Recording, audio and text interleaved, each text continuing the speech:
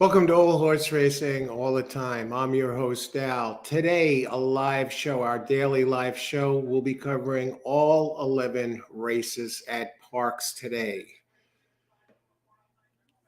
Monday. Happy Monday, everybody. Monday, March 6th, 2023. Well, it looks like I found out that Parx has moved back their starting time from 11:55 a.m. post time to 12:40 p.m. post time. I guess daylight savings time came a little early at Parx, took me a bit by surprise. I'm surprised no one from Parx called me to let me know about this. But but you know what? I was going to schedule a half hour again. I set the schedule back to 12:20 p.m. post, but I saw some of you out here already, so I figured why not? Let's get out here, start looking at some of the races, and see what's up, and see if anybody has any questions about some of the horses, and then we'll kick it in gear and start really analyzing the first race around 12:20, which is not that far away, but we're out here a little early considering the 12:40 p.m. post time, and I checked, it's going to be 12:40 p.m. tomorrow. And Parx has given us a great card today and tomorrow. Today we have 11 races, but it gets better. We have stakes races, 4 stakes races scheduled for today, 7th, 8th, 9th, and 10th. And tomorrow, Parx is going to have 3 stakes races. So stakes races on a Monday and Tuesday, how can you beat that?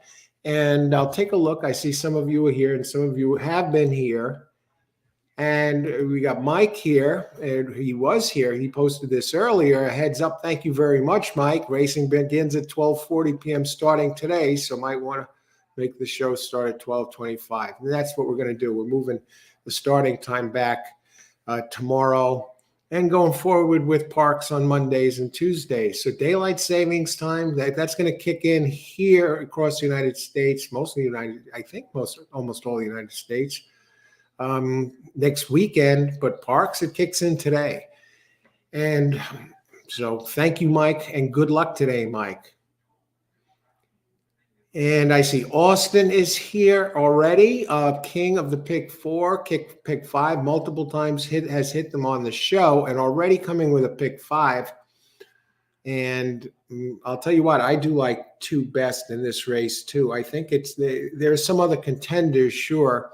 They give us some competitive races today, and I'm curious how the track is going to be playing, because we have a few races that, one race in particular has a bunch of early speeds, the 4th.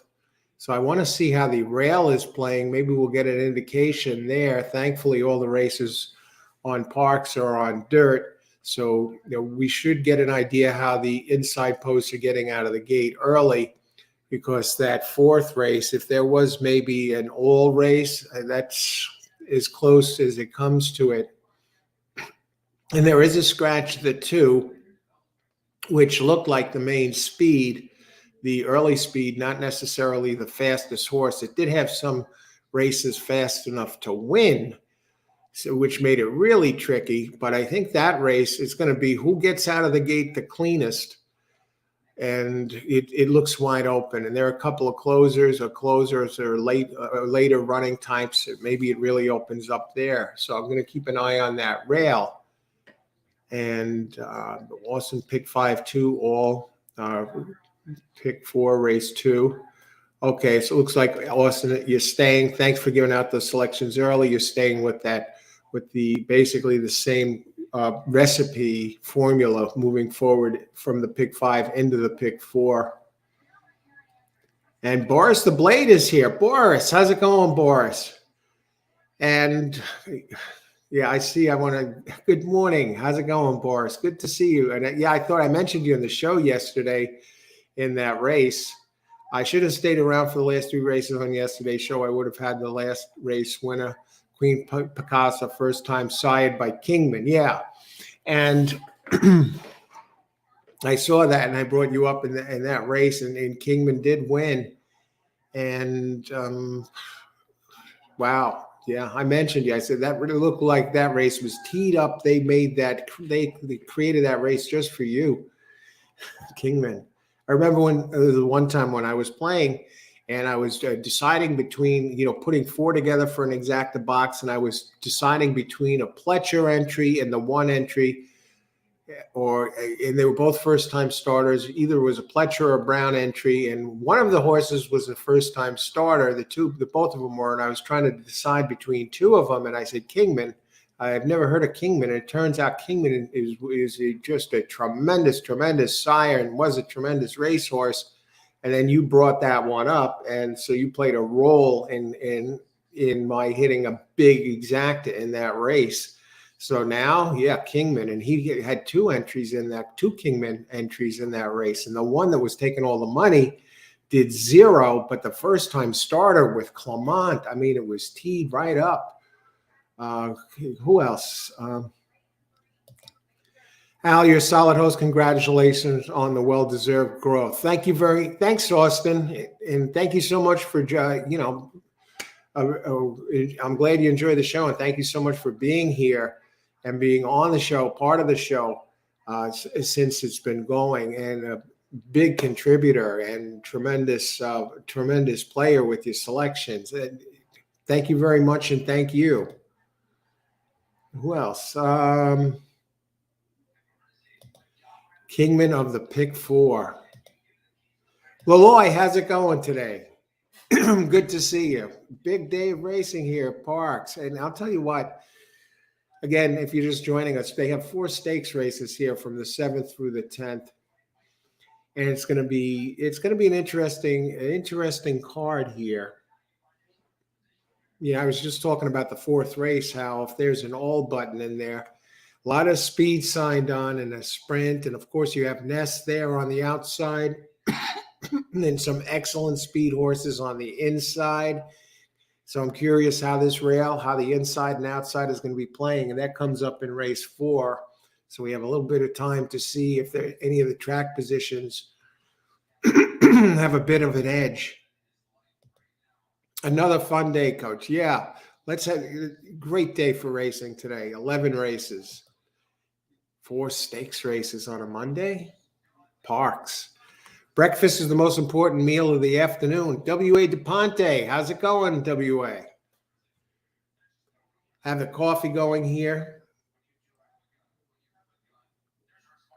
Excellent. Today's coffee, 4 Sigmatic mushroom coffee with lion's mane and chaga, whatever that is, mushrooms. Doesn't taste like mushrooms, but they say it promotes mental clarity and improved thought, supports cognitive function.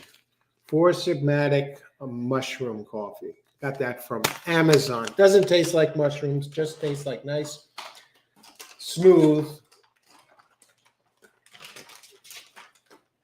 coffee. Then medium strength. It's about average. It's not one of these. It's not like the other coffees where it just blows through you. Okay, my plays today: Rolls-Royce Joyce, Predominate, and Girl from Outer Space. Girl from Outer Space. I gotta look. I have all the numbers here by name. It's not jumping. I know I saw Rolls-Royce Joyce. I remember Rolls-Royce Joyce. That's a 5 horse in one of the races that has Pennington up. That one's going to be tough. I think it has some contenders in there. And I know I listed 5 first for that race. Is that the second race by any chance? Let me just look because I see 5 listed first. Yeah, 5. Rolls-Royce Joyce, Pennington from Lake. Nice. That's another one with some solid speed there. And Predominate and Girl from Outer Space. Where is Girl from Outer Space? What race is that? I'll have to look that up. I'm catching up with the chat here, but I know I saw that name, and I'm getting the impression I didn't use her. Let me just look while we have a second. Girl from Outer Space. I think that's.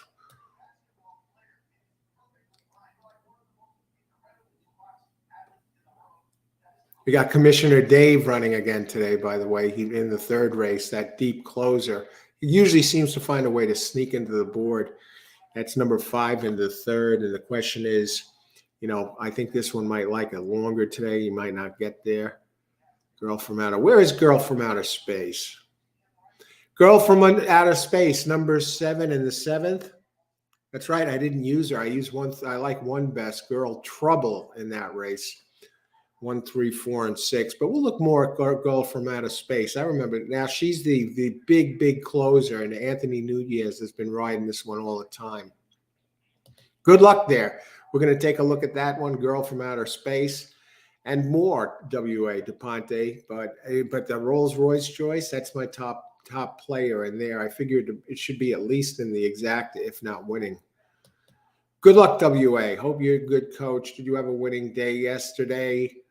Personally, I finished a little bit down and nothing major. Didn't get hurt. I had some nice selections in there.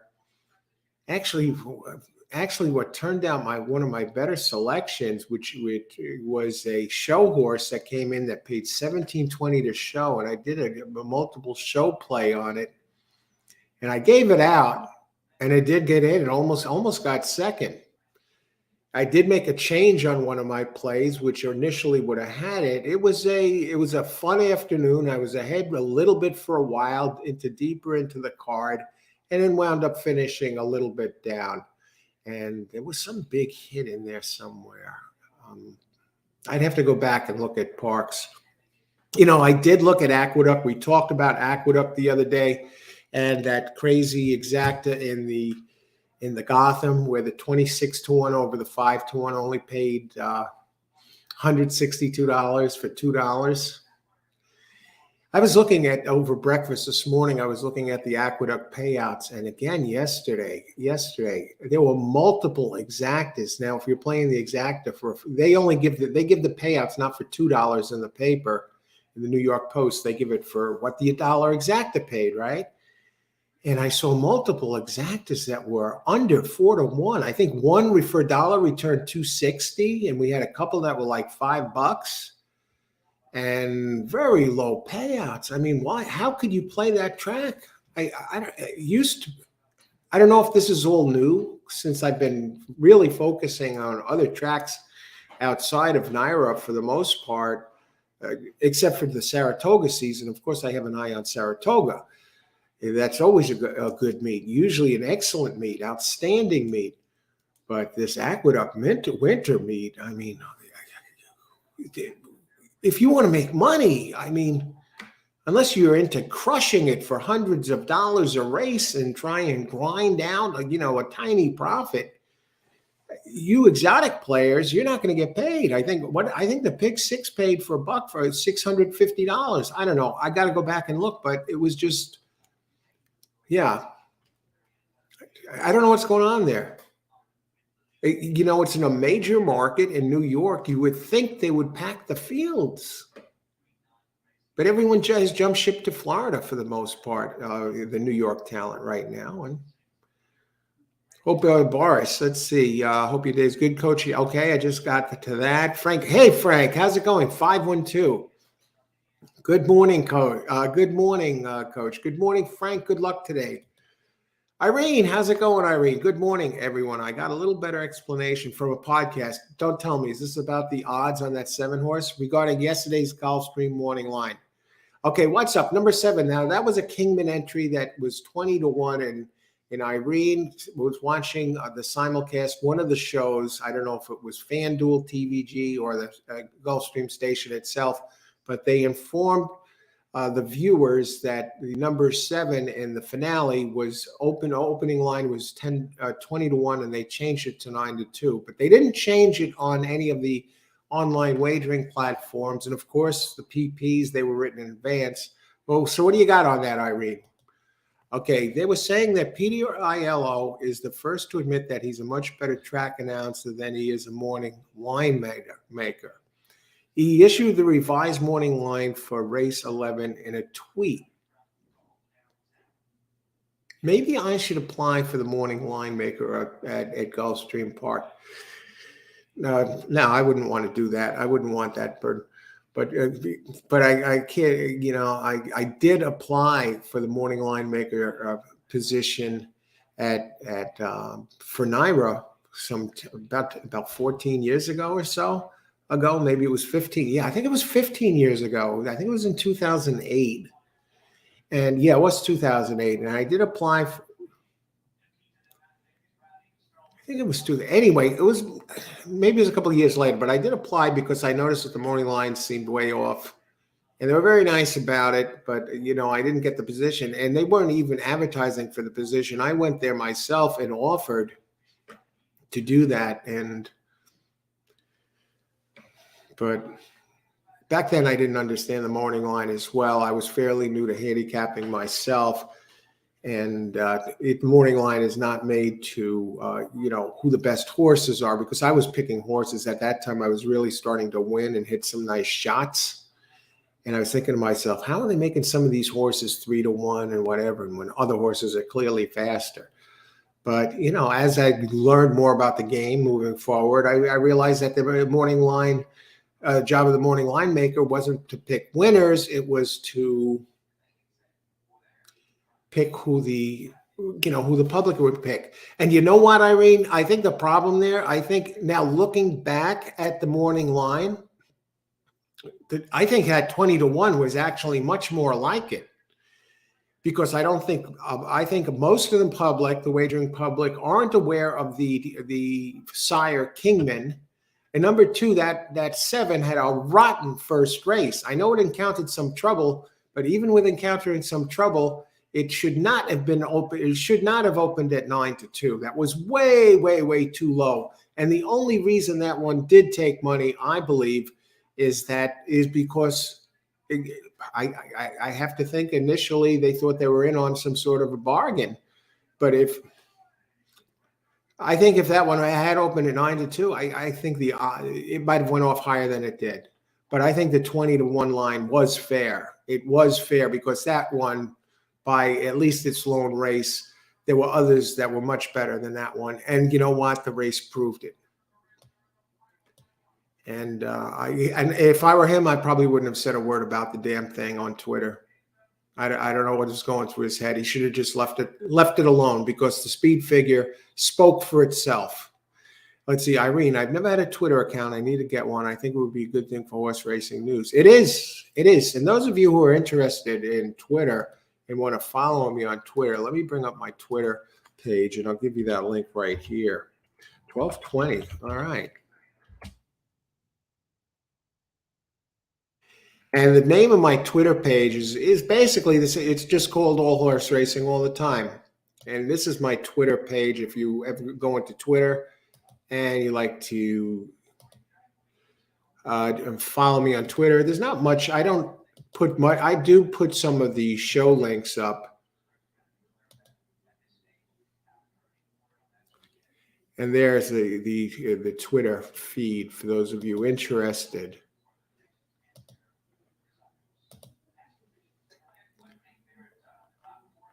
And who else? Frank. Frank has a pick, an early pick here. Thanks for sharing that, Irene. Thanks for that news. Peter Aiello, trackmate, handy. They were saying that Peter Aiello was the first to admit that he's a much better track announcer than he is a morning line maker. There's a lot to do there. Actually, a friend of mine used to be the morning line maker at Parx, and I had him on the show already before. John De Silva. He's the used to be the racing analyst for the New York Post, and for 20 years, and eventually, and now he's one of the officials over at Parx, and he was the line maker for a few years there. It's a very, very, it's a daunting job, and it's. A lot goes into that, because you're not just handicapping the races, you're handicapping the public. And there's a lot of scrutiny there. If the morning line maker is doing a great job, if the line turns out close to what he makes it to be during the race, if it's completely out of whack, that doesn't look good for a morning line maker. You want to you're doing a good job if the morning line turns out to be fairly close to what the line is come post time, at least for a bunch of the horses, the main contenders. And the good thing with it, but don't think for a second that the public isn't swayed by the morning line, because a lot of the players, I've seen players at the track myself, they look at that, they bring the newspapers, and sometimes they just box the three horses that are the morning line favorites and figure they're going to hit an exacta or win there. You're doing it that way. And if you do it that way, you're going to lose your damn shirt. It's all about the handicapping, doing your own picks. Thanks for that pick 3, Frank. Actually, I don't have 7 as one of my players in there, but 2 is the one I like best. So pick 3. 2 is the one I like best, and 6 is another contender I have. Let's see. Tony Callow. Best announcer is Tony Callow. What track is that, W.A. DePonte? Tony Callow. Good morning, Boris. Glad you're here. Steven. Hey, Steven, how's it going? Any hot tips on Parx today? Well, I think the 2 looks very strong in the first. I'm not sure what that is. As far as the others, we have some wide open races here.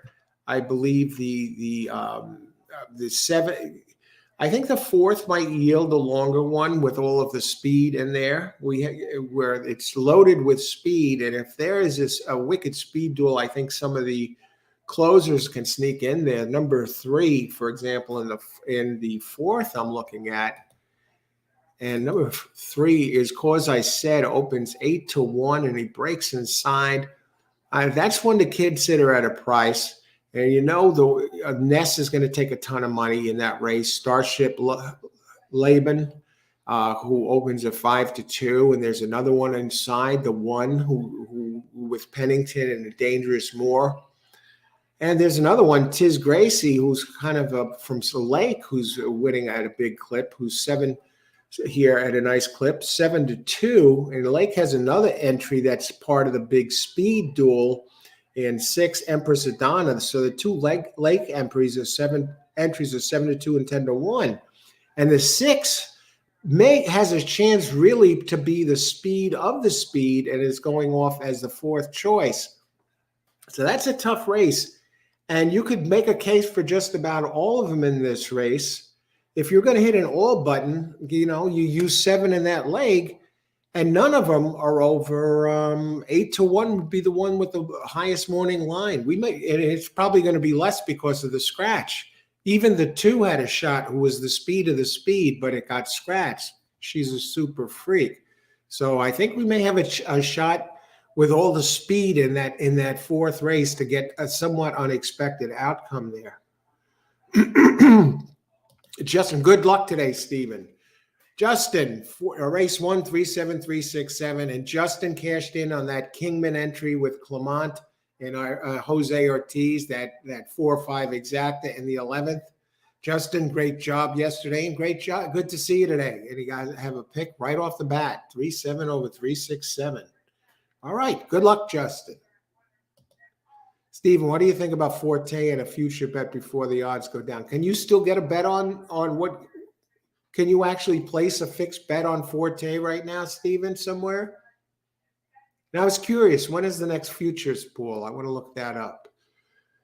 All right, who else? 15 minutes to post. I'm going to get to some of this here, and we're going to start looking at the race and then catch up. I'll give it, let's see. I don't know if you can, what do you think about Forte? What are the future, what do you have set odds you can get on that, Stephen? I had Pete's French roast coffee. That is tremendous, Stephen. I don't have any left now. That's the same coffee as Nancy Pelosi drinks. What? Not the mushroom coffee or Pete's? This is today's coffee. 4 Sigmatic mushroom coffee with lion's mane. Oh, brother. And chaga, whatever that is, mushrooms in it. Doesn't taste like mushrooms. It says adds a productive oomph to your day, supports cognitive function, helps avoid coffee's dreaded dark side, supports whole body wellness, and elevates your coffee routine with functional ingredients. Also has dark chocolate and nuts in there. It is a tasty coffee, folks. Lithoid. Bodrick. Bardic, 1970, Stumptown Holler Mountain is nice also. Stumptown Holler, I'll write that down. I'm always open to new coffee selections. Thank you, Bardic. Holler Mountain. We get notes there. Lithoid, good morning, afternoon, coach. Wishing you a happy Monday. Thank you, Lithoid. So, same to you. Good luck to you and all my fellow punters. Thanks again, and thanks to you, and good luck to everyone out there. Thank you, Lithoid. Good luck today. Boris, Churchill Downs, Kentucky did a forecast. Fortes 5-1. Fave 8-1. 5-1 fave, 8-1. I'd really strongly consider Arabian Night, but we'll have to take a look. Actually, one of the coffee entries is in there. What is the name of that horse? What's the name of that one horse coffee? It won one of those shows. Rax, good afternoon, everyone. Good afternoon, Rax. Good luck today. Justin, in the end, his morning line was right as a 7 was a no-show. Yeah, I was just saying that, Justin. I think he was almost right with his damn 20-1 initial line. He shouldn't have said anything at all because he could have warranted that 20-1 with the performance of number 7 in its lone race. I know it encountered trouble, but it still ran horrible despite the trouble. I think the 20-1 was more accurate than his 9-2 call. I agree with you, Justin.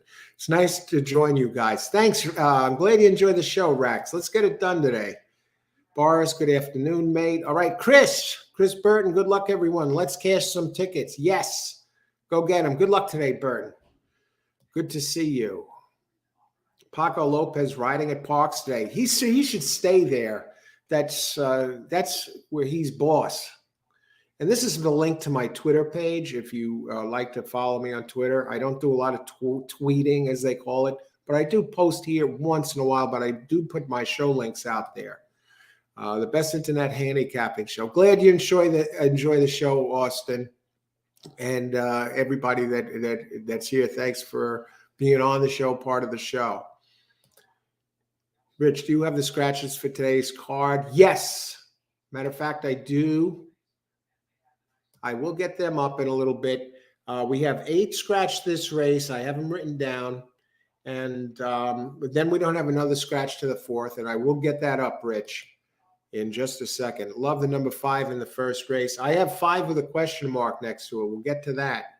We have 10 minutes to post. And putting a couple bucks on Bobby Pacemaker as a play show horse. What race is that as a play show horse? I don't see it in the first, but all right. But I'm sure he'll show up. Good luck, Mike, and thanks for the heads up about that new starting time at Parx. I listed on 2, Mazut, but should get a pickup amount. Instant coffee. Thanks, Boddick. 25-1. Yeah, that's exactly where it probably belongs. Compared to the others, Boris. Frank, I really like 7 for a long shot. I don't have 7 here. Good luck, Frank. I'm going to talk about them now. Mazood, I like Paco's Mountain, the 7th race. Good luck, Mazood. All right, let's start talking about the first race. We'll get the scratches up.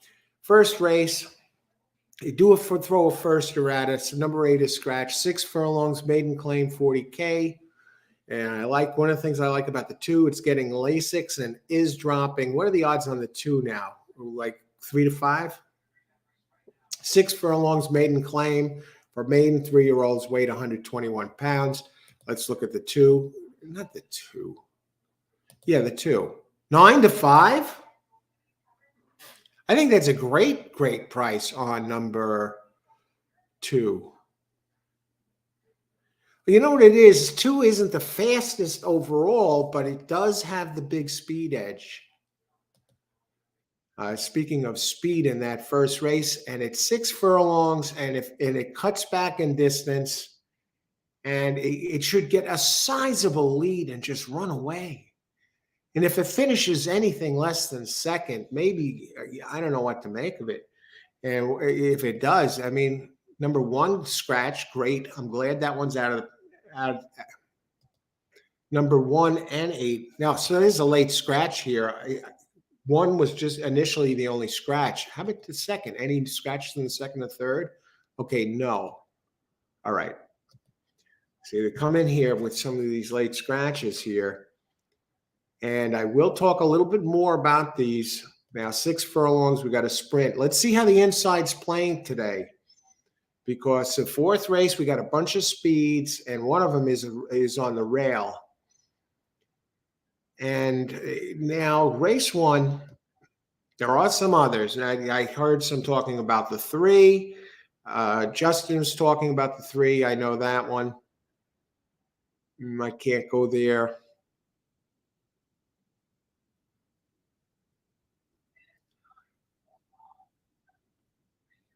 Yeah, the 2 did beat the 3 in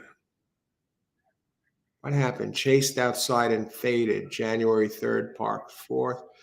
Yeah, the 2 faded also in that race, but 2 lost by 17 lengths, and the 3 lost by 22 lengths. And the speed there in that race.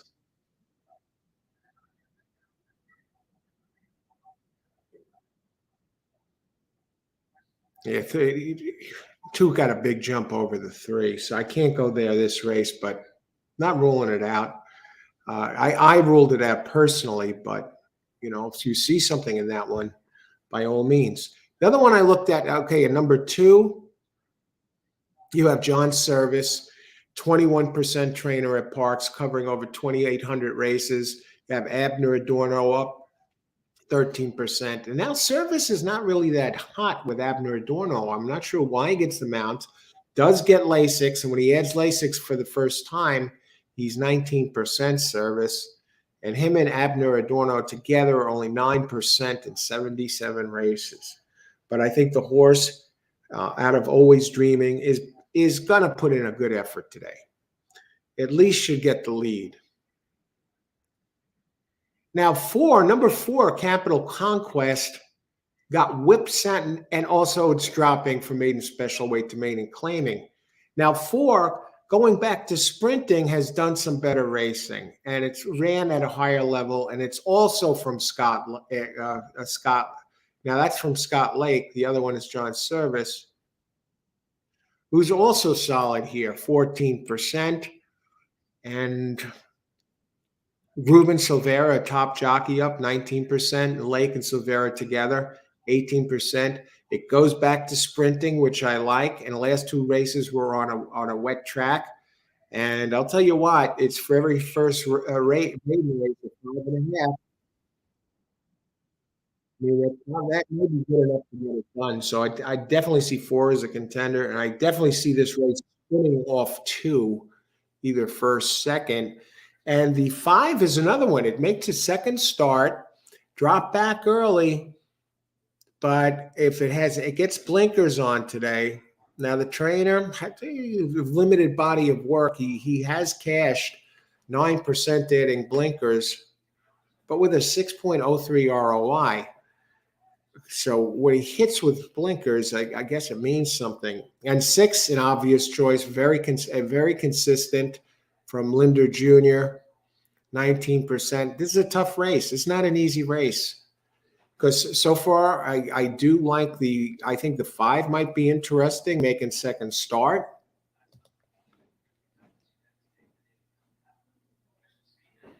But I don't like that the 5 is moving up. And I don't like that the 5 is a closer in this race. And just talking about the closers, they are winning a little bit at 6%, 21, but it's all about the speed here, early speed especially. They list 3 as an early speed type, but I don't see Union Park as an early speed type. And number 2, Dreaming of Smarty, is also a first-time gelding, as is the number 4. And both the 2 and the 4 are getting Lasix and the gelded angles, so they get the double dip there. And the 6, very solid numbers, definitely a player. Now, and 7 ran a good last race. It's a pity. Very low percentage trainer, 6% over 1,661. I think this might be a bounce candidate. And the 6 is moving up in class, which I think might be a problem, whereas 7 is dropping. And I like 7 more for a price than the 6. And I just want to take one last look at 4, and then we're going to put in our pick. I just want to see something. Okay, 4. Okay, gets back to sprinting. I like that.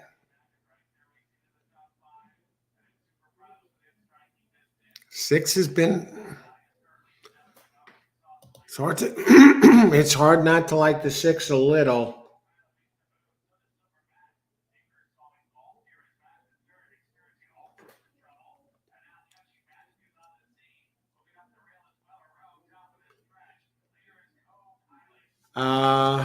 Okay. And I think we're going to get some prices here. 2, 4.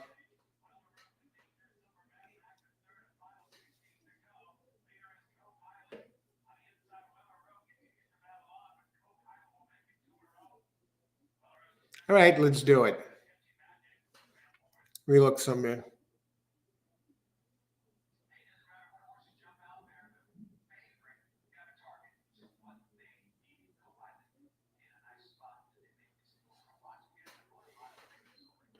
I just want to check the 5, something about the 5.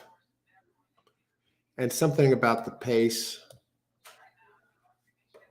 5's going to have to come off the pace. Casio on the 6. Tell you that 7 right.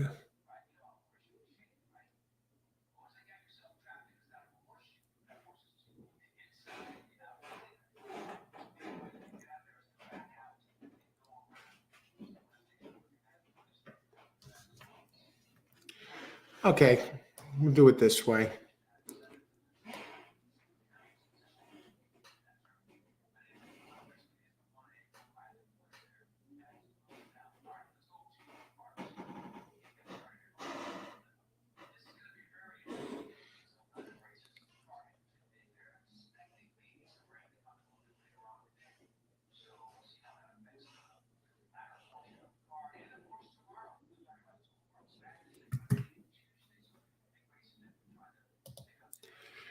Double 2, 4, 5.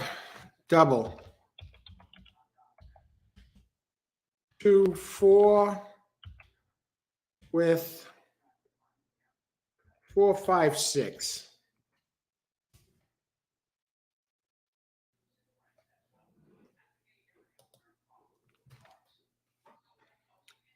That's it. We're not going crazy here. We'll get this in 2, 4, 4, 5, 6. I like the 2. I like that the 2 and the 4 are both getting Lasix, both gelded. I like the speed of the 2. I like the 4 getting back to the sprint. As far as the others here, I think 7 is a long shot that could sneak onto the board for you long shots. I'm not too crazy about the 6 moving up in class. About the 7. 7 has the weak trainer, but I think it has enough horse to sneak in there. It does have a little bit of speed. It might show some early speed. It's a pity. And I think the last race is not impossible to round things off. And 2 does go, let's see. So the inside looks good. 2 did get out early as expected. 3 is showing a little more speed than last time. And 4 is setting up more or less like I figured it to set up. And what are the odds on the 4? 2 is down to 7 to 5. So I'm rooting 4 home here. And I want to get to some of your picks as I watch this race unfold. Rax, 6-4. Good luck, Rax. Let's see who else. Kelvin, I like the 6. Good luck, Kelvin. Good to see you. Who else? I'm going with the 6 here. Ran faster than the 2 on the same day. Good luck. And who else? Buy Coffee. I have 99 to 1. And I got to root for the 4 to overhaul the 2 here. Come on, 4.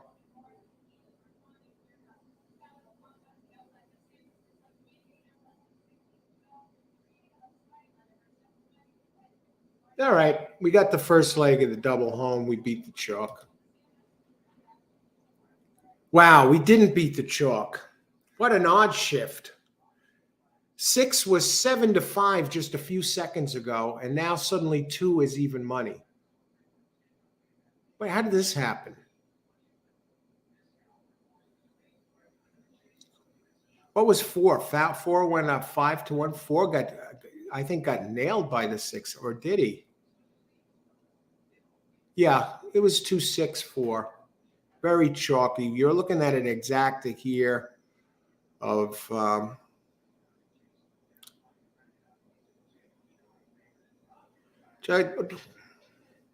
just a little under 4-1. Even money though there on the 2. Okay, Frank, I really like the 7 win place show. I thought the 7 had a. I thought the 7 didn't show any speed at all. I think the question mark on the jockey. But does that mean the outside is not? It doesn't. Is there's a problem? I'd have to see the start of that again.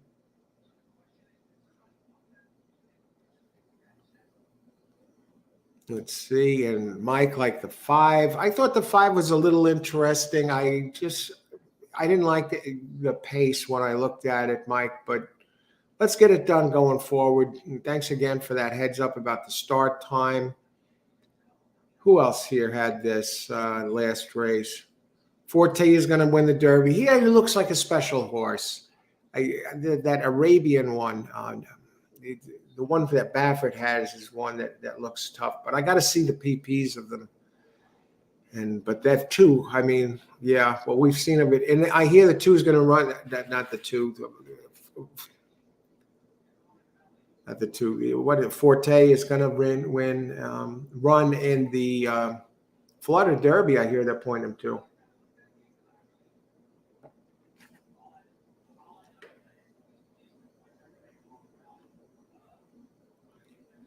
Now I'm seeing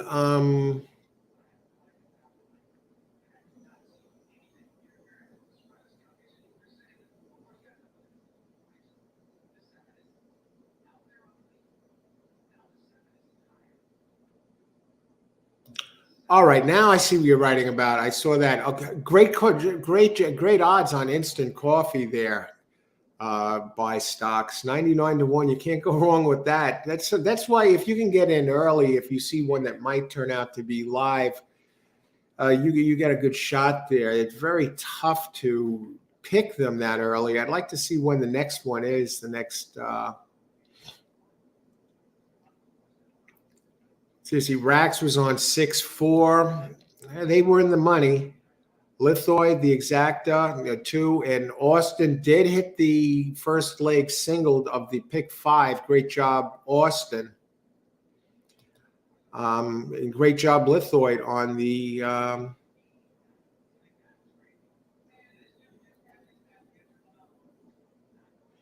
single in the double. In the double, great job.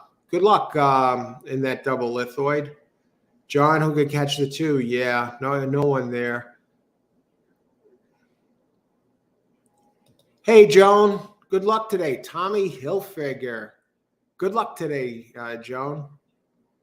2 is in good form. Yashis. Hey, Yashis. Good luck today. Yeah, looked great there at that shorter distance. Dropping, gelded, Lasix. There's my double. I got the 2 home.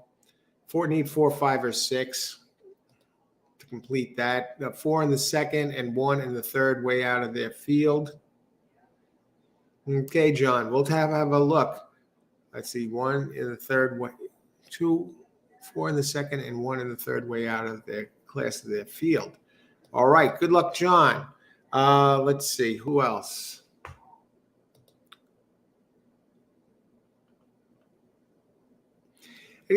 I tell you, the 4 has races to run back to at Parx that fit this race. I know they've been on a wet track, but I'm looking back to last year as far as September. The race is September through early October. You got Ness, you got Rivera, and it does have speed if they decide to turn it up. And last time it was at 7 furlongs, and it was eased late. And the race before that was a route. So I think this one gets back to, does have a second at 6.5 in October. Yeah, and the race in September was even better. May get a bit of a price, but I hear you on that. I hear you on that, John. I think the odds go down during a race when a lot of last minute bets are tallied. Absolutely, Stephen. Look what happened last race. That's the 6 was 6-5 or 7-5, and the 2 was over 2-1. And then by the time the race was over, 2 was even money. Good call, Coach. You were right. Got the speed and was always going to hold on. Bad play by me. I should have bet the chalk. I didn't even when I bet him when I put that play in. He wasn't even the chalk. But yeah, it turned out to be better races ahead, Boris. With all the scratches, I now have $5 pick 3. Oh, really? There were more late scratches, John? Rax, Coach, how can we watch these races live? Does anybody have a link to the live stream for Rax? I know sometimes Hapika TV has it. I'm not allowed to show them live. I don't have the rights. I used to do it way when I first started the channel. I did it for a bit, and I got warned about that. They say those are rights. You can't show them on your show. So otherwise, I would. But anybody have a live link? Do a Google search on Hapika TV. Maybe that has something, Rax. Let me just get the scratches up for everybody. Rich was asking about those earlier, and we got a second to do that now. I got the scratches here. Now, I'll give you the scratches going forward since the first race is over. Let me just check if there's no other scratches added that we have to be concerned with. First race had a late scratch. Race 4, number 2. Okay, no change. 5, number 1 and 3, no change. No scratches in the 6. 4 stakes races today. Race 7 has a scratch added. Number 5 is scratched. Had no scratches last I checked. Race 8, number 7 is scratched. Race 9, we have scratches added. I had 2 and 7, add 6 to that list. What is this? Race 10, I had 3 and the 5 is added to the scratch list. And the 6 was one of my contenders in the 9th. Not my main contender. I like 8 best in the 9th, but I scratched 6 now. How about the 10th? 10th is still 10 scratch. So I'm going to put the scratches up now for everybody.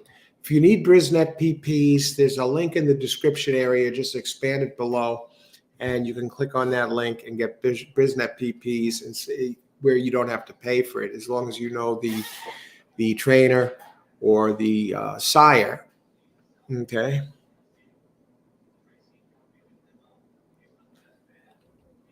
Race 4. I can't believe that 2 went down to even money. What the hell? Race 5, 1 and 3.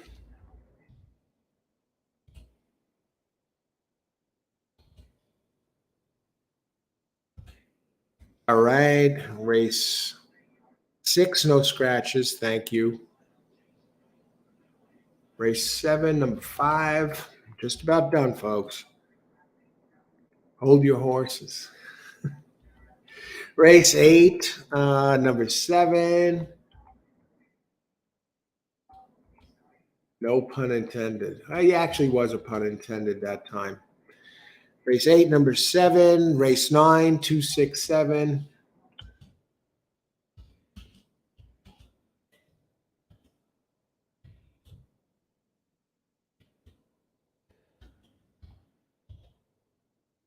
Race 10. 4 stakes races today. Can you beat that? Race 10, 3 and 5. Now, if I would have had these scrolling earlier, I would have had to go and update it again with these additional scratches.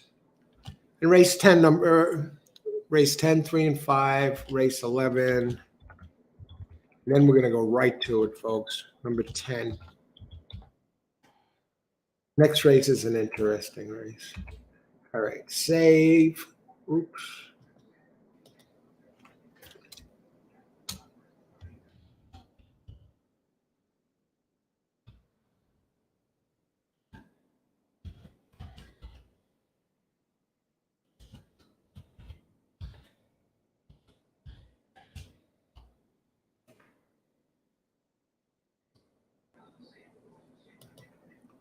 Boom, there they are. I'm going to check for racks. I'm going to check for 1 sec to see if we got a link out there that is showing this. Let's see what we got. Try and get you all on board here watching the races. Otherwise, I would say join an ADW like TVG, where you can see the races streamed for free. But if you're outside the United States, you might not have that option available. Let's see what we got. Hepika, do we have any Parx Racing live stream? They don't have it. Let's see, Parx live stream. Some racetracks show the live stream. Gulfstream does when we do our Gulfstream shows.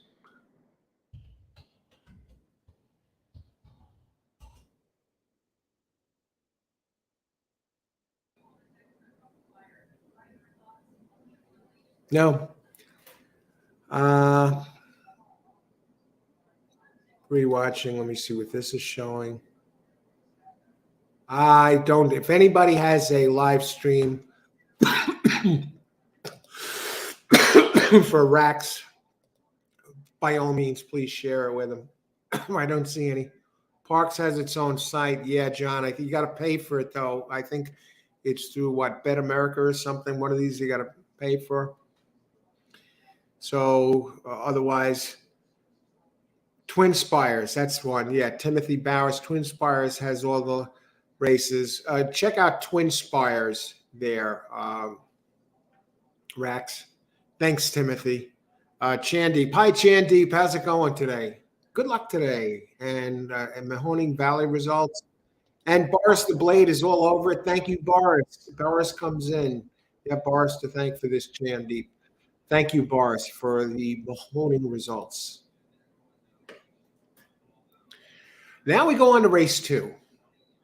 Let's talk about it. 10 minutes to post. We're into the second race already.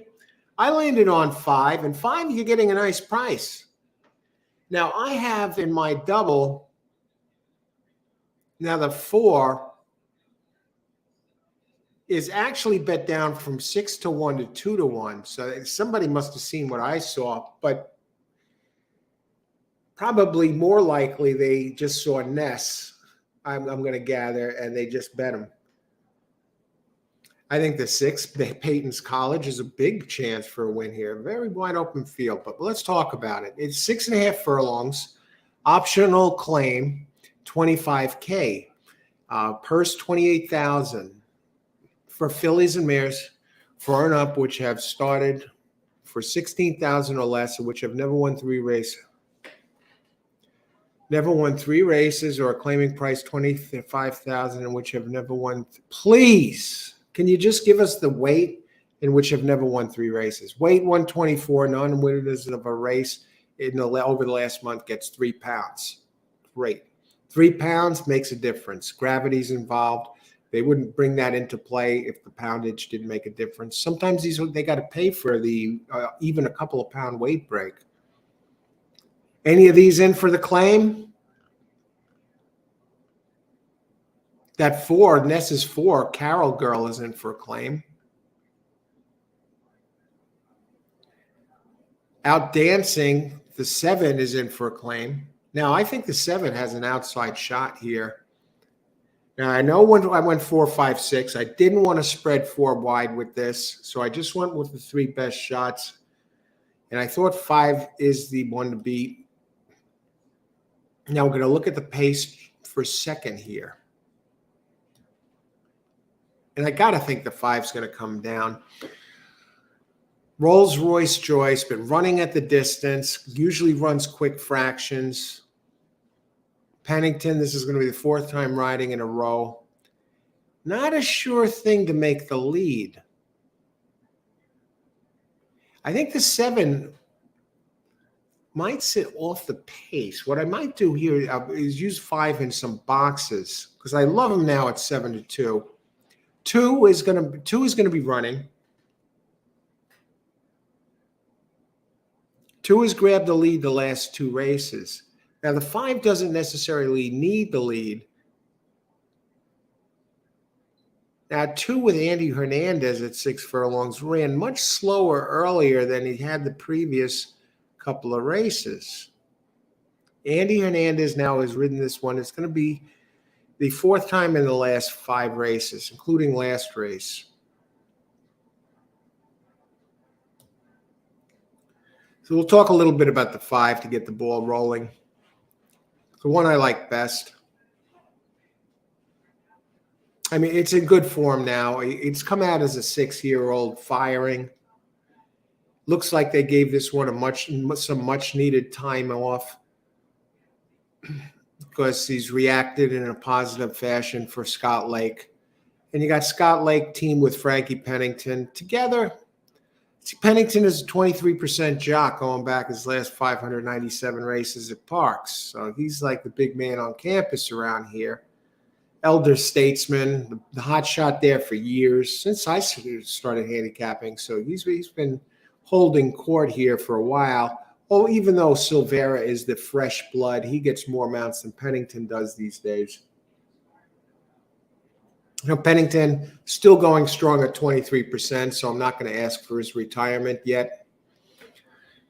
And the 2 with the early speed with Hernandez, he's moving forward. He's only a 4-year-old, comes off a win at a claiming price of 12.5, gets claimed by Rich Vega off of Lupe, who dangerous trainer. Now, this trainer is 15% at Park, Richard Vega. The only thing I like about it is the speed, but I think the 5 will wear him out. I want to go back to the early speed of the 4 for a second. Now, the 4 is the one. Carol Girl.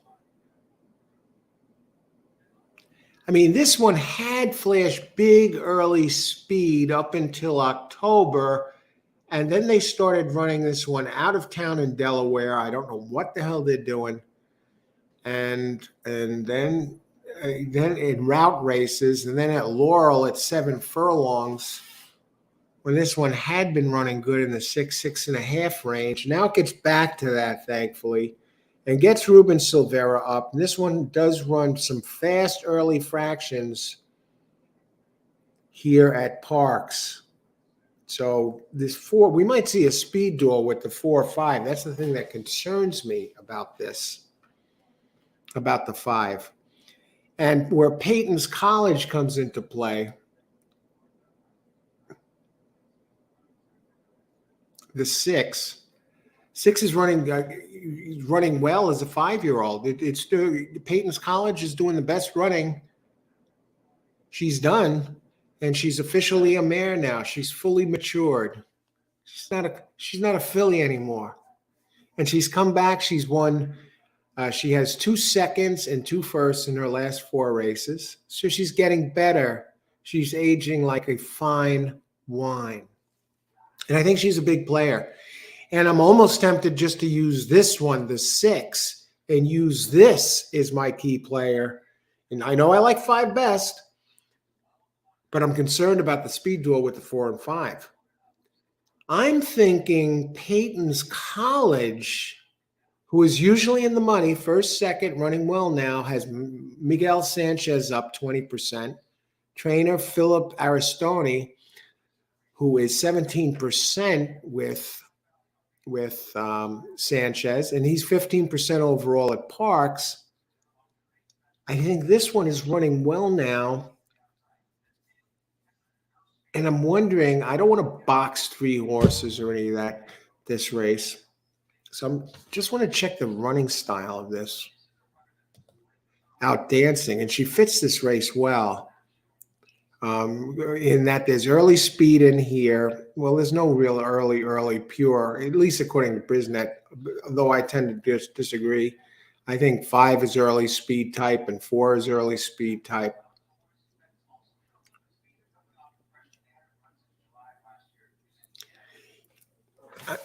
I got to look at the board. I'm thinking Peyton's College is somewhat dangerous in this. At the distance, 3 races, 2 seconds. The 5 at this distance, 6 races, a win, 2 seconds and a third. The 4, 1 race, a second. I just think 5 is going to get tested. And we're going to do it this way. I just want to check the 7. This is a challenging race. I'll tell you what, 7 has some good races here too. I may go against the grain here in this particular race with a couple. I don't like 7's last race. That's the thing.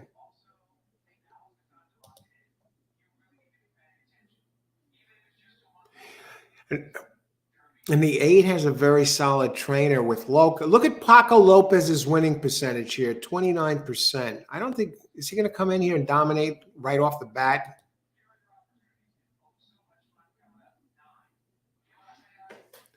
On the closer, I'm not going there.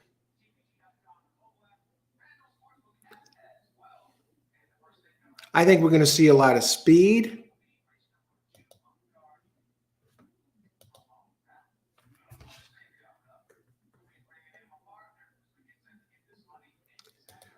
I'm actually going to go against my initial play here.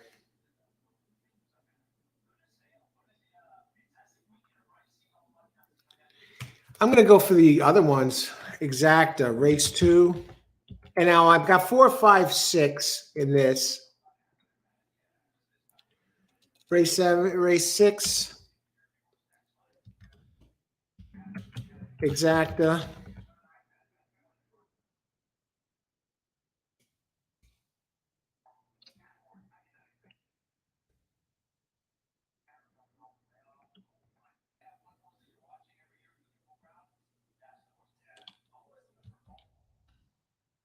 Six, 7 over.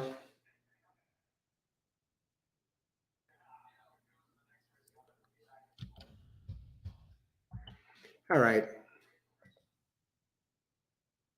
All right, I'll tell you what, because I'll hit this double. So this is kind of a fun play. I'm looking for the speed to break down a little bit. And I'm looking for the 6, 7 who have solid numbers here to get it done. As you know, I need 5, 4, 5, or 6 to hit the double. So naturally, I'd like 6 to get it done here. 6 to get it done here and hit the double and the exacta. And who the hell knows? What if one of the other ones come in and we don't hit it at all? Well, let's go back here. See who we have.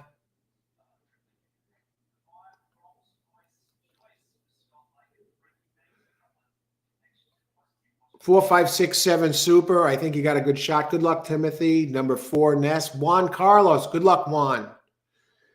Rich, 4 win plays. 4 over 2, 5, 6. Rich Lane.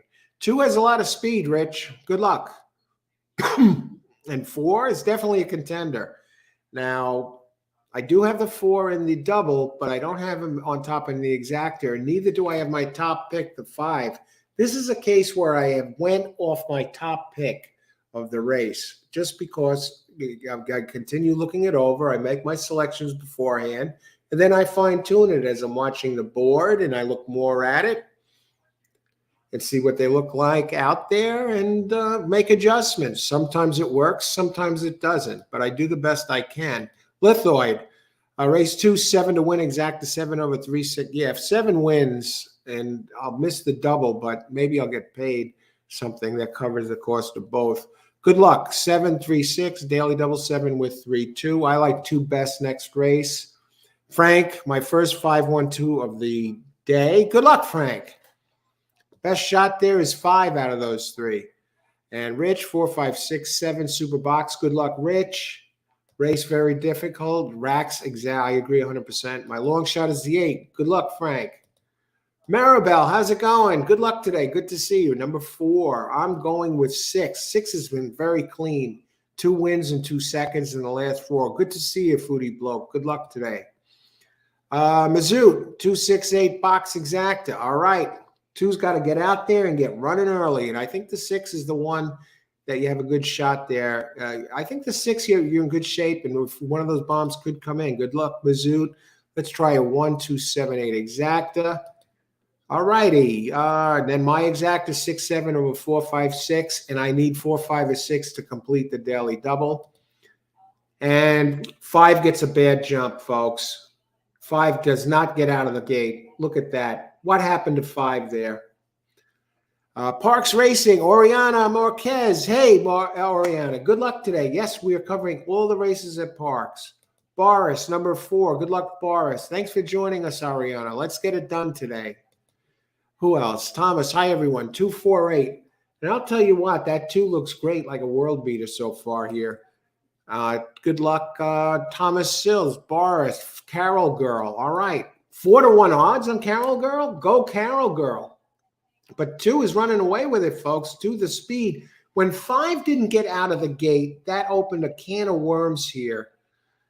Who is this on the outside? And the 2 doesn't look like he wants to go away. 4 is backing up. 2's going to take this, folks. 2 shows no sign of slowing down. We have Frankie Pennington to thank for that.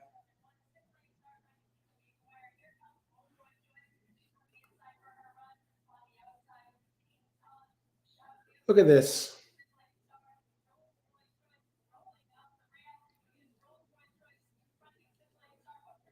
Whoa, and we get the double done with the 5.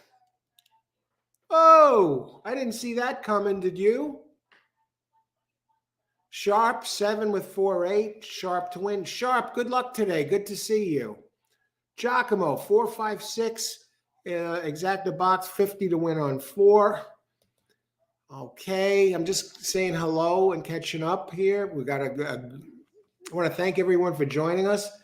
And I don't hit the exacta, but I do get 5 home. Frankie Pennington does get home on the 5.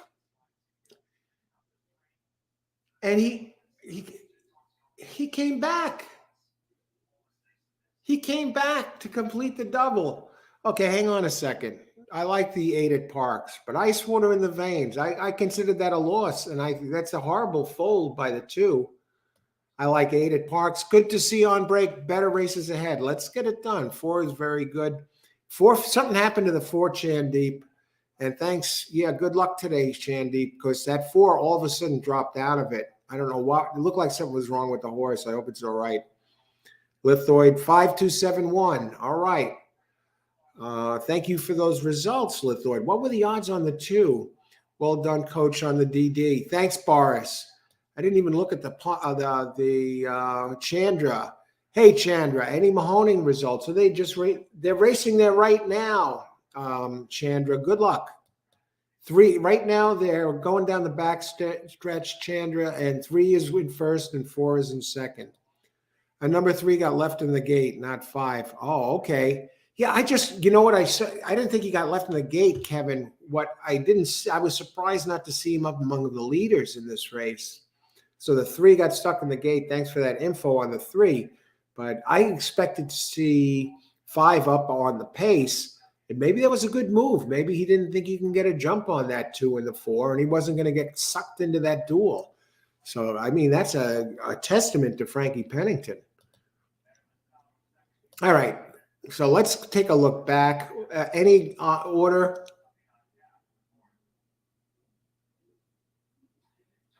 3, 4, 5 Mahoning is what I see there. 3, 4, 5 Mahoning results. And there's my double. 2, 4 with 4, 5, 6. What is this going to pay?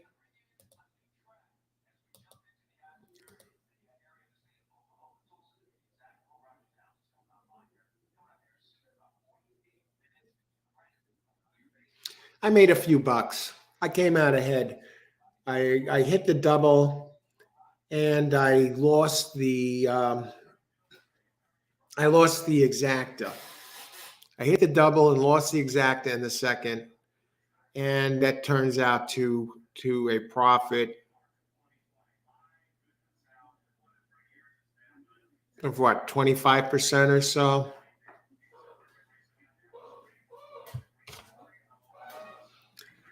All right, so we're ahead after 2, ahead light. So but we had better 9 races ahead, and we have 11. We have 4 stakes races from the 7th to the 10th today. So who else? Who got this done here? Let's try, let's see. Any big winners here? I know some people had the 2. Want to always like to give congratulations. Get them in where we have it here. 4, 5, 6, 7. What was the finishing results there? 5, 2, 7, 1. Look at that. The 7 got bet all the way down to 2 to 1. Can you believe this? 7 wound up being the favorite. I never would have used the 7 on top in an exact if I thought it was favored. But I thought it was a nice. I wouldn't hit the exact anyway. I wouldn't have had the 2. But that 5-2 is going to be good. No, 5 went off at 5 to 2, folks. 5-2 exact, $110. A 9 to 2 over. A 9 to 2 over a 9 to 1. And that paid $110. Now I'm going to bring you back to Aqueduct for the Gotham Stakes to show you how the payouts at Parx stack up against the payouts at Aqueduct. Of a 9 to 2 over a 9 to 1 paid $110. At Aqueduct in a big field in the Gotham on Saturday, a 26 to 1 came in over 5 to 1 and paid $162. 26 to 1 on top. Just criminal. And who else here?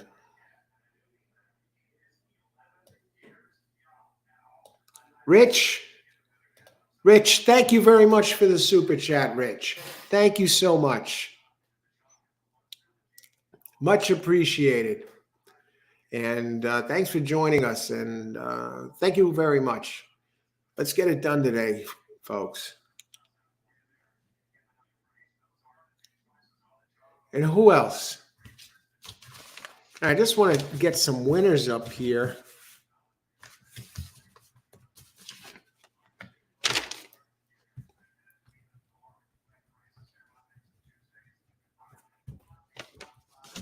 We have, let's see, we have some 7s, 4s.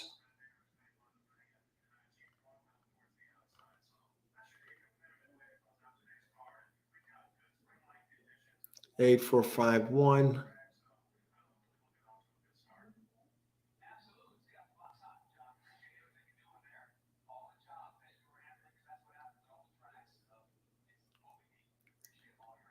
7, 3, 2. Okay.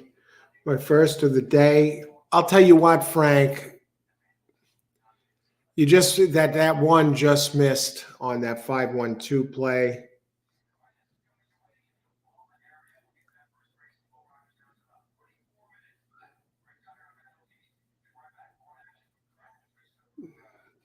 Not seeing much love on the 5 here. I believe Austin might be alive. Okay.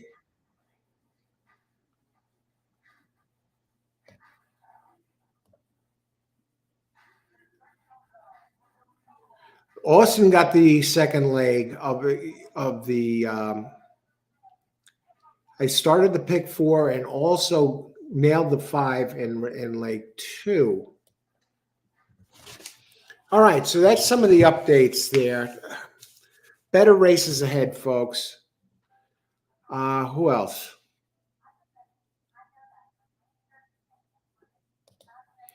Let's see, Hannah Mount. What is the result? 5, 2, 7. 5, 2, 7, 1. Good luck today, Hannah Mount. Thanks for joining us. 3, 4, 5, 1. Okay, we're getting these results. And Rich, thanks again very much for the super chat. Thank you. Who else? Okay, let's get it done here. Single hornbeam in the pick 3. So if Ruben Severa comes off the 2, I win. All right, good luck, Mike. Let's get it done here. Harris, 2, 3. Hey, Harris. Kapali, 231. May the horse be with you. Good luck today, Harish. Thanks for joining us. May the horse be with you. Love the name there, Ross. Good luck. That's one of the ones I like in this race.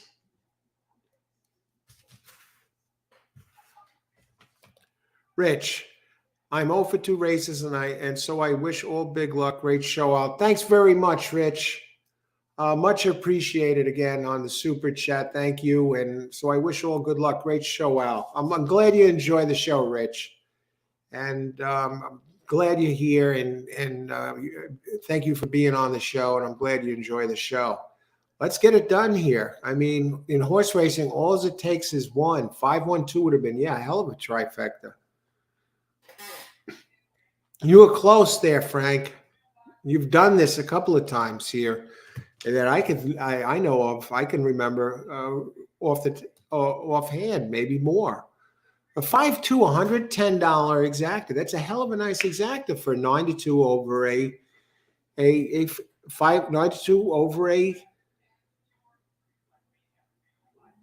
9-1 in an 8-horse field. And at the Aqueduct, you get the Gotham with a 26-1 over a 5-1 in a big field. Then they paid 162. And here, Parx, the favorite on top of a 9-1, pays 110. Something rotten in Denmark?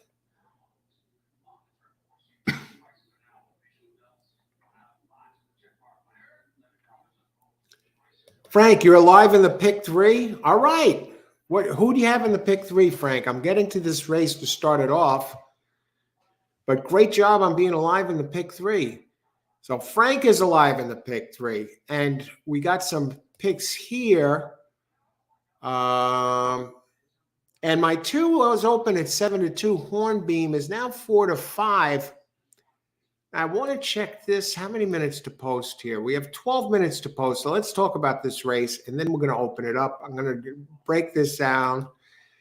3 miles, 70 yards, claiming 7,500, purse 22,000. Okay, so 7,500. Now we got a mile and 70. All right. I'm on this race. And purse 22,000. So cheap claimants for 4-year-olds and up, which have never won 3 races.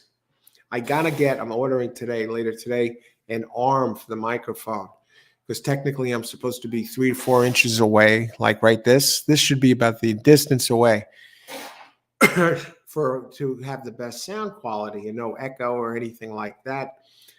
And so anyway, this way it will extend and the audio quality will improve. I went this first step and got an excellent microphone, a Blue Yeti. And now I got to get the most out of the mic. I need the arm to bring it forward. The stand, I don't want to be on top of the computer to talk into the mic, obviously. But in this race, mile 70, we don't have any scratches to contend with, which is good. And at this distance, we have a very even field. Only one entry opened over 10-1. I mean, all button. I don't want to go there. I don't want to do that for a race like this. I'll tell you what, the next race is a barn burner, so I will want to look at the daily double prices to see who's taking money to get an idea. Because the next race, it looks like you can make a case for every single horse in that field. The 2 is scratched, but so that there's 7 of them there that really have a shot. I hope that's one of the ones that you used the all button on there, Austin. But race 3, looking at the pace of this race, the 2 is going to have to come out of the clouds. But the 5, Commissioner Dave will too. And the other ones I'm looking at a little bit are Horse Be With You, who at least has some early speed. And at least has run at the route distance, whereas the 9, Frank and Ducky, looks to be the rabbit of this race. 3, Mischief is One, looks like another rabbit, usually sprints. So we're going to get down to it.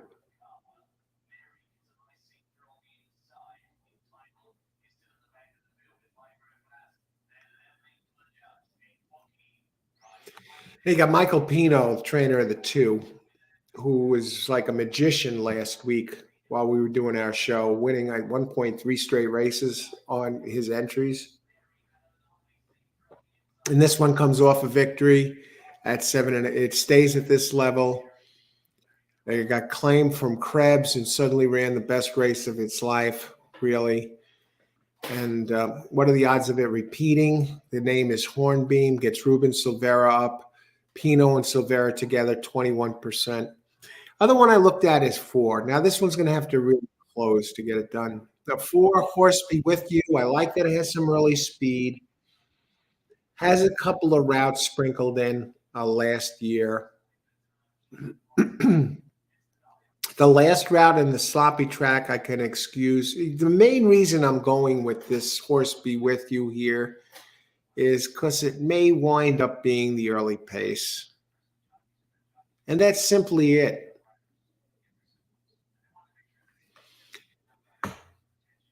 You got Michael Sanchez up and 20% jock, and you got the trainer.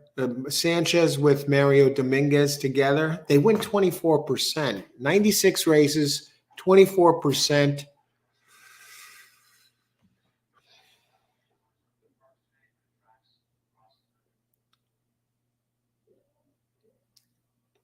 The 6, I'm struggling with the 6 a little bit. Did have a good race, 3 back at 1.16 here at 7.5, at 7.5K.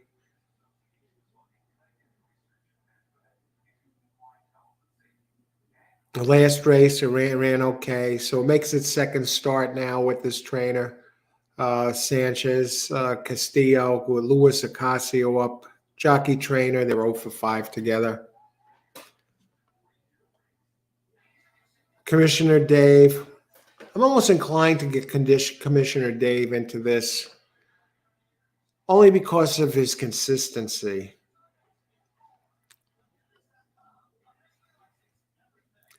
Let's open it up. Let's look at the board. Commissioner Dave, of course, is a closer. Number 2 is a closer. Number 8, Musk. Let me just bring up Musk. That's the one I want to talk about. 8 does have some consistent races, running at 12.5K, and he's dropping. Yeah, not 6. I prefer. Now, 6 does have some interesting races.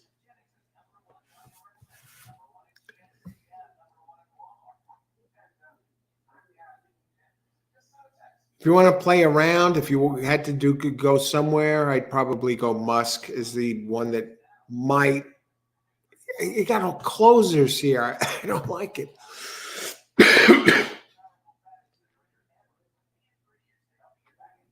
What do you think about this? This is a tough race too. Just take the 2 and accept it and move on. 2 is 4 to 5. 4 is 9 to 2.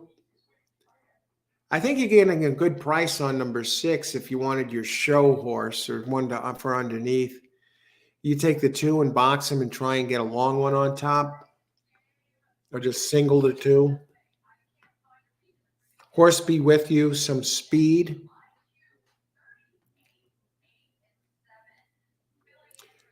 What about the 9, the long one? Okay, let's open it up. We got 5 minutes to post. Frank, who do you got on the next? Wow, get it done, Frank. Who you got on the next? Thank you, Frank. Get it done, Frank. Good luck, Frank. 1468. Wow, you will get paid with this if you get them home, Frank. I definitely like the 8 as a contender, and you're getting a big price on him right now. And 4 is definitely a player. I think 6 is even a player. Good luck, Frank. Mizzou, 268.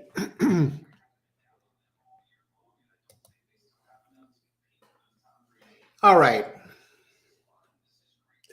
Let me open this up. We got 6 minutes to post race 3 of 11.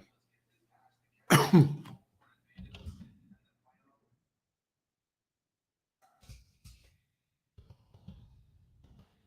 mean, 2 is the obvious choice, but We got a long way to go here in this type of race. And I'm just a little curious about these closers. What about Cape Hedge?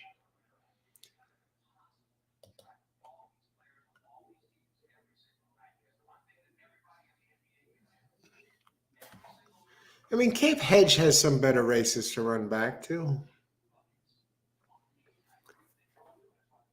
What happened last race? Soto, the trainer. The trainer is 15% here. Jockey Angel Castillo is 16%. Two never worked together. Has some races back in late September, early October, and even early December here that were good enough to do something. And I don't know what happened the last couple. Too wide off the pace, far turn way, gave way. What about two back? Lack speed. These are cheap horses. It's tough to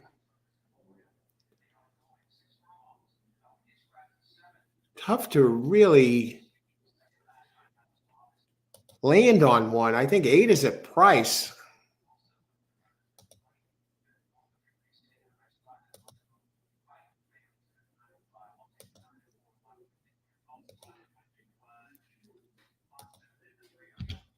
Okay, I'm going to put this play in right now. Let's get it done here.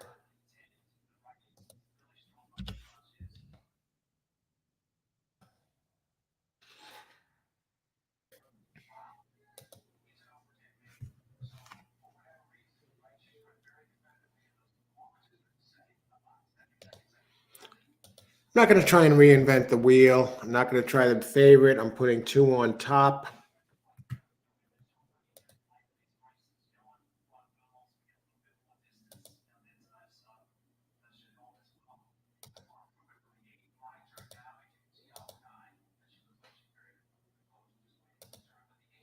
Where's my screen freezing? All right. Okay. I'm on the 2. I'm just going to go 2 on top here. Boxing 2, 3, 4. Rich Lane. Hiya, Rich. Good luck today. 2, 3, 4 exact the box. All righty.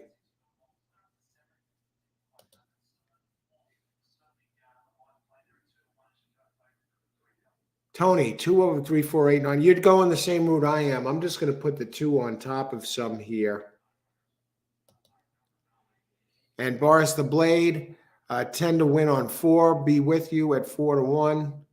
Okay, good luck, Boris. 2, 3, 4, 7. Try box, super box. Good luck, Rich. All right.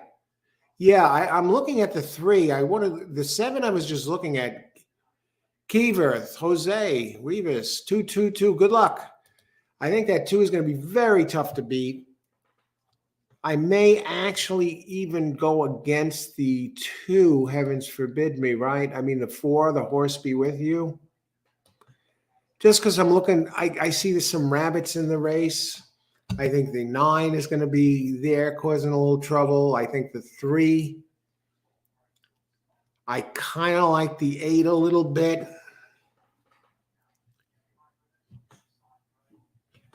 So I'm looking for, I'm Commissioner Dave. I'm taking a peek at. I'm not crazy about it at 4 to 1. I want somebody else. I want somebody else. I know that I'm using 8 underneath the 2.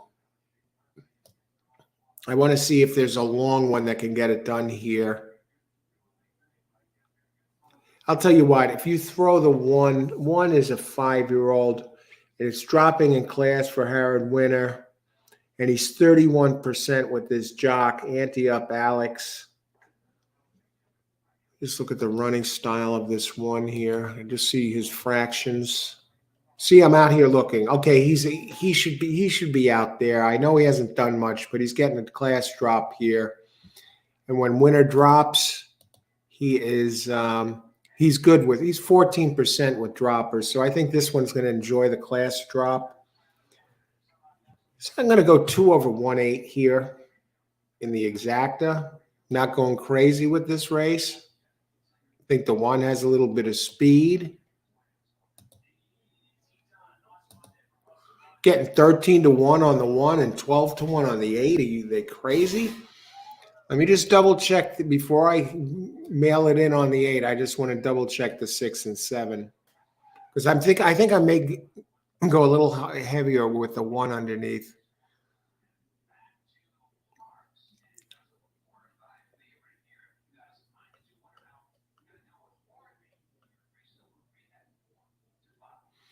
The horse be with you, Daggett.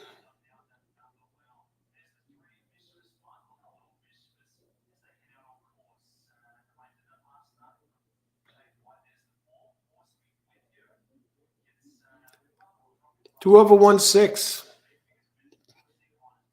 2 over 1-6. Race 3, exacta, 2 over 1-6.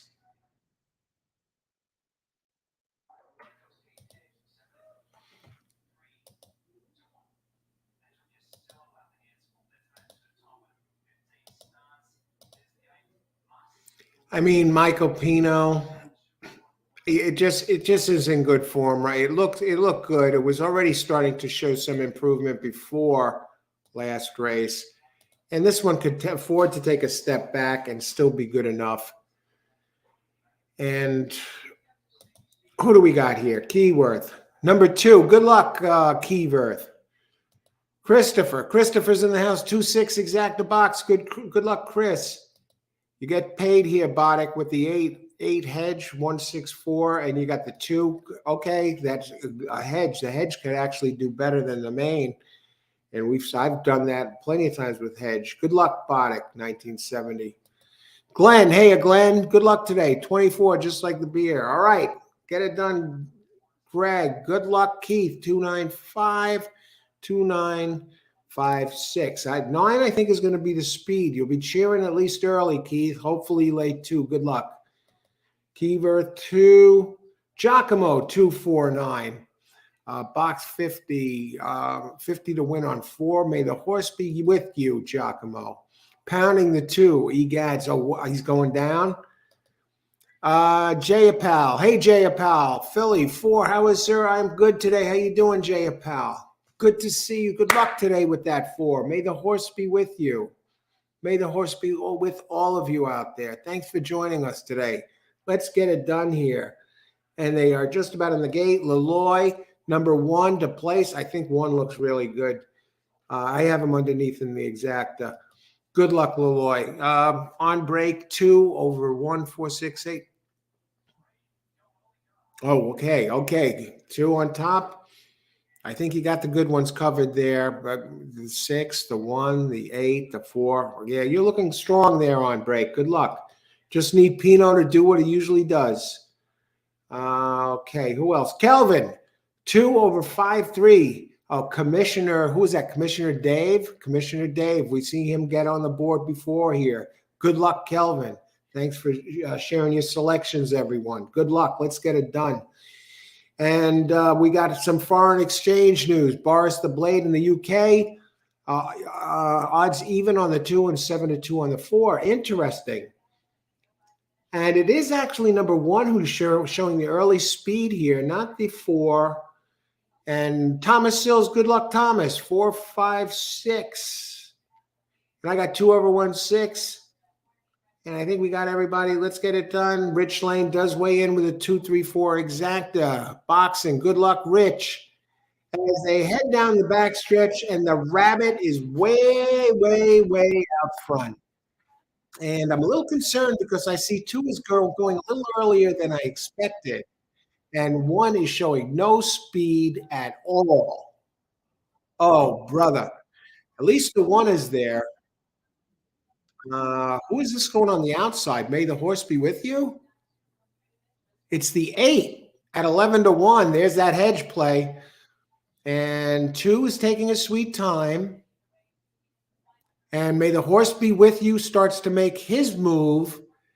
And here comes 2. And 1 is trying to sneak up the rail, but 2 needs room. And 4, May the horse be with you. What a beautiful name for a horse. And he looks like he's going to get it done, folks.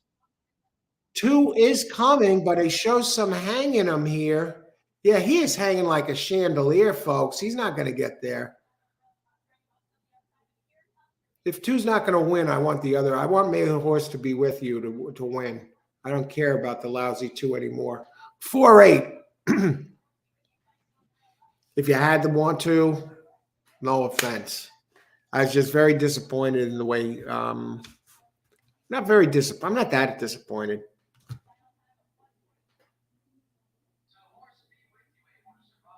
Very nice, right? I go off my horse. Now I've done this before, but I want to show you so you can see for yourself. And it bites me again. It bites me again. I take my notes. You can see them here. The race. Who did I like? Race 3. Well, I had the one on the left. One on the left. Those are the scratches here. The horse I list first, like in the first race, the 2, that's the one I like best. Okay. Now you can see that I like 5 best the next race. They won the first 2, so I'm pretty strong there. And the horse I liked best this race was the 2. But the other 2 I liked was the 4 and the 8. And I actually, after looking at them, I'm not sure. So if I just would have boxed my 3 best, 2, 4, 8, I would have hit the 4-8. But instead I was looking for some prices there. I was so comfortable with the 1 that I got off my other 2. And I have to admit, I'll be straight with you, straight as an arrow. I am a straight shooter. I did move off the 8 because I got swung by the board. It was dead on the board.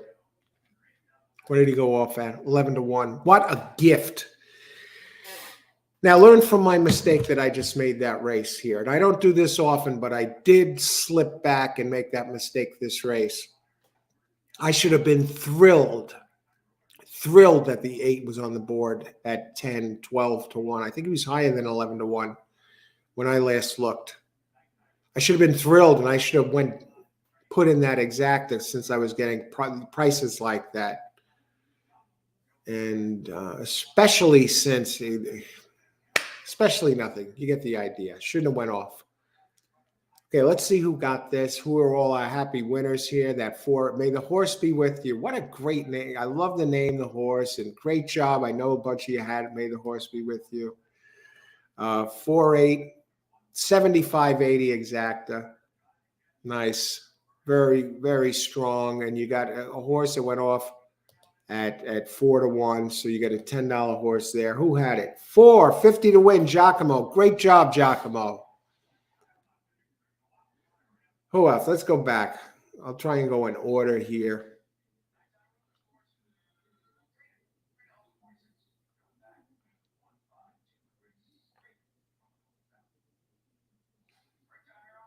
Frank delivers on the pick 3. Great job, Frank.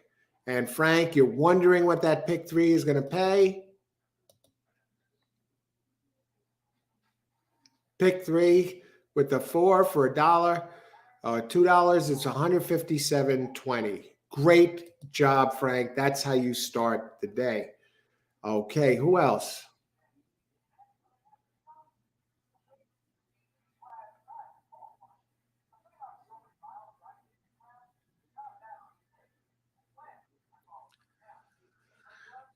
Tony, 8, win, place, show. Great job, Tony. Got the place in the show on the 8. What did that pay? $880, and it's only $380 to show. You know why? Because the 2 snuck in there. But the excellent place play. Good job. Who else? Exacta. I went small. I'm still actually ahead today. Very little. Not that that's big news. I'm just giving you an update. 2/16? No. Okay. Who else? In Giacomo. The 50 to win on 4. No exacta, but an exacta. Great job, Giacomo.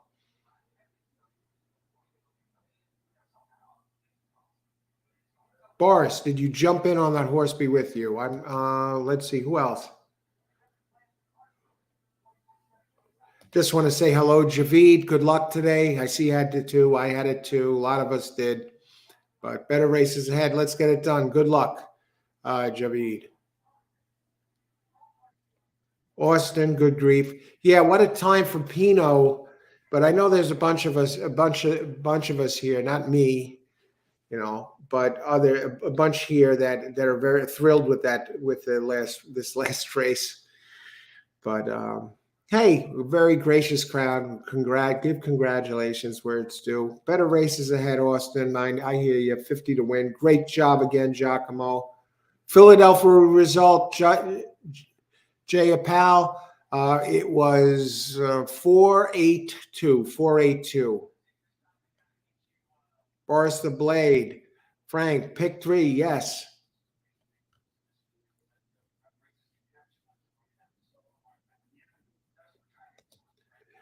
On break. 2 1468 1468. Try exacta. Well, you had the 4 and the 8, but where's the 2 on break? Okay, the two came in third. That's the problem there. But good selections. Who came in fourth that race?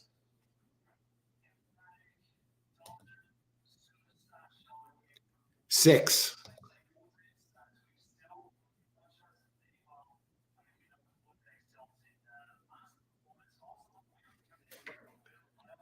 May the horse be with you. My first winner of the day. Ahead by great job, Boris the Blade. Excellent. Carol Ann Martino. I had 2 across the board. Hey, Carol Ann. How's it going? Good to see you. A pleasure. I had 2 across the board. Well, you got the show bet there, Carol Ann.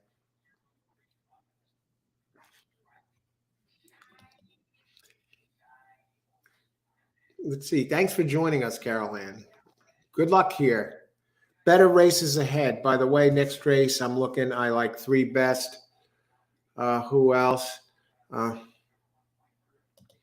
on break 2, boom, exacta try super. I saw you had 2 on top there on break, but if you put that in late, great job. Who else? All right, I will be back in just a couple minutes. I got to reheat the coffee. Those of you wondering, today the coffee is Four Sigmatic mushroom coffee. Great job, everybody. Yep, thank you, Alan. You got it, Carol Ann. Thanks for joining us. I'll be right back. I want to thank everyone who was here today, and we'll be back in a second.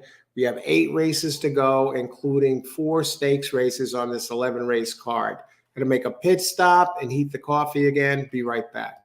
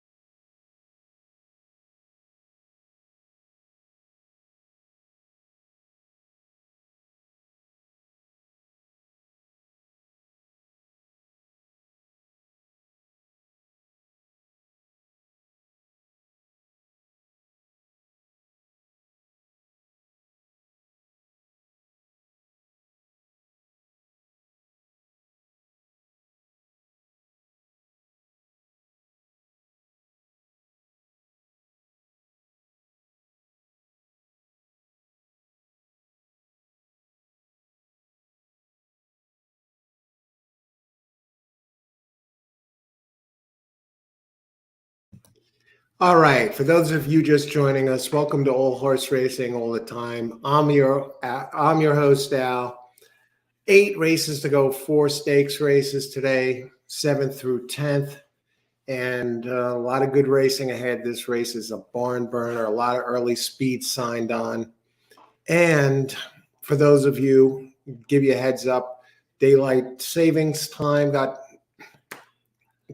moved up early here at Parx with a starting time today. It's going to be a starting time going forward. It looks like 12:40 p.m.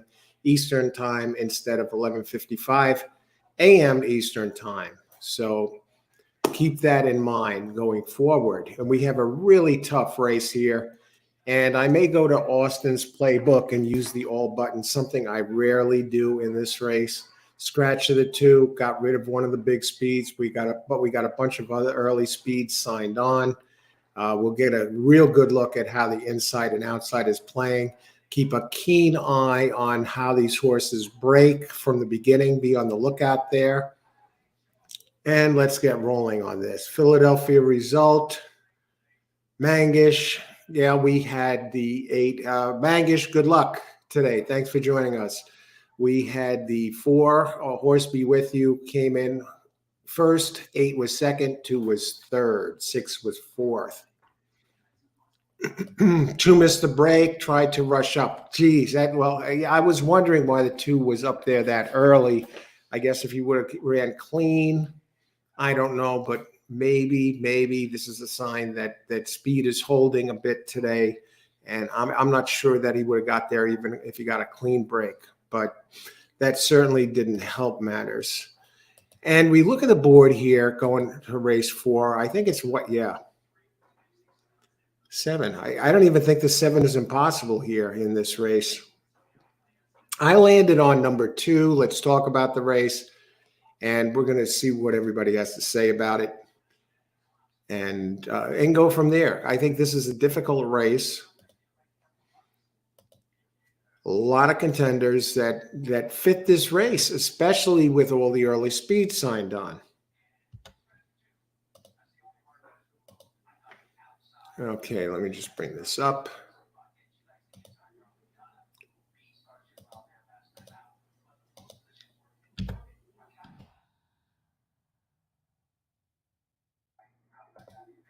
All righty. Why did this move back?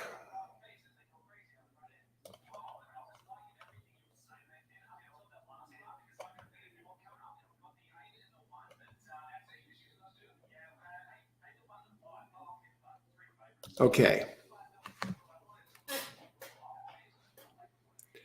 Race 4, 6 furlongs allowance, purse 35,000 for fillies and mares 4 and up, which have started for a claiming price of 25,000 or less, and which have never won a race other than maiden or claiming, or never won 4 races, weighed 124 pounds.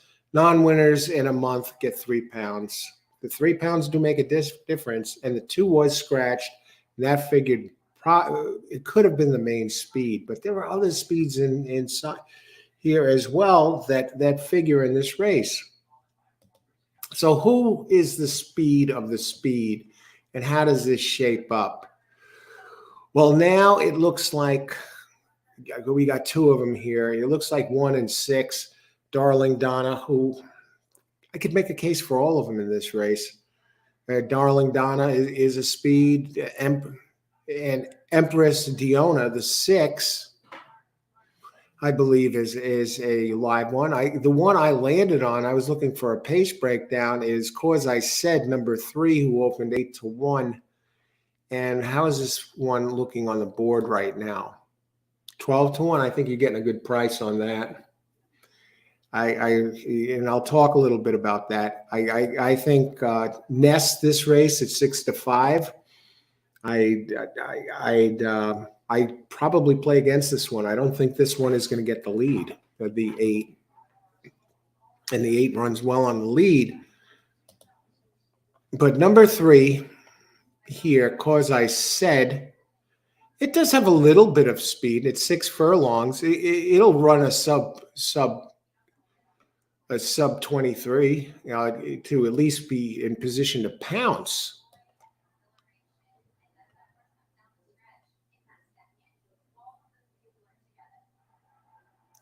Now, the thing that I don't like about the 3 is he kind of does good race, bad race, this sort of thing.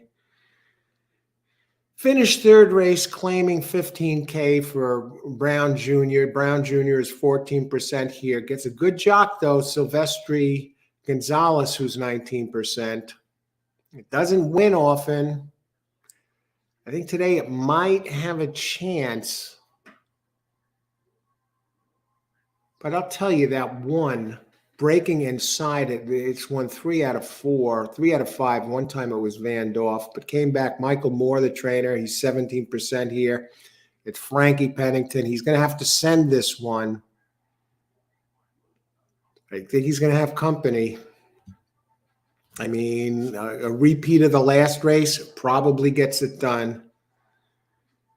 It has been winning on and off. When it runs a big race, it seems to take a race to regroup or so. So does it need a race to regroup this race? I think it might. It was 3 we've talked about. Okay, and the 1, Michael Moore and Pennington together are 17%. I'm going to slip down to the 4 a second.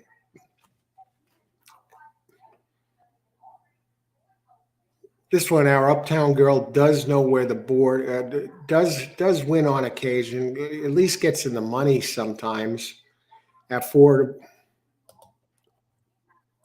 to 1, 2 for 4 at the distance. First, second, 7 out of 10 at Parx. It's a pressing type, so I like that it usually is around. It has the same jockey now. The same jockey rides this one all the time. For Edward Coletti Jr. One last race, he's 14%. Ed's been hot lately. Last 2 weeks out of 6 races, he has 2 wins in the second. So I'm thinking with all the speed signed on, this one is a player based on consistency, and it has shown the ability to double up on races, decent efforts. And 2 for 4 at this distance. And 2 wins out of 10 races at Parx with 5 seconds. So first, second, 7 out of 10. Now the 5 I was looking at a little bit. I'm a little concerned. It doesn't need the lead, but it's usually around Tiz Gracie. But the layoff concerns me a bit. So off over 3 months. So I'm going to look elsewhere there. Empress Donna fires a big one on occasion. I think that 6 is going to get cooked. So I'm going to go down to the 7 a second.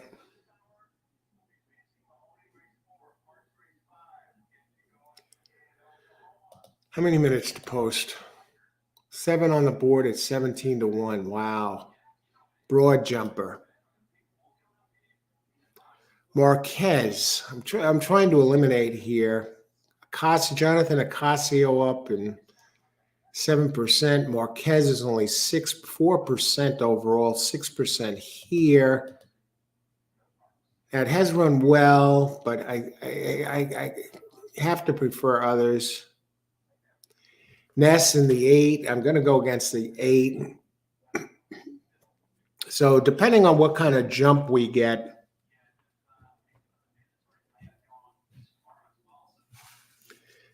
One 4-1. I'm going to use 4 in exactas with 3, 1, and 3.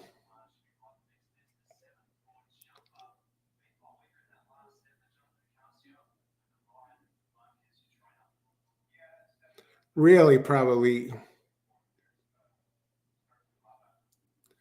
4 in exacta with 1, 3, 5.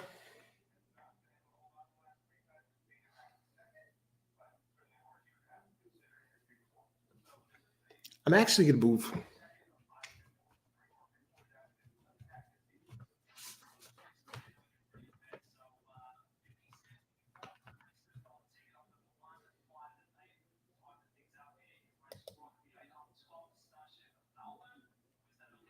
I got to see one last thing about the 7 before I move forward here. I got to look at the closing kick. No, I can't go there.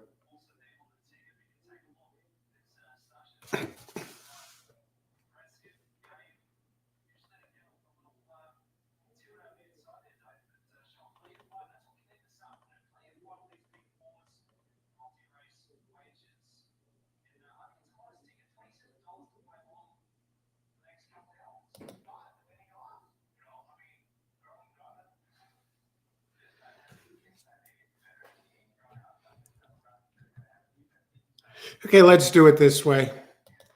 Exacta. Race 4, exacta.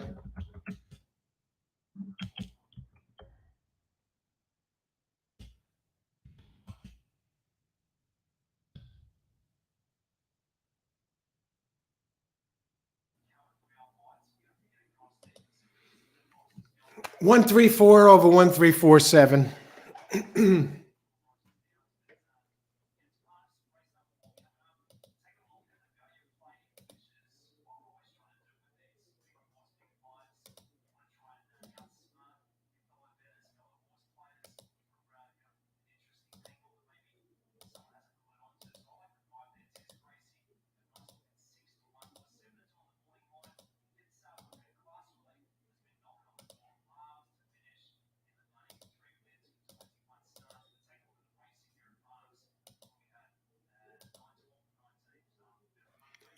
All right, who do we got here?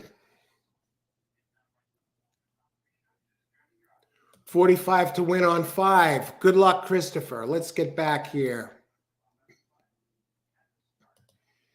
3851. Good luck, Beloy. 186, Kelvin.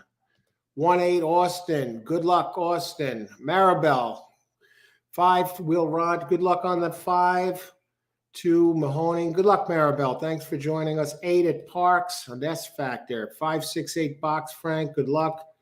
Javid, welcome. Alam, 1 to win. Let's see how they break here. On break 1-4. Okay, you're working off those. Good luck on break. Going to bet the 1 to confirm 8-6 last. 1 runs. Now we'll see how the rail goes here. 45 to win on 5. And 5 Javid to win. Good luck, Christopher. Good luck, Javid. Boris, UK Exchange. Mazout, 478. Good luck, Mazout. Christopher, 5 win play show. Frank, 3568. Christopher again, 58 box. I'm watching the break here. Let's see who gets out quick. Let's see what speed holds. The one's out a little bit slow here. 6 showing the speed as expected. And we got the speed duel going. I expect 4 to move into the picture here. And we'll see. 6 is down to 9-2, up to 9-2. My exacta, 134. 1347. Kelvin, 1/8-6. Good luck, Kelvin. Thomas, 50-cent try, 1-5. Good luck. And Javid, 186. Roland. Hey, Roland, how's it going? 8 to win over 1456. Tony Vasilino, 3 win play show. And Greer. When are the odds too low on your horse? We'll take a look at that, Greer. Good luck, everyone. 6 got this race in the bag. Here comes that 3, folks. Does he grab second?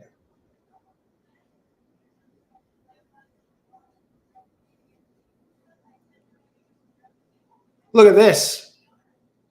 6 bites the apple, folks. And I think he lost. I think 8 did take the 6. He did. All right. Great job on that 8. Great job on that 8. All right. Wow. I thought the 6 would never get caught. Who's the jockey on that 6? Adorno? Who's he doing?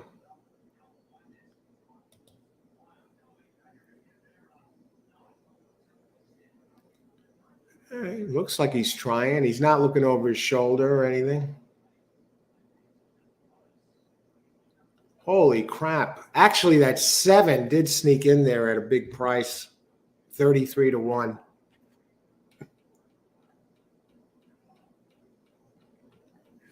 Holy cow. I didn't think we'd see a collapse like that. Now, I am wondering if the inside is is not getting a quick break, because why is the 1 coming out of the break and he has to run to catch up like that? I don't think he got a fast start. I think the inside might be a little cuppy out of the gate in sprints.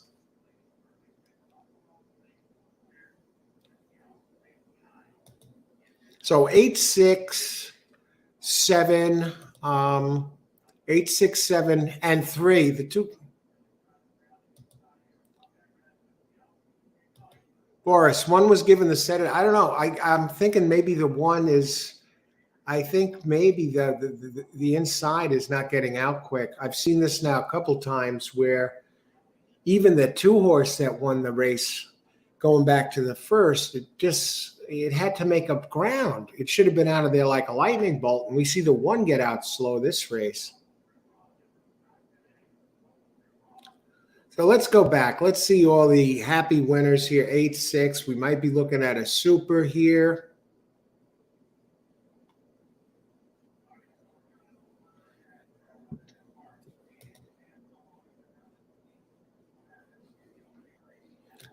And yeah, if you would hit the all button there, you would have, wasted it, folks.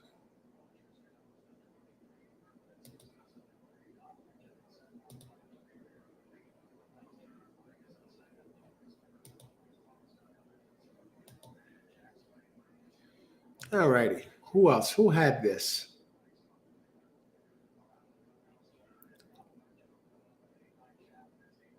Maribel, 5-win Will Rogers. How do you do at Will Rogers, Maribel? Are they racing there now? They are racing.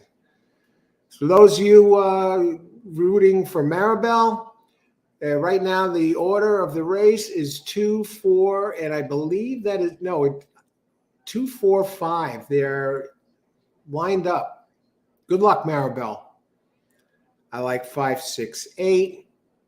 Jared, 1 to win on break, 1, 4. If I would have just picked 1, 2 on top, I would have picked 1, 4 if I had to on break.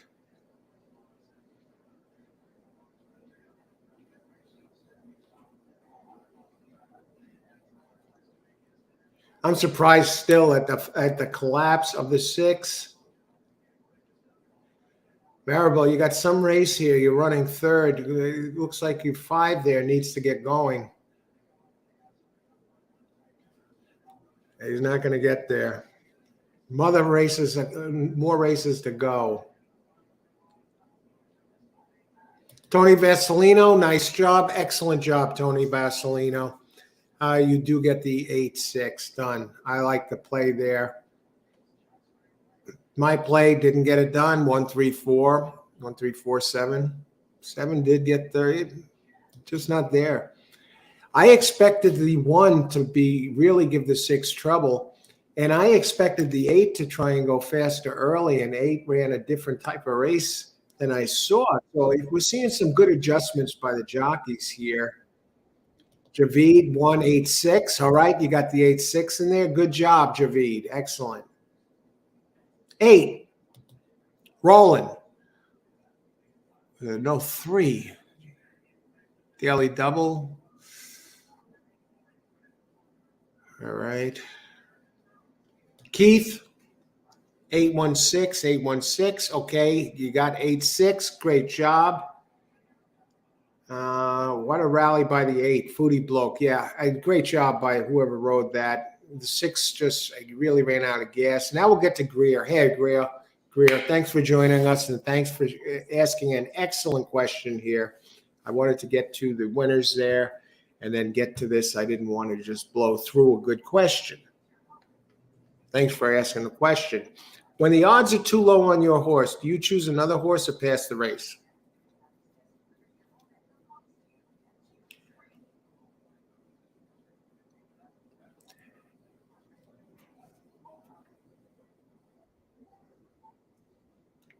I mean, I would say yes and no, but that's not the answer we're looking for in a case like this. What I'll say is this: if it's a win bet, yeah, I'll pass the race. I'll pass the race.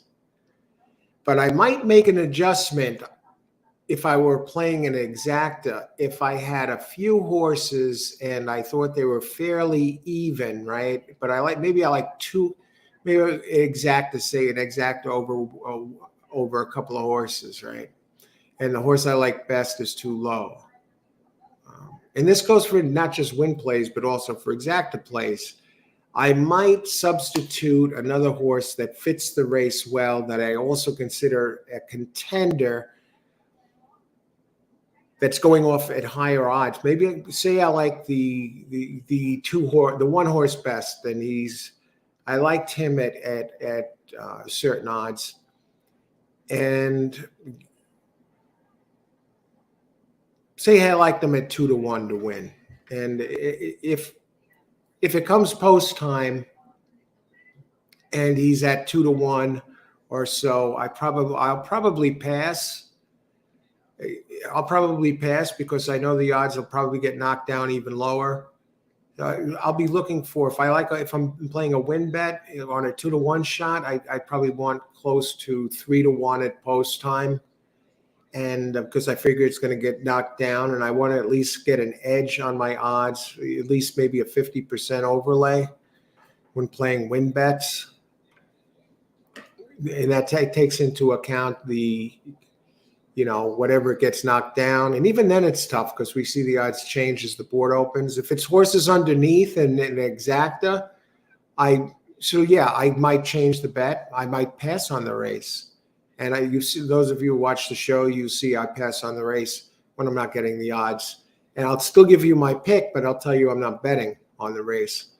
As far as the horses underneath, I might make adjustments as well. Maybe maybe I like one underneath at 5-1, and now he's like 5-2 in triples or exactas.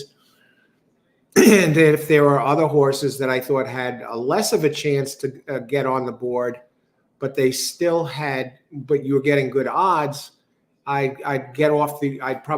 might still continue play the race, but I drop one of the ones where I'm not getting a fair price and add the other one where I'm getting a good price that still looked like I had a good shot. Not as good as, say, the second choice underneath was the 2 horse, and the 2 was, I wanted, I was looking for 4 or 5-1 on that, or a good price in exactas, and the exacta prices by looking at the board were too low.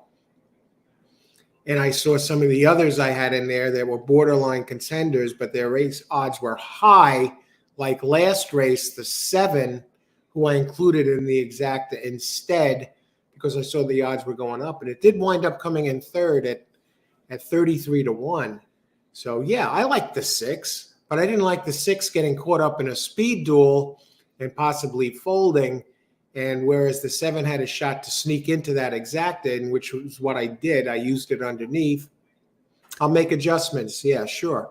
The odds play a big role because the odds will determine whether it's a fair play, you're getting fair price or not. Excellent question, Greer. I hope that helps. Thanks for asking it. Good luck today. I'm going to miss the next race. Good luck on your bets. Oh, geez, Kingman is in the next race, Boris. Just kidding. All right, Boris. Thanks for joining us. Enjoy your, I guess, early evening there. And if you can make it back, that'd be great. Enjoy. Thanks for joining us. Good luck. Thank you so much, Boris. Good luck if you're playing anything else. Mazoot, 8-3, 8-6. Okay, those are the results. Good point. Roland. Roland, all right. Who else? Freaky Frank Booth, Kitten Street to start my pick 3. Kitten Street. I do like that one. Is that number 8, if that's the one? No. I do like Kitten Street, but I do like 8 best. Long gray line. I think it's 8. And the other ones I like are 6, 7, and 4. Kitten Street. For you cat horse players out there, this is the race for you. Let's talk about it. 13 minutes to post. You know, a lot of players, they like the cat horses or the gray horses. Kitten horses, of course. Race 5, I'm going to open up 5, 6, and 7. Yeah, I thought the rail really, I've seen the rail in speed races hurt. It hurt the winner early in the first race, number 2, and it hurt the one this last race. In race 5, we do have a couple of scratches. Last I heard, 1 and 3. In race 5, we have mile and 70 yards, claiming race 5,000. 7 races to go, folks. In a couple of races, we start with the stakes race. Mile and 70, per claim 5,000 for 4-year-olds and up, which have not won a race since September 6th. Weight, 124 pounds. Non-winners of a race at a mile or over since February 6th allowed 3 pounds. Claiming price, $5K. All right, let's get it done here. Mile and 70 yards. Who's been winning this type of race? Now, we got a couple of scratches, so there's only 8 positions. Early speed is dominating. Early speed types are winning 45%. And one of those big early speeds was scratched in Jack's American Pie, but that was a 20-1 that I didn't like anyway. And the other early speed is Mucho Macho Eddie.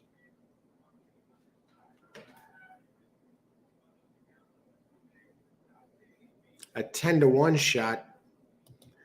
So let's look these over. Who really is the speed of the speed? Let's get some pace notes here and look at this. I think Mucho Macho Eddie is probably going to beat Kitten Street to the punch today. I know Kitten Street likes to go to the lead, but it should have company from Eddie. They did. I'm looking to see if they faced each other. Excuse me, geez. No. But now we have Long Gray Line, who's probably a closer. Now, I landed on that one. Oh, brother. The outside posts are only winning at 5%. I think I'm almost forced to go off the gray line here, Long Gray Line. An 8-year-old, and it's a gray horse.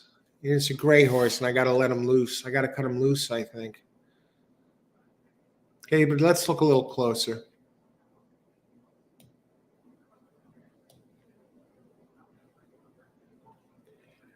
We'll go to the Long Gray Line. Very consistent runner, but I think he's been going wide. Perez Flores, the trainer, only virtually unknown with Dexter Haddock.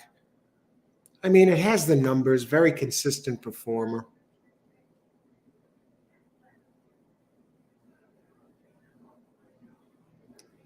And this 4 has run some real clunkers lately. It used to run good races, and now it seems to have went in the dumper.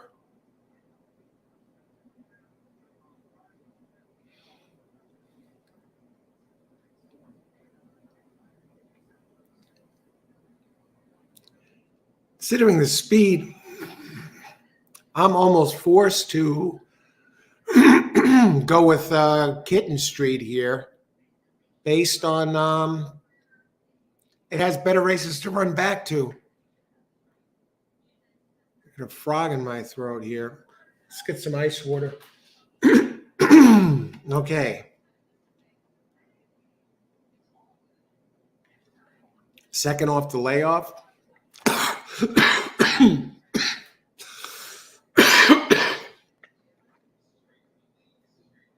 This one hasn't won in a long time.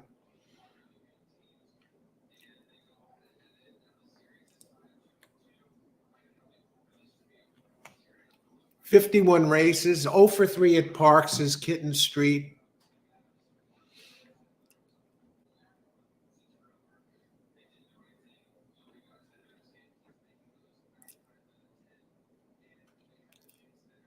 I'm just going to have to, I'm going to have to use Kitten Street here, I believe.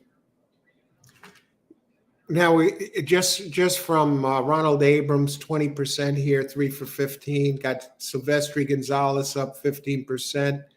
Has the early speed. The early speed is dominating this type of race.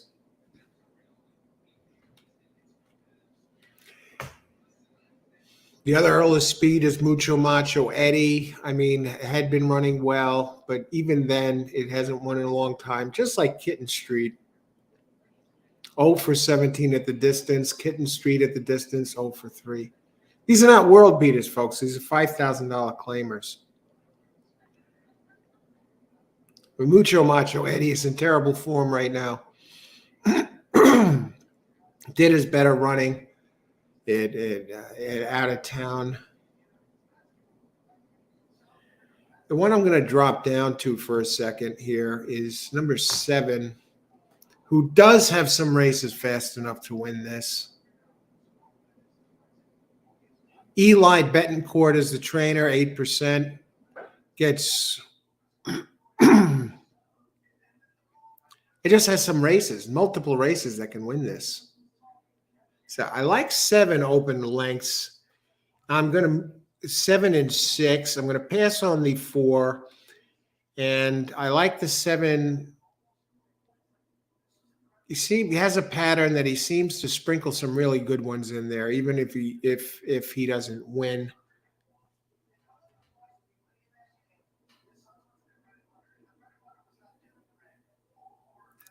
Eight has been running a little slower as a 8-year-old, and I don't like the closing in a race like this from the outside. I don't like the trainer. Not crazy about the jock, the 11% Dexter Haddock. And 7 does have the pressing to closing type. It has some good ones sprinkled in. On the board, 8 out of 16 at the distance, a 6-year-old, so it's not really an old timer. 4 wins and 25 at Parx. On the board, 10 out of 25. So I think what we're going to do here is use 6 and 7 and check the board. Check what kind of prices we have. What are the odds on the 7? 15 to 1. I can't be seeing this right. Am I looking at the wrong horse? 7 is 15 to 1. I was just going to say, just go with a 4-7. Go with a 6-7. 8. The long gray line is the favorite. I was just going to go with maybe a 6-7 double. Just want to look ahead to the next race for a second, and now I'm really my wheels are spinning here. I'm just flabbergasted that the 7 is such a price.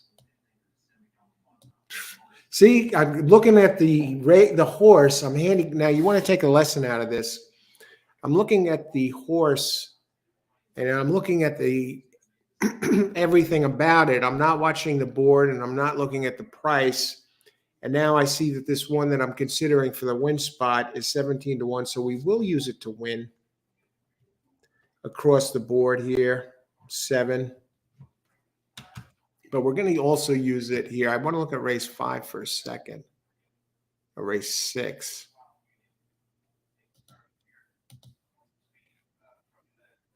That's a 1.72 miles. That's another tough race.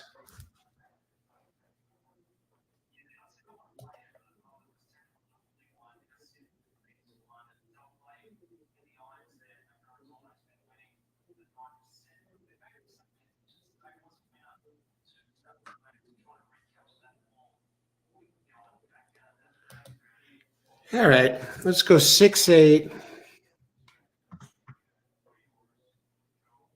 6-7.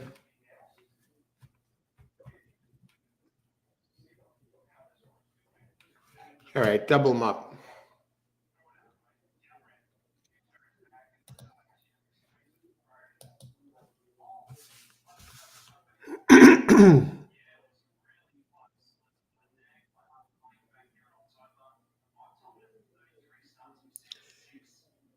Can I make a case for somebody else? Because I'm just seeing something on the board here. Let's do it this way. What the hell? I'm getting some prices on these, so one will be a hunch play. Stick to my guns here. Base 5, daily double, 4, 6, 7 with 1, 4, 5, 6.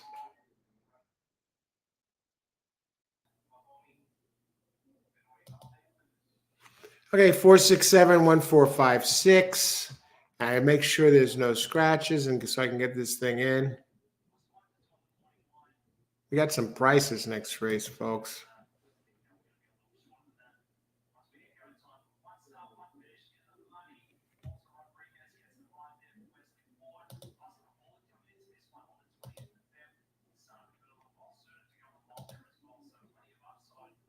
And that 8-6 exacta last race was 31.80.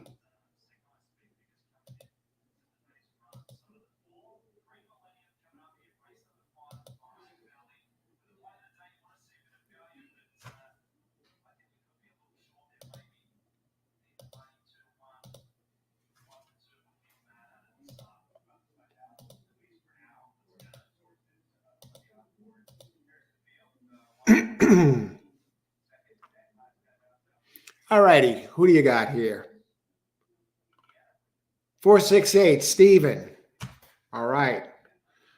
Good luck, Steven.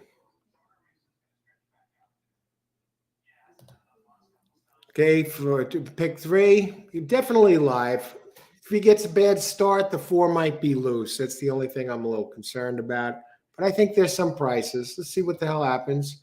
The 4 did have fast races last year, so why not? The Cat Horse and the Cat Jock Silvestri. Good luck, Freaky Frank Booth. Austin playing the 2 horse here. What about this 2?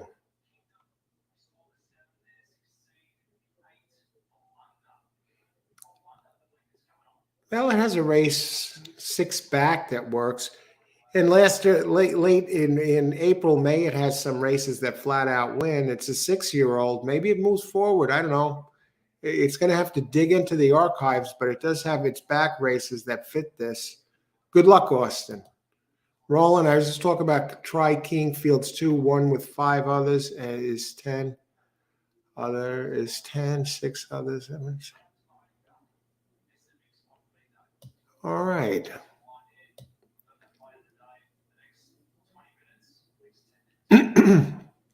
Yeah, Tri King Fields.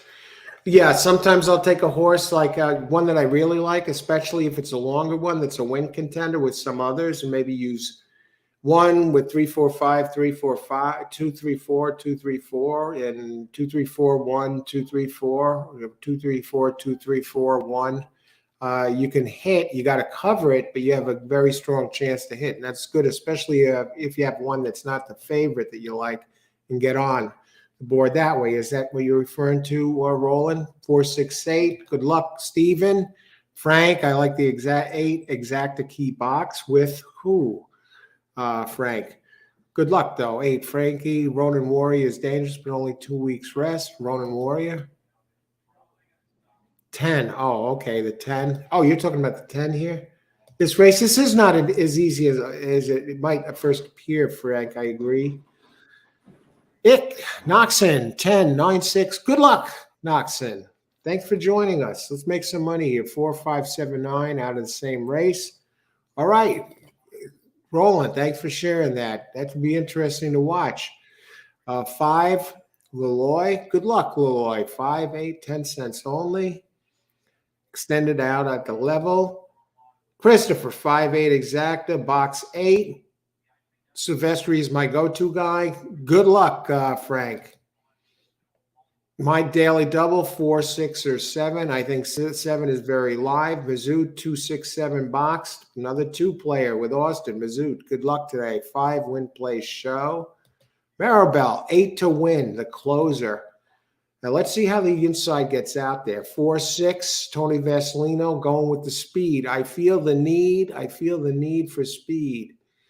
I'm playing 6, 10, scares me. Good luck, Keith. And 6 does go to the lead as expected, the kitten horse. 6, 4, 8, 6, 4, 8. Good luck, Keith.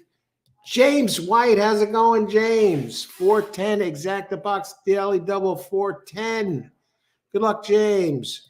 Frank, 8, try, all. Good luck, Frank. 6, 4, daily double. Good luck, Kelvin. You got the speed there. And I'll tell you what, the 6 is getting joined up front. I think this opens the door for my 7. He needs to get moving, though, and the speed to drop out of there. And here comes 4. 4 showing no speed at all. And 2 and 6 are in a speed duel for the ages. 2 and 10, I mean. 7 is starting to slip. Who is that, 8 or 7? No, 8 is the closer. Now, 7 is starting to move a little bit. He got a lot of ground to make up, though. He's shifting to the outside, either 7 or 6. Come on, guys. Here comes my 7. Can he do it from the clouds?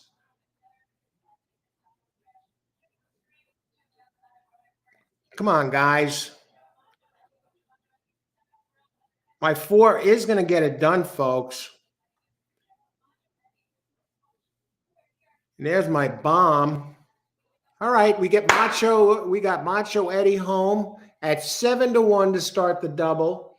And my 7 did get up for second. God, I should have used him in the freaking, what was his final odds? 14 to 1. I should have just played the freaking box exacta. I went 4, 6, 7, right? And I used them in doubles. I'm not going to get greedy.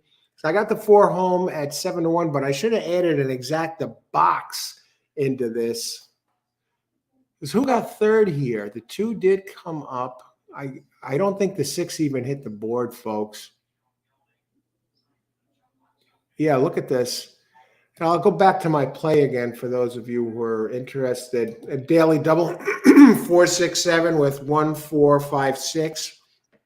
And I should have, besides the double, not I should have, but it would have been nice. Let's put it that way. I should have. I'm not going to say that. It would have been nice if I added if I did do a 4, 6, the 4, 6, 7 exacta box. Because then I'd have the 4, 6 exacta. Let's see what that 4, 6 pays. Double, I still got to get it done. 4, 6, 4, 7, $247. I hope some of you boxed my horses, folks. I didn't. I'm live in the daily double. But I hope some of you played this exacta box with the 4 and the 7 in there. So I gave it to you right here, the 3 contenders. I'm looking at it. Okay, let's go back and see all the happy winners here. Okay, we still have happy winners. And who got third? Was it the 2? 8. Yeah, the deep closer. We are 6. What is 6? Who was the favorite in this race? Both the 8 and the 6 were 2 to 1. Okay, so let's see. 4, 7, 8, 2. See, okay, we'll go back and see who got this done. I got the daily double done, so hey, I got my first leg done with the 4. Who else? Let's go back. I'm hoping to see some 4, 7s or whatever in there.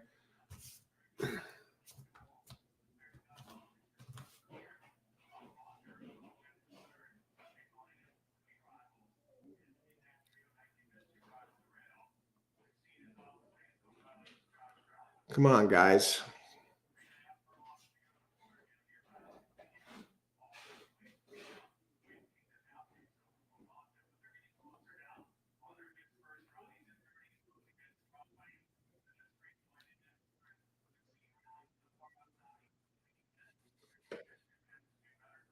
All right, here we go. James White.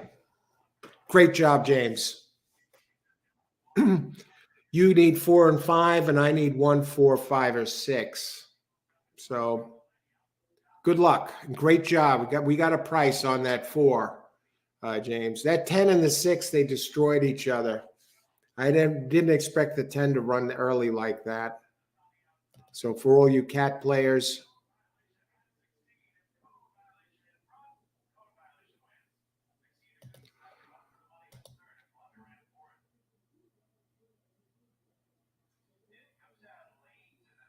all right. Who else here with this combo? Okay, good job, James. Kelvin. All right. Kelvin is alive. Great job. 6-4 daily double. Who else? Or if you had that, if you hit that, great job. And if you are alive, let's go get them.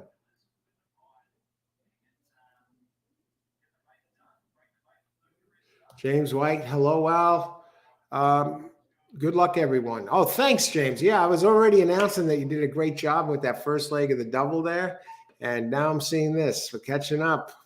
Good to see you, James. Great job there, right off the bench. And thanks for joining us. Good luck, good you too, James. Best of luck, and thank you very much. Best of luck, all. And who do we got here? Greer. I think 6 will beat the 5 at Mahoning. Good luck, Greer. Austin, nice handicapping out. Thanks, Austin. Show on the 2-horse. No, he came in 4th. Okay. Good call again, Al. Oh, thanks, James. Yeah. Thanks. Yeah, it would have been a nice exacta play instead of the daily double because no way am I going to get that on this double. Just box the 3, 4, 6, 7, and that exacta was $247 for $2. So $6, I could have made a quick 120, right? But we're alive. We're not greedy. Who else?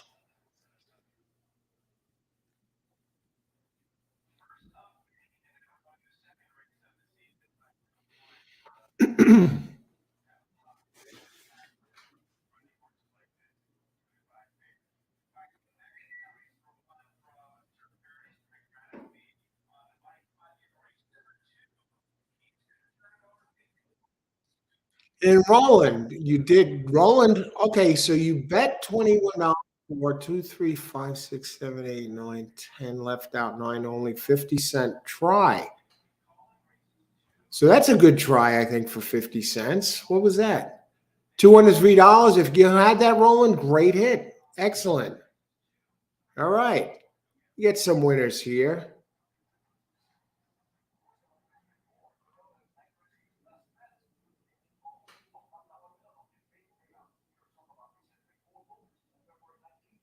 And there was Roland. He was breaking that all down for us earlier. Tremendous. That's a tremendous hit. Great job, Roland.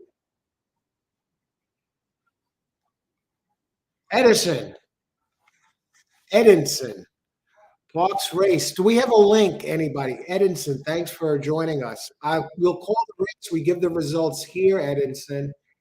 The best bet is to go to TVG or see if you can join one of those wagering platforms if you can.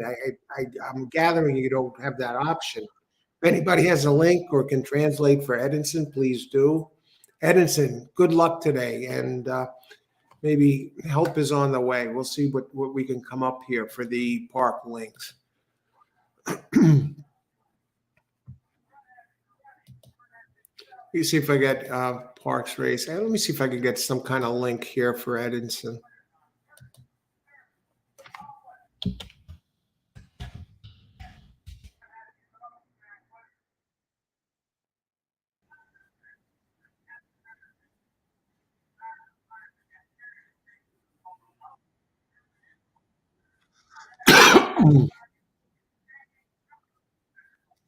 I'll put the link to Parks. Maybe there's something you can do with that.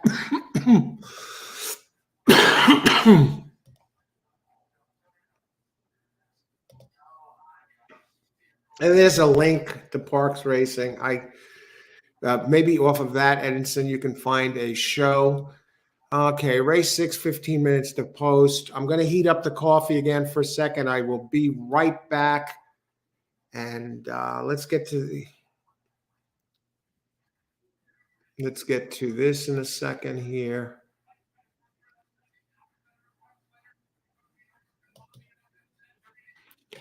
I'll be right back. Thanks everyone for joining us. Let's get it done here. If you're enjoying this show, there's a thumbs up sign. Click on the thumbs up sign. If you want to see more shows like this and you're enjoying it. Click on the thumbs up button and hit the subscribe. Share with your horse racing friends. Let's get it done. We're out here daily doing these shows, covering all the races, open chat as the card unfolds. And I give out picks and plays analysis for every race. And those who come on the show and join us here, like you see today, so does everyone here, or a lot of people here, not everyone. Some people watch, but others actually come on and answer questions and talk about handicapping and give why they're picking their selections. So every day, folks. And tomorrow we're going to be at Parx again. And we have a new starting time now as it's staying lighter, longer, 12:40 p.m. for the start at Parx. So we'll be back in just a couple minutes, and we'll start looking at race number 6 of 11. And the 7th race starts four stakes race. 7, 8, 9, and 10 are all stakes races. So be right back. Thanks for joining us, everyone.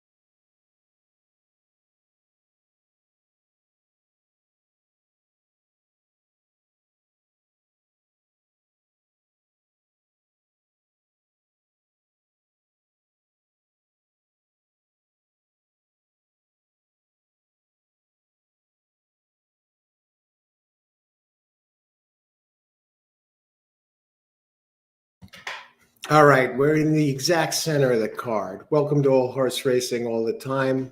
I'm Al, your host, if you're just joining us. Thank you for joining us here, and thank if you're just joining us or if you're here and on the show already. The better races were exact center, 6 of 11, 7th through the 10th, all stakes races on a Monday. How can you beat that? So let's get started here. Who we got? Buenas tardes, Gazella Gonzalez. Good afternoon. Thanks for joining us. Let's win some money. Let's have fun. It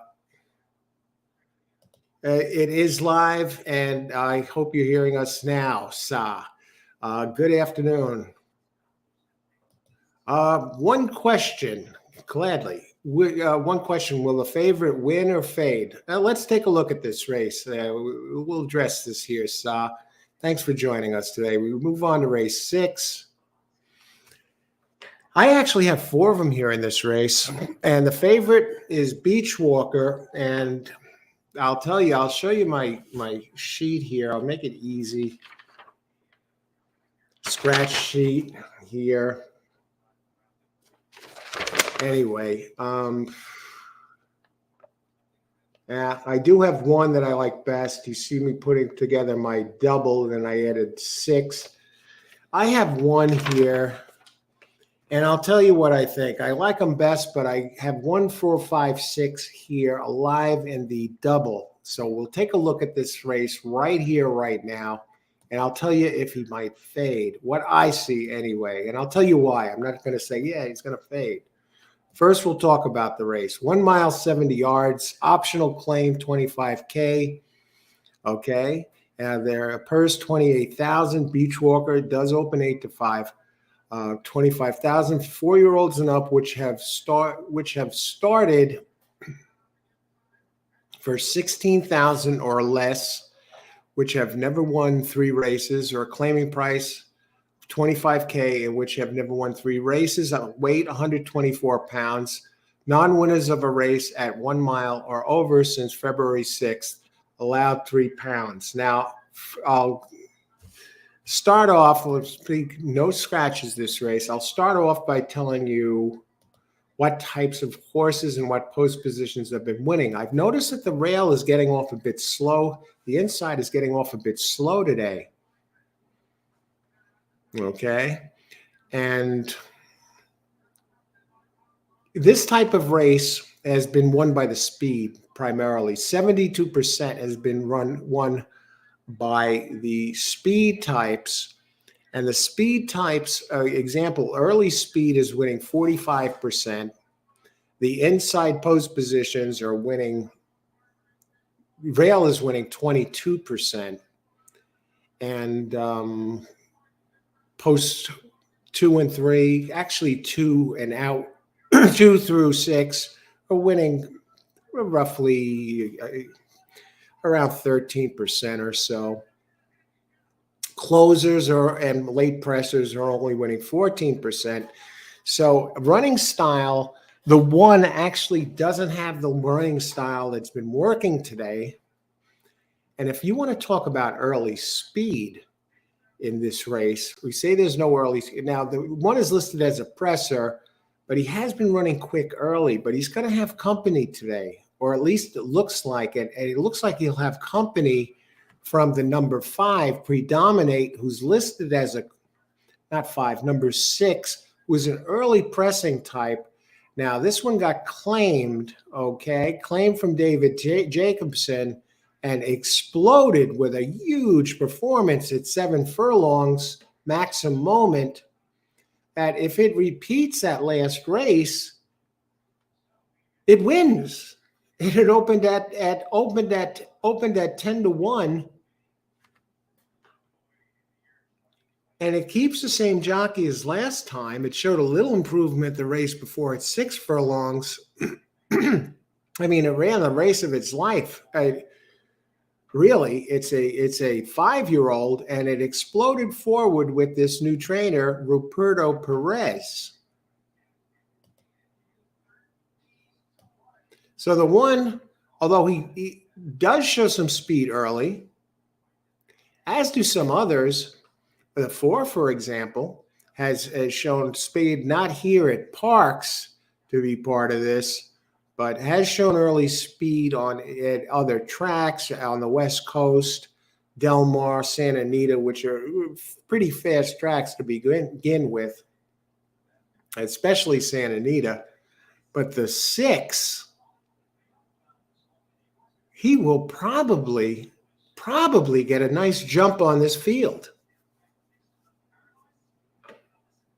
So I think that hurts one, especially if the 1 tries to run, the favorite, Beachwalker, tries to run with the 6, I think the 1 is in trouble. But I'm not going to just leave it at the 1. I'm going to talk about some of the others. What do I like about the 1? Why'd I pick him? I'm going primarily off the last 2 races. Now, here's the other thing. 1 has a very solid trainer in Juan Guerrero, who wins 26%. So you got a top trainer here at Parx, 26% trainer in over 2,000 races.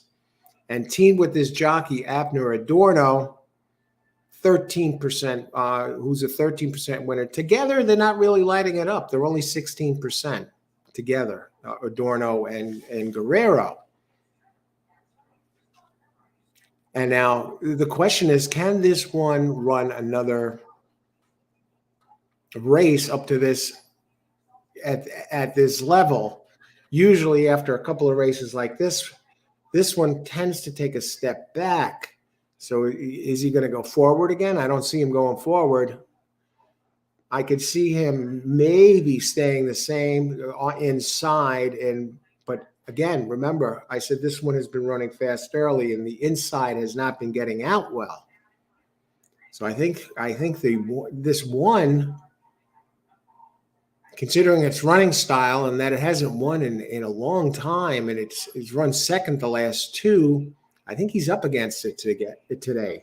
So I'll talk about the others. I think he's up against it, against the number 6 at a price. He's not going to be out there alone.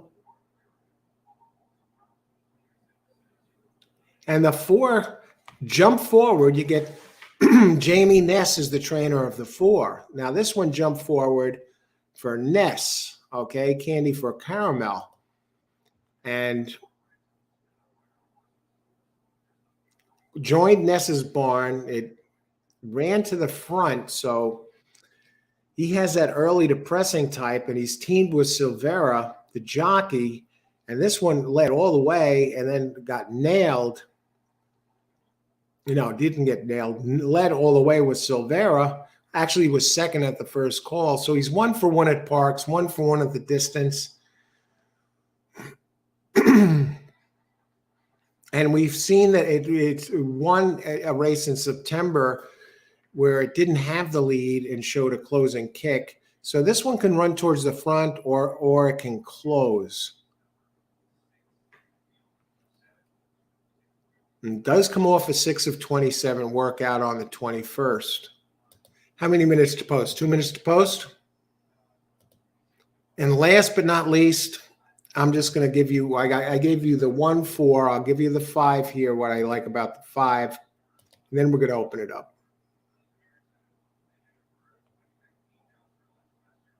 5 is moving forward. It's only a 4-year-old for Krebs. And it's been on the improve, and it had a 4th place finish where it was stuck running wide, predominate. So, and it has Silvestri Gonzalez up, who's 19%. Silvestri now, this is going to be the 3rd time in a row he's ridden this, and 5th out of his last 6. So you got a solid jock, definitely a player. And I believe this one benefits from the pace from a closing perspective, and has 2 wins in 5 tries at Parx in 2 seconds. And the 6 I've talked about. So if I'm going to work off somebody in here, I have a feeling the 1's going to get beat. And good luck today. We got 3 minutes to post. I'm thinking about my play. I need 1, 4, 5, or 6 to get this done. Stephen R. 2 does its last race kind of does fit this. as a bit of a contender. It's a closer, which I'm not crazy about in this case. But by the numbers, a player, sure. You get Sanchez up, who's 22%. The trainer, Catalano Jr., 23% at the meet. 0 for 1 at the distance. But last race was pretty solid. Did finish third, though, and did finish third to the 1. So I'm not crazy about the 2. I prefer others. Leloy, number 3. And good luck, Leloy. Number 3, I'm in a different country. All right. Welcome from America. So thanks for joining us. Good luck today. The website I used to either play, win, or lay an option. All right. Good luck today, sir. Hiya, Jay. Well, thanks for joining us. Exacta box 3, 4, 5, 6. Good luck, Jay. Yeah, I think you got a good shot there. 3, 4, and 3, 4, 7, 8. Who else? I am looking at the wrong race. Oh, actually that 4 and 6 I liked in there, and the 5. Hi, Coach. Hazaz. Hey, Hazaz. Hi, Coach. Which horse can win and what you suggest? I'm getting to that in just a second. I like 1, 4, 5, and 6. I think they all have a shot. I think the 1 can be beat, Boris. Good luck, Boris. I like 6. It's that last race of the 6 on break. 1. Key, first, second. Okay, good luck on break. Roland, 1 over 2, 4, 6. Good luck, Roland. Okay, I'm going to put in my play. Race 6. Exactas 1, 4. 1, 4, 5. And 4, 6.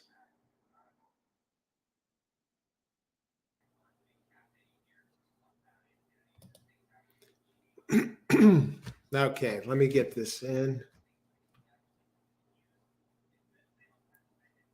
Trough 4, 5, 6. No, trough trifecta 4, 5, 6. Good luck, Rajaram. And I need 1, 4, 5, or 6 to get it done here. Kadar, number 4. Good luck. And let's see. 1 does get out well, but 6 gets out front as expected. All right. I tell you, if 6 runs the last race, he gets it done. Prince. Hey, Prince. 1, 2, 5. Good luck today. Roland. 4, 6 are the speed. The 1's been running pretty quick too, but yeah, the real speed. Triple. 1, 2, 5. Good luck, Prince. 1, 4, 4, 5, and 4, 6. I have in exactas. And 6 is running along. I don't think they're going too quick here. Austin, 6 horse across the board. Good luck. Predominate. Austin, predominate is the class. 1, 2, 4, 5 exacta box. Tony Vasilino. Hey, Demetrius. Hi there, everyone. After another big day. Yes, I'm playing number 1 in the place market. Good luck, Demetrius. And 1 is leading the way here. Now, I'm a little concerned about the 6 unless they start to move. And Jamie Ness doesn't seem to have taken anything out of the 1 here. 4 is sneaking up the rail, but can he get it done at a price? That's the question. I know 1 likes to finish second a lot. Yes.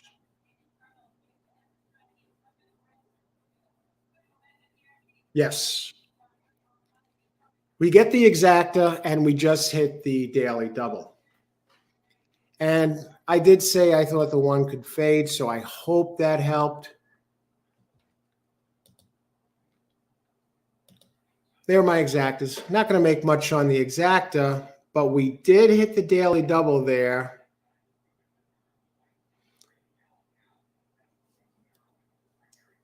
So we get the 4-1 exacta.